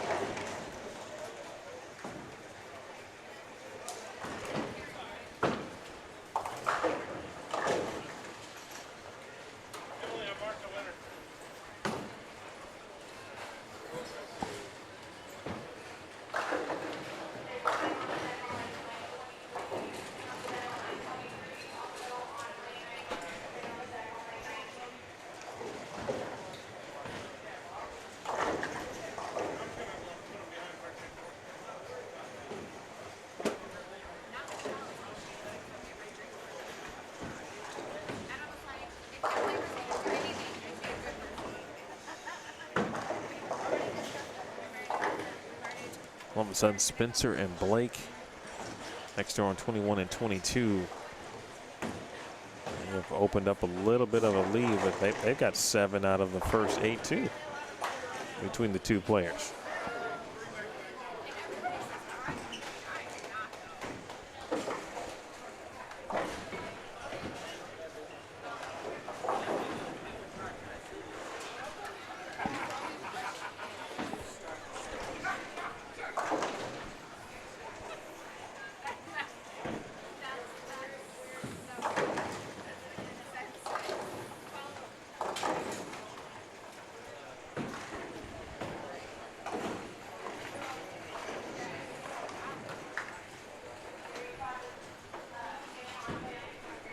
Joe and Mark with a 40-pin advantage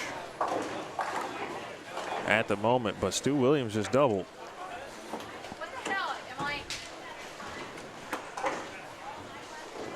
That's on 31 and 32. All right, so you'll be able to see the balls going down the lane.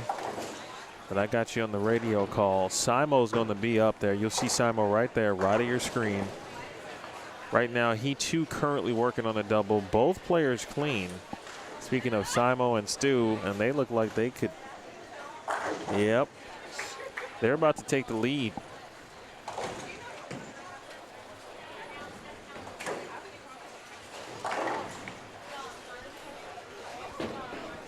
That was a turn up the heat situation like, was that Ricky Bobby? Turn up the heat. As well as Joe and Mark were bowling in game 2. They only had a slim lead, which obviously is not a lot when you're facing Stu and Simo, but that was a huge shot there from Finley.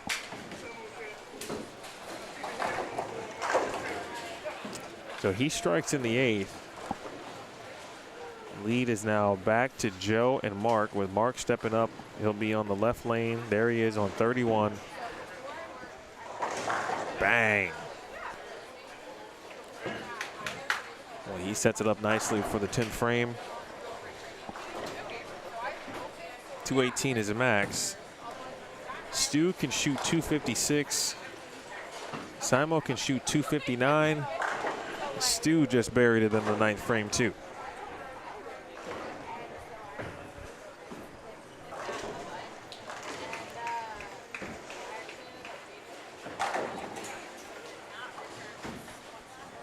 Butler's got to have this one. High flush. And now Terrence McQueen can step up here and make this one very interesting.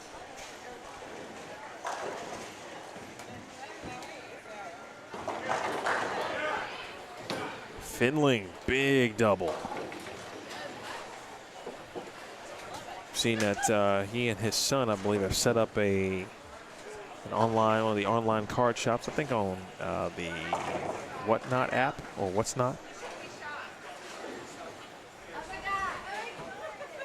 Simonson has got a very good break, and this one's going to come down to the 10th frame, folks.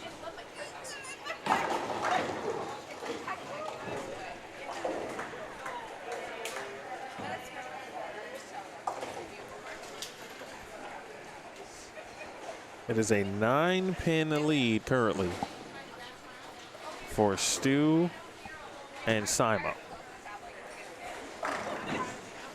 You will see Stu Williams on the right of your screen.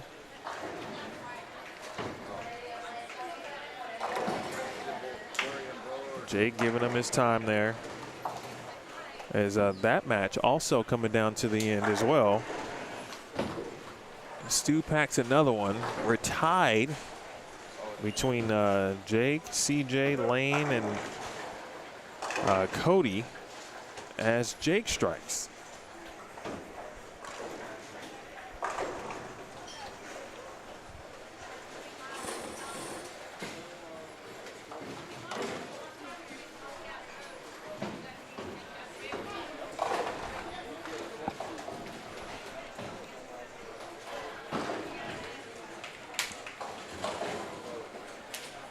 $13.67, I believe, is the max for Stu and Simo.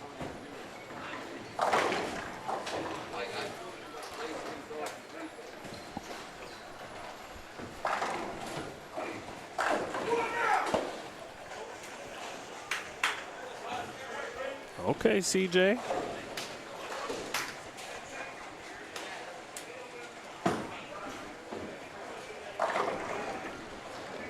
And then over to your left, this one's not over either.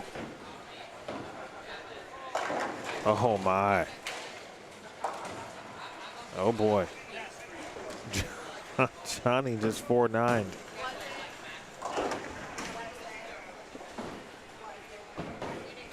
Over on 23 and 24, Valenta and that particular match. Lane is fixed over on 23, and he and Corey still striking.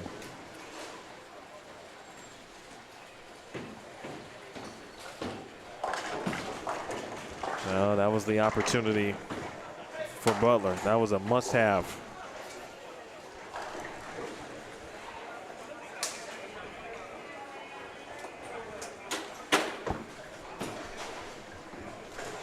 Watch nearly made it.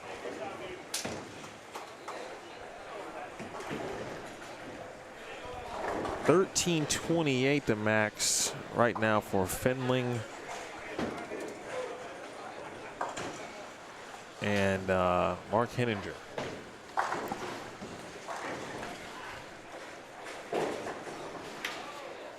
Uh-oh. Doesn't sound good over on 32.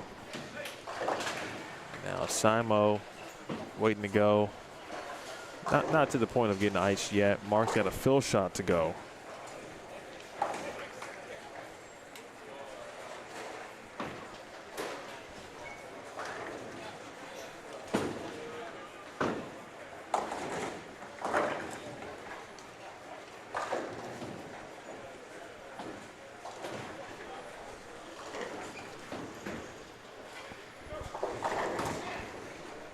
Simo to shut out. We'll need a double here.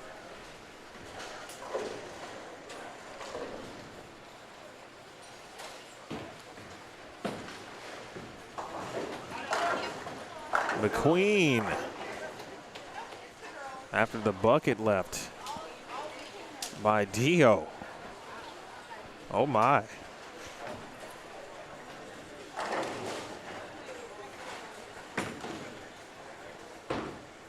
First the bucket, and it is not made. Two opens, Dio and Johnny in the 10th frame.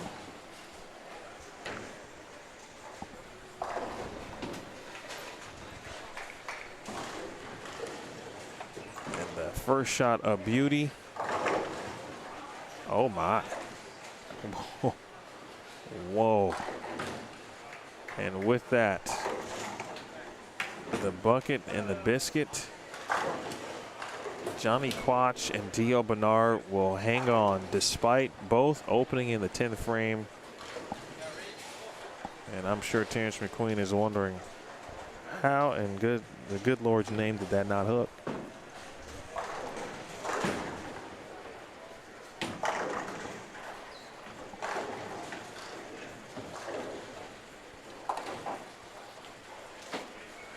Wow.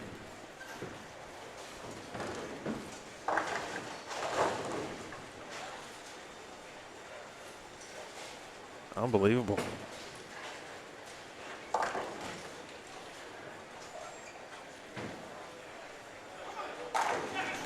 $12.67 to $12.62.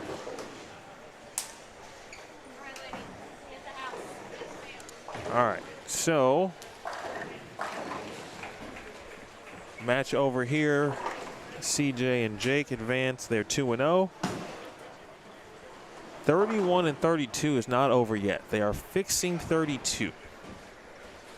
We go down to 23 and 24 for a moment. In fact, let's go down to 19 to 22. A lot of strikes being thrown here. Sledge, Gohagen at 12:39 with 2 frames left.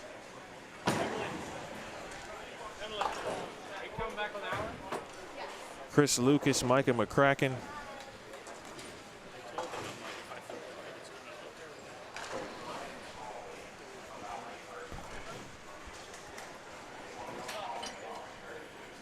They too still an opportunity to take home the victory here and go 2-0 to start the tournament. Meanwhile, Spencer and Blake, again, still with some work to do. Umbrello has figured it out. Now over on 31 and 32, we're getting to the small little ice moment, unfortunately.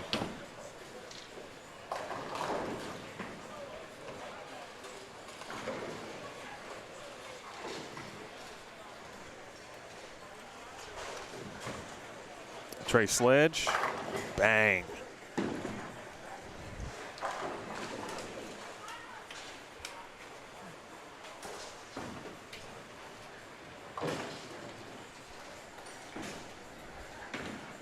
Sledge at possible 279.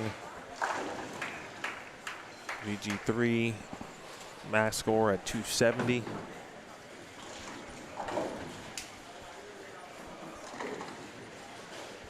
$260, I beg your pardon.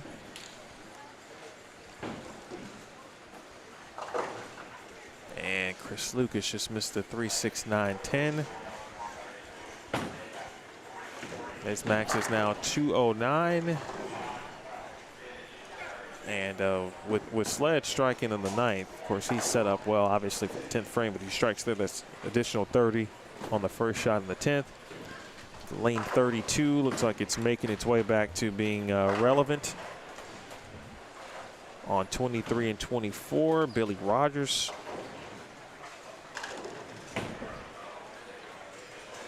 He struck in the 8th. And Umbrello and Valenta with a very small lead at the moment.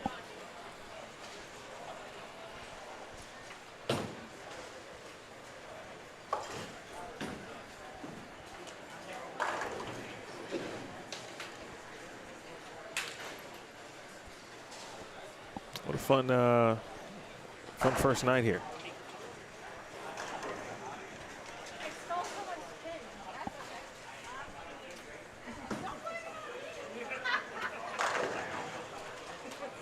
All right, Imhoff I like the battle that Josh has shown here. Yeah, I think fighting a little bit of ball reaction.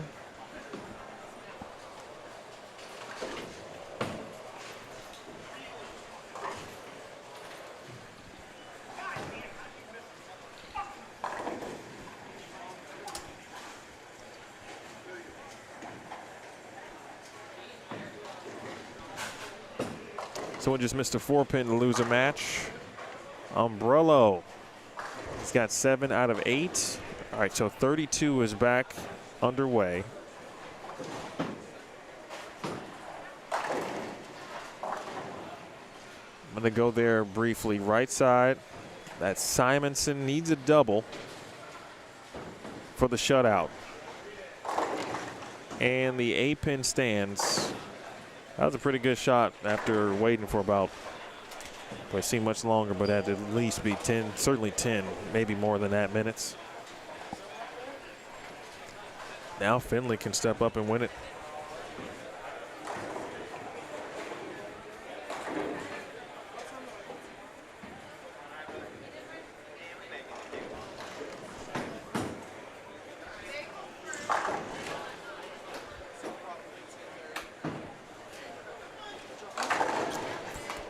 Oof. 5-pin thought about it.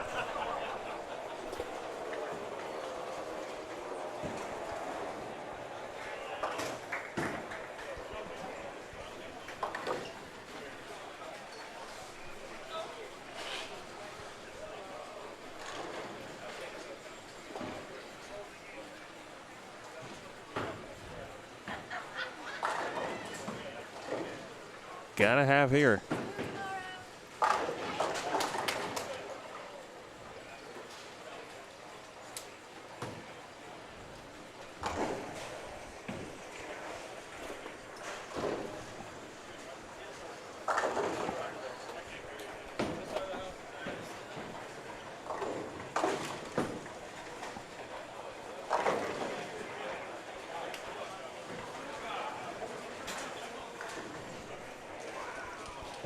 Well, 13-31 to 13-10. Simo, Stu prevail.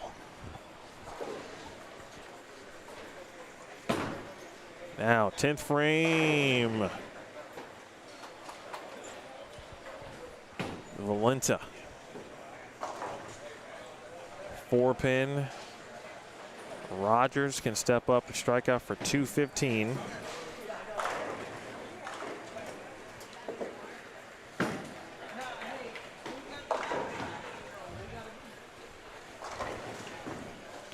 Three, 6-10. Gohagen and Sledge are going to advance.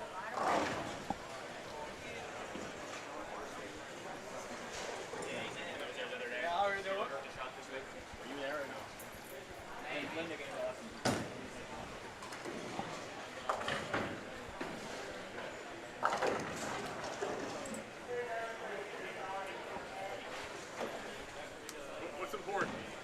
Win-win.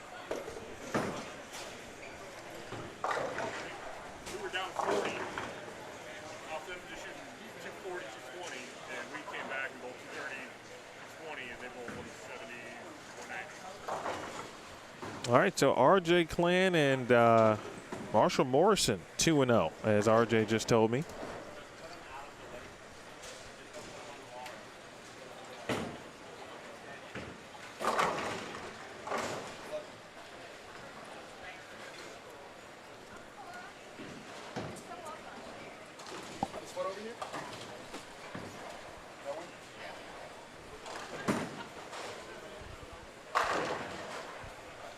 All right, so Rogers strikes. That's 12:06. It's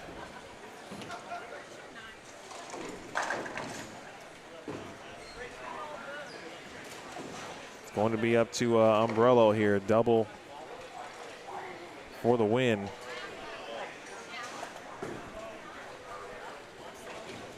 He doesn't strike certainly on the first one here. Imhoff will have a chance then to double himself and get the victory and go 2-0.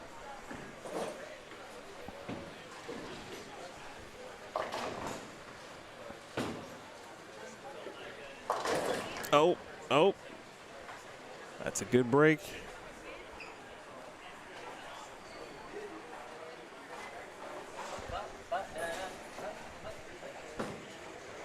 Imhoff.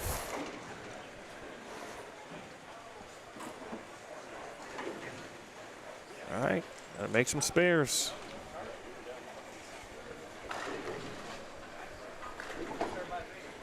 Mr. Kirk, no, we did not, because it got really serious over on 31 and 32. Actually, every match from 27 down was serious. They were on, I think I said, what, 7 and 8? 1, 2, 3, 4, 5, 6, 7, 8. I'm trying to run down there real quick.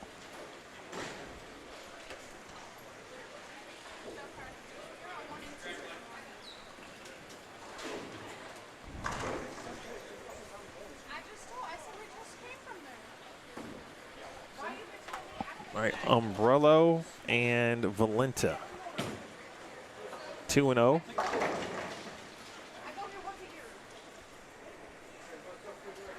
Heck of a game there by Corey. BV started well. Ended up being iffy. Till tomorrow.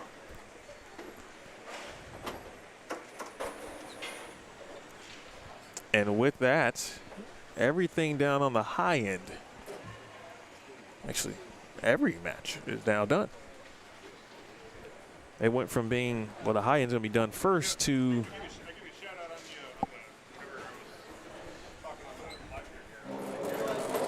all right, so I'm going to give some updates as Emily is adding them.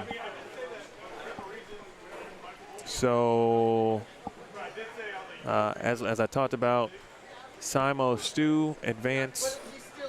I would They're never 2-0. say that, ever. Jeffrey Young, Michael Todd, they advanced in the winner's bracket. Dio Bernard, Johnny Quatch. It's going to be a good one on 31 and 32 tomorrow. Zach Smullen and Connor Fleming. 23 and 24 tomorrow. They will bowl Kevin Williams and Cam Crow.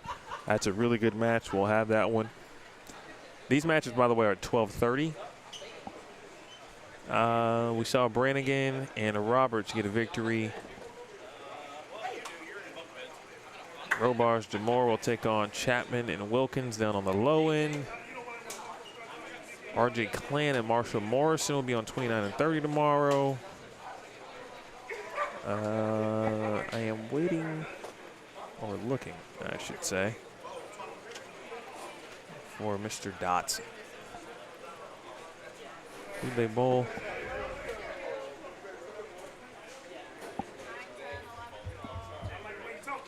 All right, so Dotson and Curtin did not win their match. They lost to Smullen and Fleming.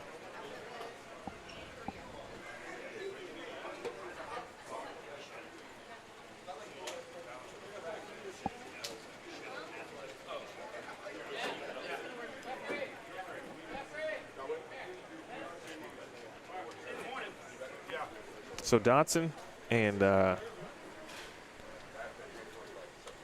his partner did not win their match. Hey, Kirk.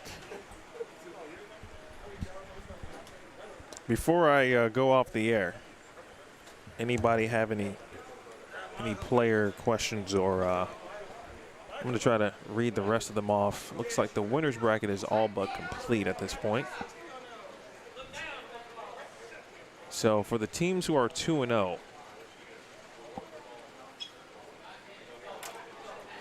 it is 4 matches to get to the finals tomorrow, if I counted correctly. Ooh, Maldi Dino got to face Marshall Morrison, RJ Klann. It's a good match tomorrow. Zach Wilkins, AJ Chapman versus Spencer Robarge and Blake DeMore tomorrow. That one's going to be on the low end.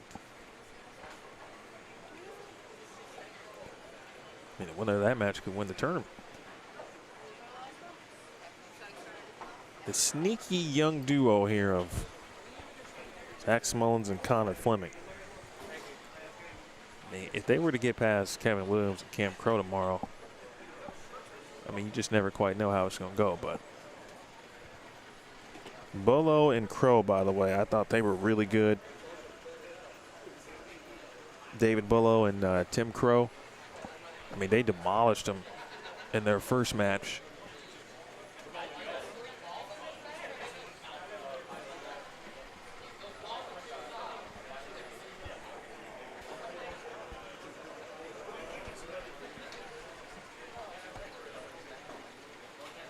It's going to be a full contenders bracket in the morning.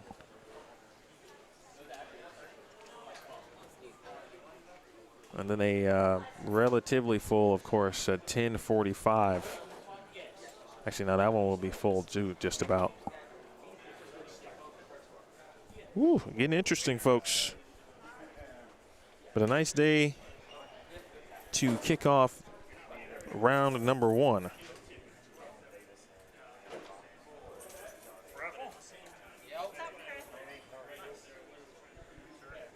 I should say rounds 1 and 2.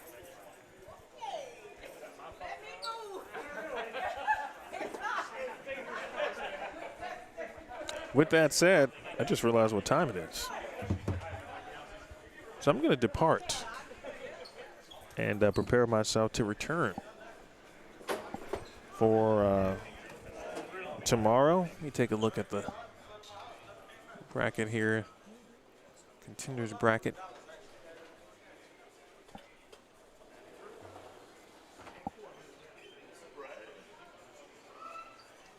Some of the matches down here.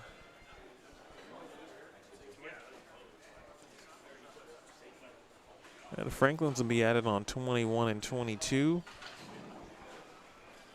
Sean Larry Spar and Michael Holloman will be on 31 and 32.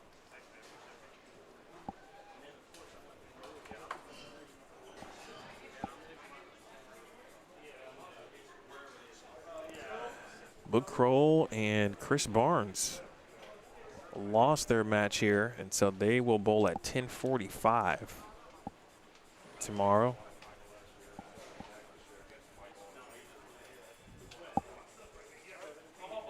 Those 10:45 matches, some of them are really good as well.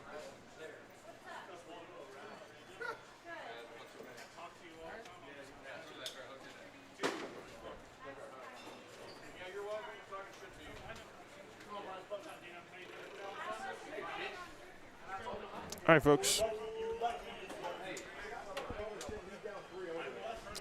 Cranford and Smith.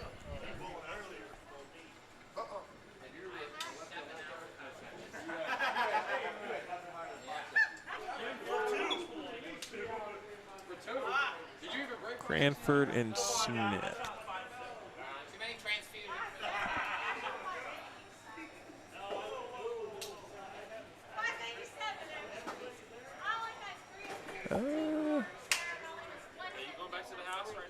Shoot, where are they? I don't know. I'm riding, so. Hey, we driving backwards on the way. Bus is not driver. No. Yeah, boy. Hey, keep on walking, Lonnie. And we got Bradley in there too, so. Bradley's hammered. Yeah, he's hammered. We got a lot of hammered folks here, folks. I do not see Cranford and Smith, though. I'll drag him, I'm sure. Which I know that obviously that's not true. They're here somewhere. Joe, the goal is to bowl and simply beat each other. Let me check one other spot real quick.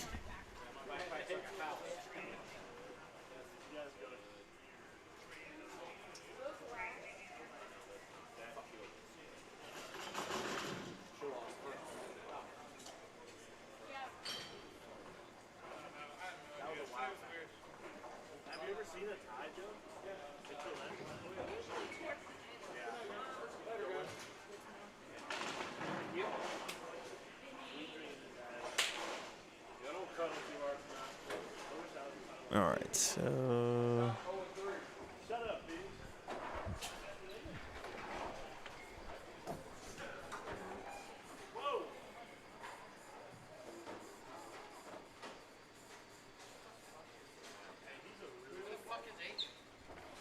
All right, Cranford and Smith's going to bowl at 10:45. They lost their match.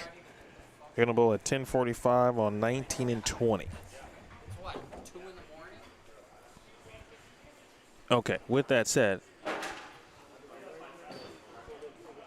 I will see you guys tomorrow.